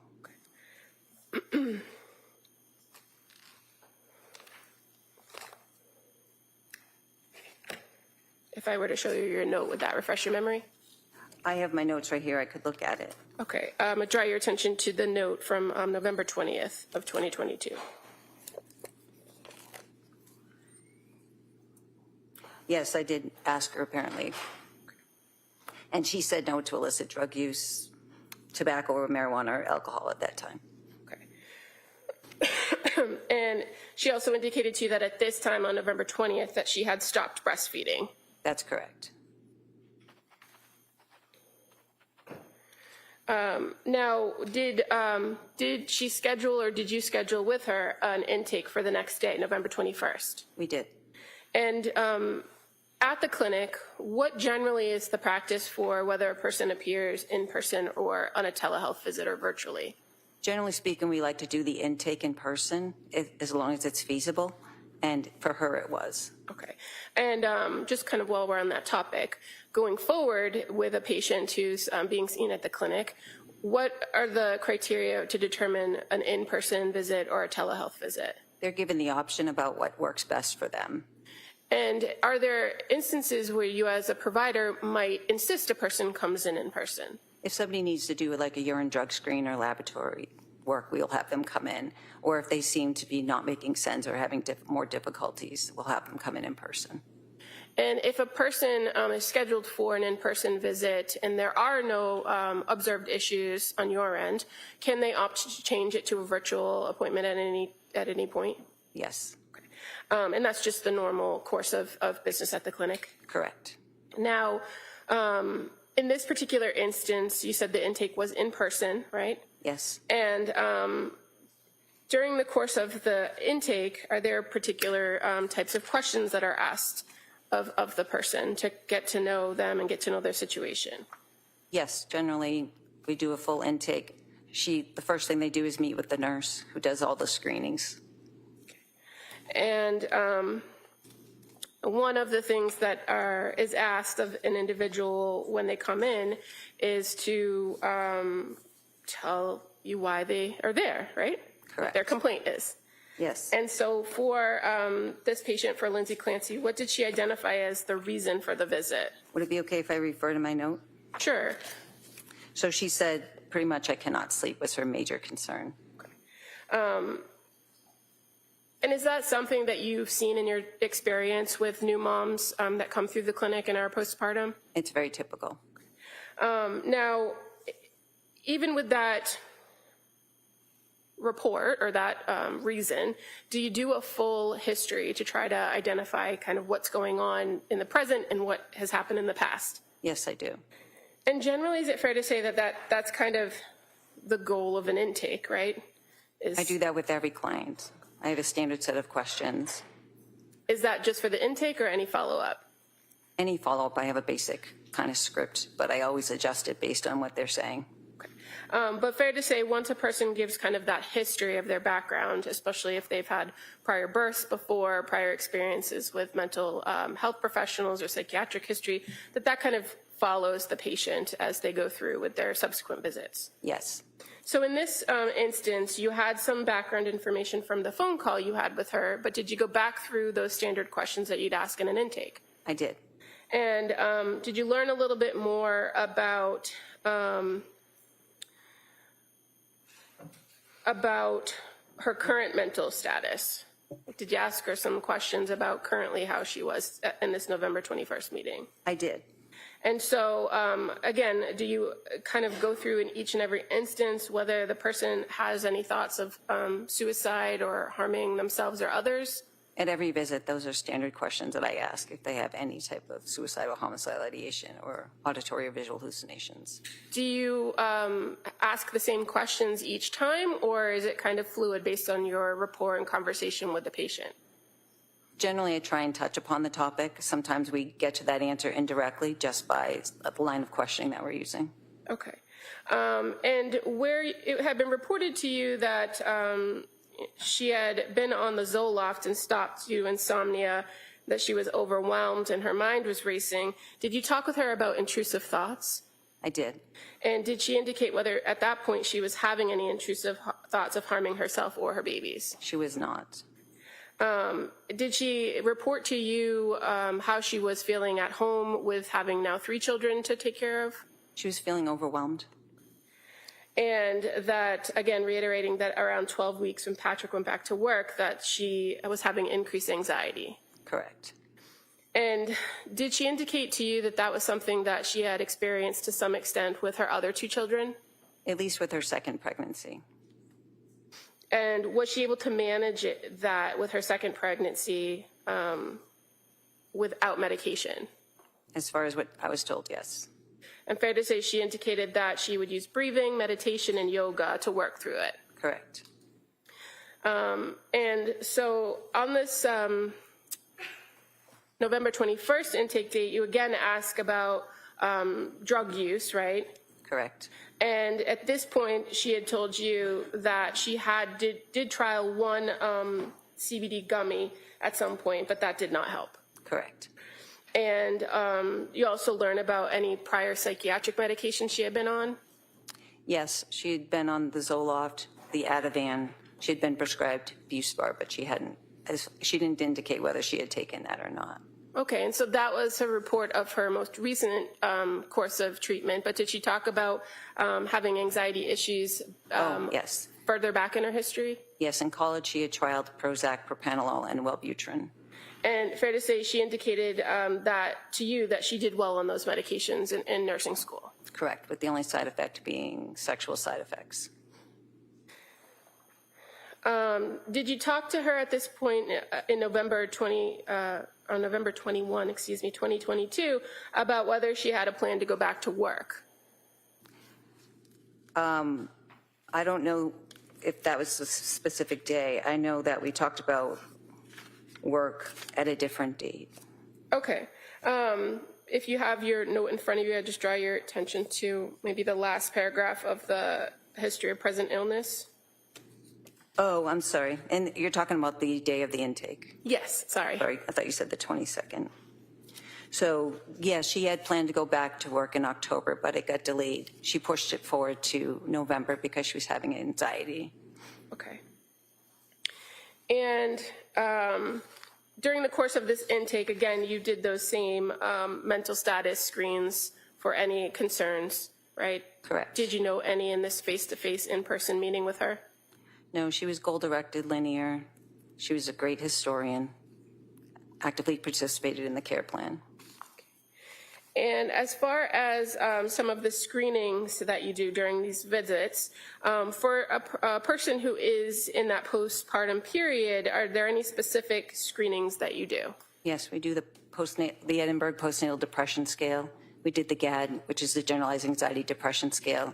We did the Mood Disorders Questionnaire Scale, the Colombian Suicidal Scale, as well as the 5 Ps, which assesses for substance use disorders in pregnancy and postpartum. And so as far as in each one of those screens, what did you find as it pertained to this particular patient? She was significantly high in the GAD-7, which is for generalized anxiety. She scored 21 out of 21, which is, they're just screening, so it's not diagnostic, but it did indicate that she was experiencing extreme anxiety or so. And then with the Edinburgh postnatal depression scale, she scored a 23 out of 30. But the one that I look for the most in that scale is number 10, and she was negative, and that's for suicidality. Okay. And so why is it that you look at that one in particular, or why do you consider that most? Because that shows significant depression, especially if they have thoughts of harming themselves. Is it fair to say that that Edinburgh scale, it also could fluctuate with postpartum mom depending on their situation? Yes. And the other screens that you performed, did you identify whether there was any substance use issues? No, there wasn't. Now, once you were able to kind of gather all this information from her and do these screenings, were you able to come up with an assessment and a plan for how to help her? Yes, And what was going to be the plan with Ms. Clancy? So we had discussed starting Prozac. Okay. And is that, or why Prozac? Why start there? Because she'd had a history of being successful on it in the past, and that's a good indicator that instead of trialing multiple medications, to start with the ones that actually work. So I gave her 10 milligrams for the first 4 days to make sure there were no adverse reactions. And then I was going to increase her to 20 milligrams if she tolerated that well. Okay. And what about some of the medications that she had already, that she was already on, the Ativan and Benadryl and the Trazodone? Did you have a plan for those? I did. So I encouraged her to take the Ativan. So when Prozac can sometimes be very activating, it can make the anxiety worse before it gets better when you first start it. So I wanted to pair it with the Ativan just in the beginning, just to help her be more comfortable with the anxiety and to make sure that it didn't interfere with her sleep. And as far as Prozac goes, what class of medication is it? It's an SSRI, a selective serotonin reuptake inhibitor. Is it commonly prescribed to treat people with depression? Yes, it is a first-line treatment. You said first-line treatment? Correct. And the idea of pairing a particular medication like an SSRI with another medication, is that a fairly common practice with psychiatric medications? Yes. As far as you mentioned that sometimes symptoms could get worse before they get better. Is that also common with SSRIs? Yes, it is. Does it take a while for a medication to get into a person's system and stabilize them? Generally, side effects are the first week or two, but to get to a therapeutic level, it's about 4 to 6 weeks. And was this something that you discussed with her about the timetable it would take to reach a therapeutic level? Yes. And when we say therapeutic level, what's the goal of reaching therapeutic level? Is remission in symptoms. People start to feel better then, right? Correct. Now, even though you were advising that she continue with the Ativan and she had told you that she had concerns about continuing with the benzodiazepine, did you indicate that there would be a plan to taper that or reduce that? Yes, once the activating symptoms went away, then we would look at reducing that and moving away from the Ativan and moving more towards like a Buspar. Okay. And as far as talking about that plan and what the risks and benefits of that plan were, did she appear to understand and engage in conversation with you about that? Yes, she verbally understood and said that she understood the instructions. Did she ask the appropriate questions or follow up? Yes, she did. And as far as kind of overall what the plan was moving forward, was medication the only recommendation that you were making, or did you have other recommendations for her? No, I set her up with talk therapy with Letitia Dukes as well. Sorry, when you say talk therapy, what do you mean by that? So coming in and actually doing cognitive behavioral therapy with a clinician, someone who is trained in this. Okay. And so you mentioned Letitia Dukes. Correct. She was the clinician in our program at the time. And when you make this recommendation and this intake visit, do you work with the patient to schedule something before they leave, or is it up to them to schedule the time with the social worker? It was set up with her before she left, I believe. Okay. And you're aware that the first scheduled appointment with Letitia was for December 2nd? Correct. I believe because it was a holiday week that week. Okay. Now, this time that you were with Ms. Clancy during this initial intake, fair to say it was approximately 60 minutes? Yeah, she spent 30 minutes with my nurse and 60 minutes with myself. So she was there for an hour and a half? And is that normal time period that you allot for people coming in for intakes? Yes. And as far as follow-up with you as the clinician and prescriber, was there a plan set for when she was going to return? Yes, we had established a return in 2 weeks. Now, at this point, because you had made that initial contact with her and you had done this intake, was she going to be assigned to you as a patient? This was going to be a short-term arrangement. I was already in the process of leaving the program at the time. Had that been communicated to her? I don't recall. Okay. As far as what your plan was, how long were you remaining at the practice? I was at the practice until mid-December. So this was like a pre-planned... I was moving back to New Hampshire, yes. But as far as the preliminary care, did you continue on with Lindsay as a patient? No, I transferred her care on November 30th. And I communicated with that to Lindsay. Okay.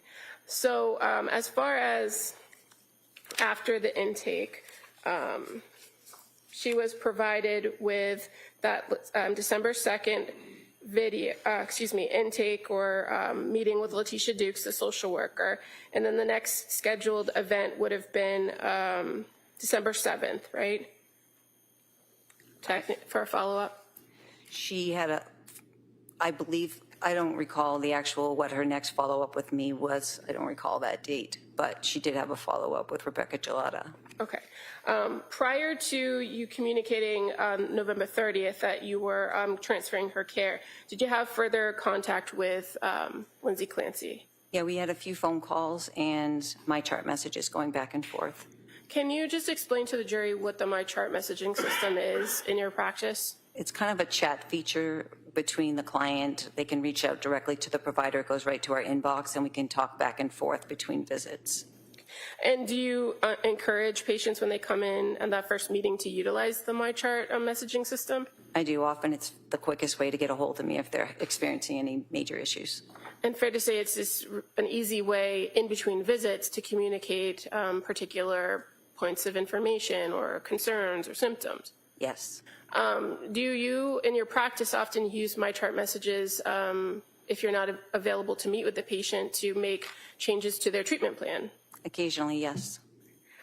Now, prior to your first MyChart message with Lindsay Clancy, did you get a text message from her on your personal phone?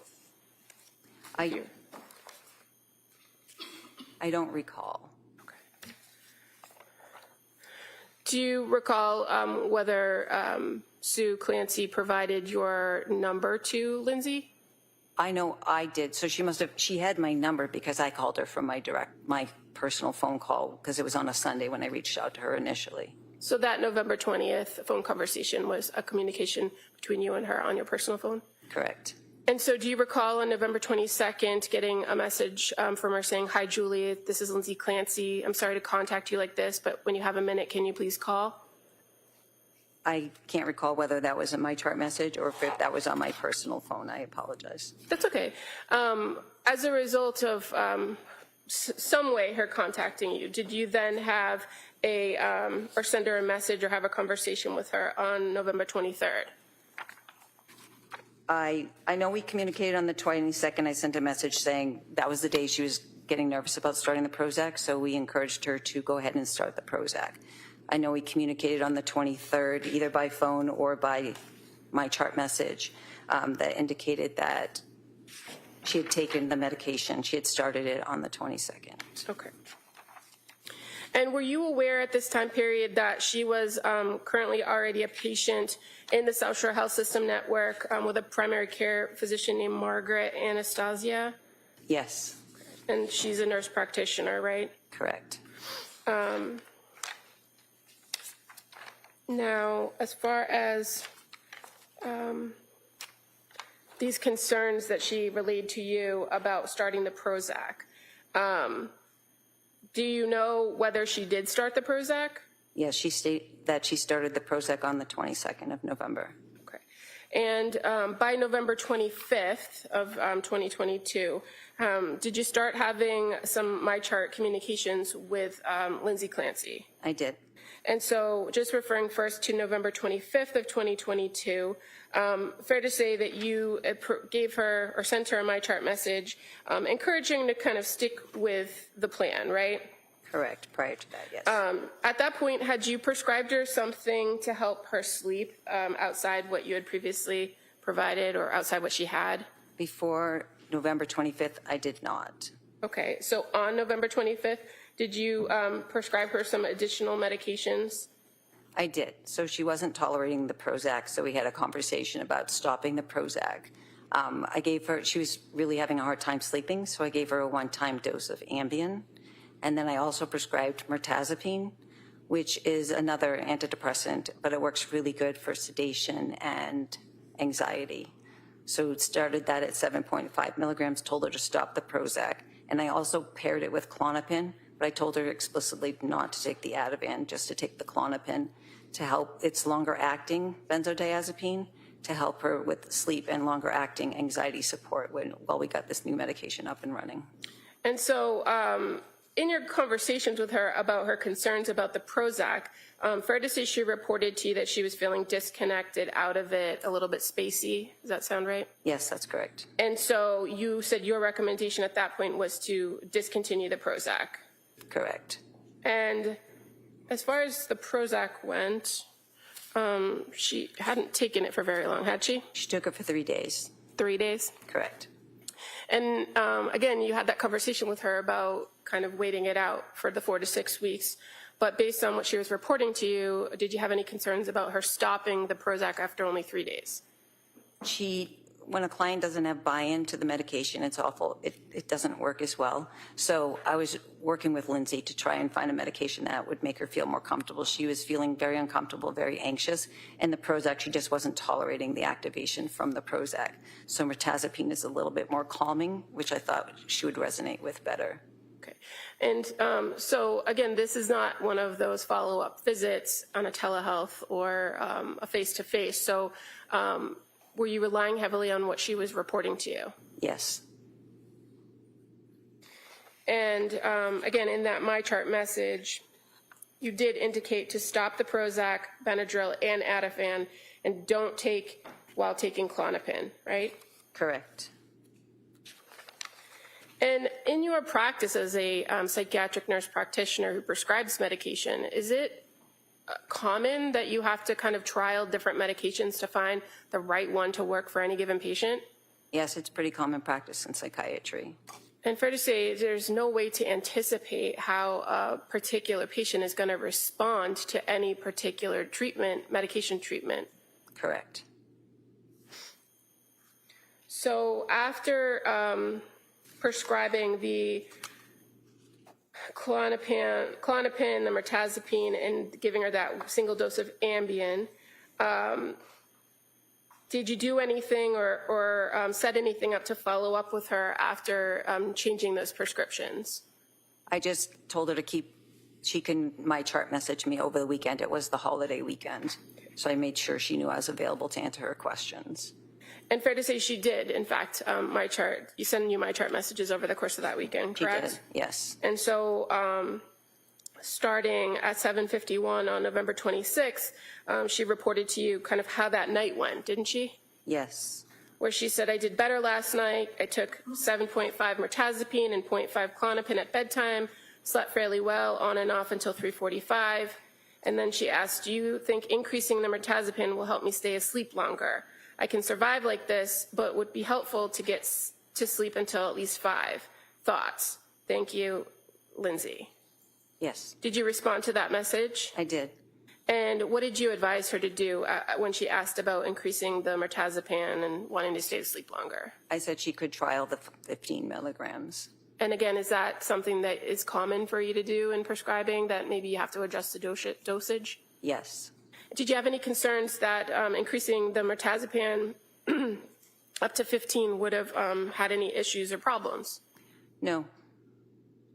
And then again, on November 27th, you had a correspondence with her starting at 9:59 a.m., where she again reports to you how she did that night. Is that something you encouraged her to do, to just give you a nightly or like a follow-up the next day, check in to let you know how she was or what she was experiencing by way of symptoms? I do that with a lot of clients that are really anxious. I like to make myself available to them so that they have that reassurance. Okay. So this wasn't kind of unexpected. It wasn't out of the ordinary for me. And so on the 27th, she indicated she slept well, taking the 15 mirtazapine and the 0.5 Klonopin, feel rested but super disconnected with myself and reality, and describes it as a scary feeling, thinking of stopping Klonopin tonight and just taking the mirtazapine. Do you recall that I do. Communication? And she acknowledges that I've only taken it 2 nights, so that should be right, okay? Or, sorry, I've only taken it 2 nights, so that should be okay, right? Do you recall her asking that? She's referring to the Klonopin, and yes, she did. She was really anxious about being dependent on benzodiazepines, so I think her goal was to not be on them. And if she was going to, the disorientation might have been because of all the sedation from the mirtazapine, which is a common side effect, which is why we chose that, and she knew that. And adding the Klonopin, maybe removing that, might have helped with some of the sedative factors for it. So did you find there to be any issues with stopping the Klonopin or her deciding not to take it after 2 days? No, I did not. And in fact, you indicated and told her that should help with the disorientation, right? Yes, it might. Okay. And so that was on November 27th. And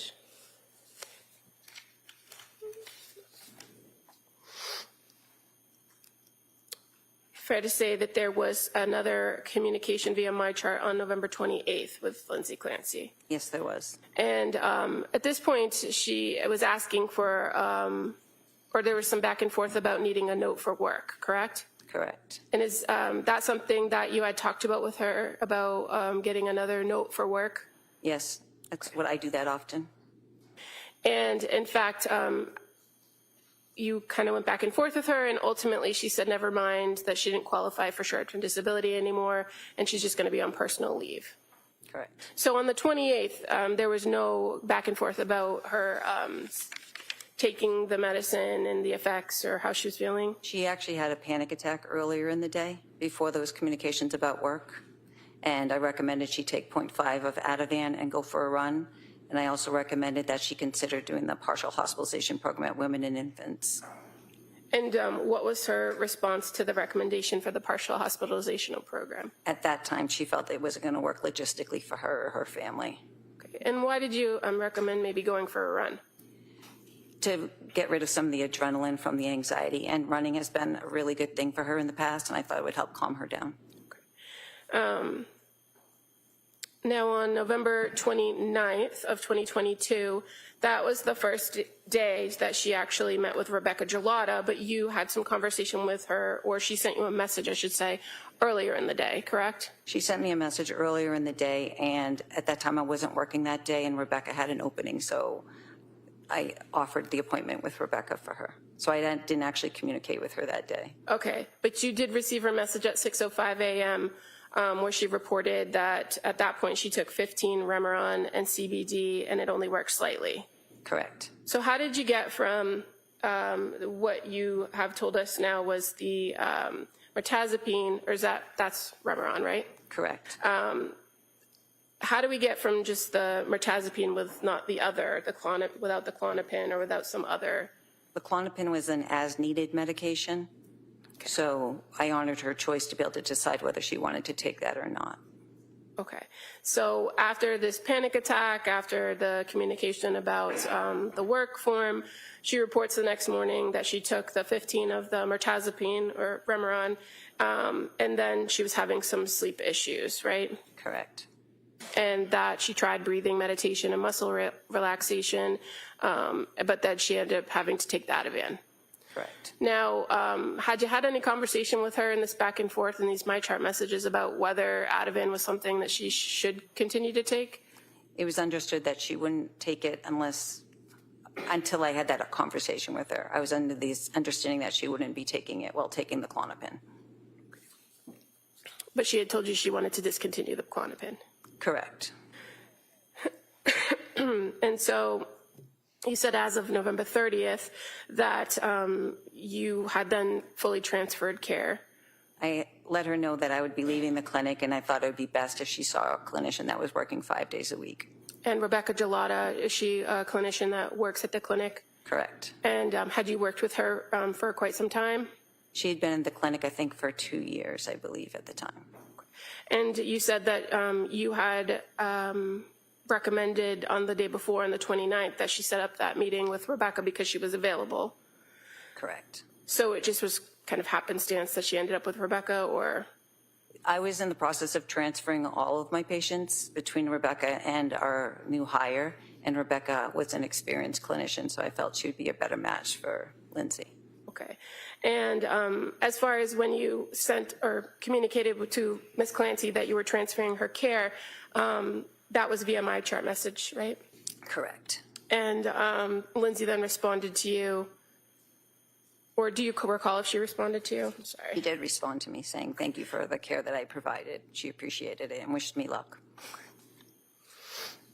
Did you have any other contact with Lindsay Clancy after that point? No, I did not.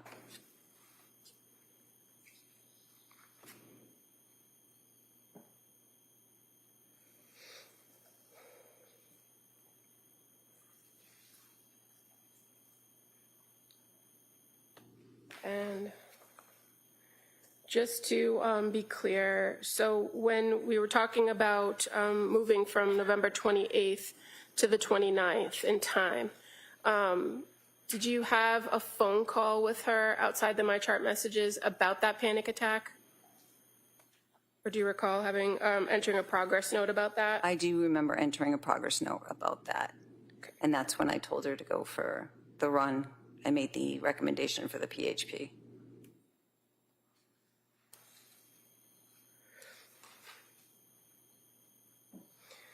Did you ever have any further contact with Sue Clancy about Lindsay Clancy's care after that first contact on November 20th, 2022? I don't recall that.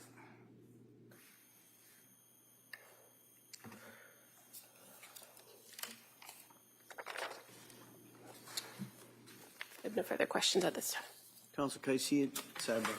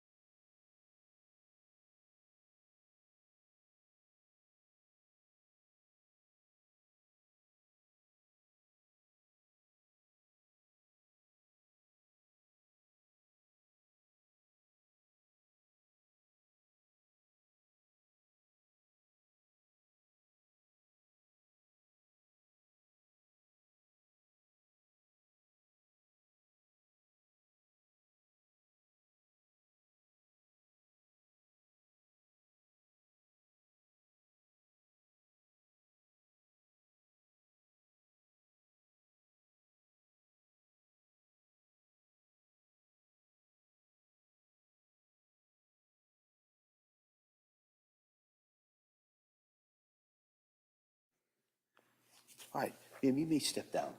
Thank you.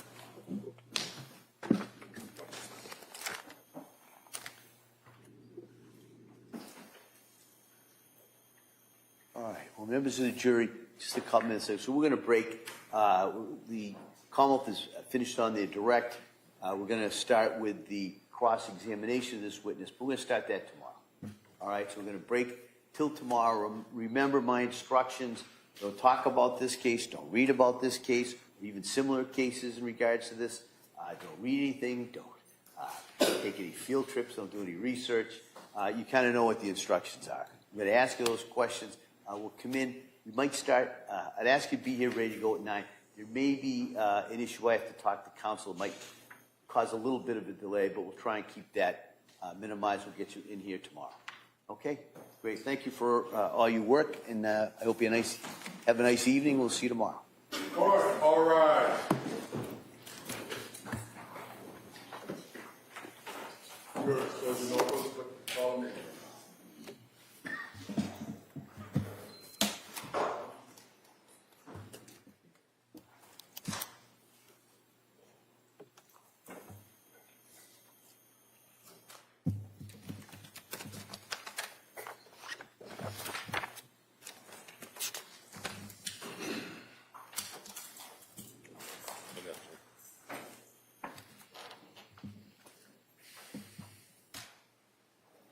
Cheers, excellent. The quorum of this court's in session. Please be seated. All right. Anything else we need to address the court? Thank you. So the plan will be to start tomorrow. Before we bring the jury back in, my plan would be to address the defendant's motion for that additional witness. We could maybe do that first thing, and then after we argue that, go right back into the presentation evidence. All right. Thank you, everyone. Thank you. Court, all rise.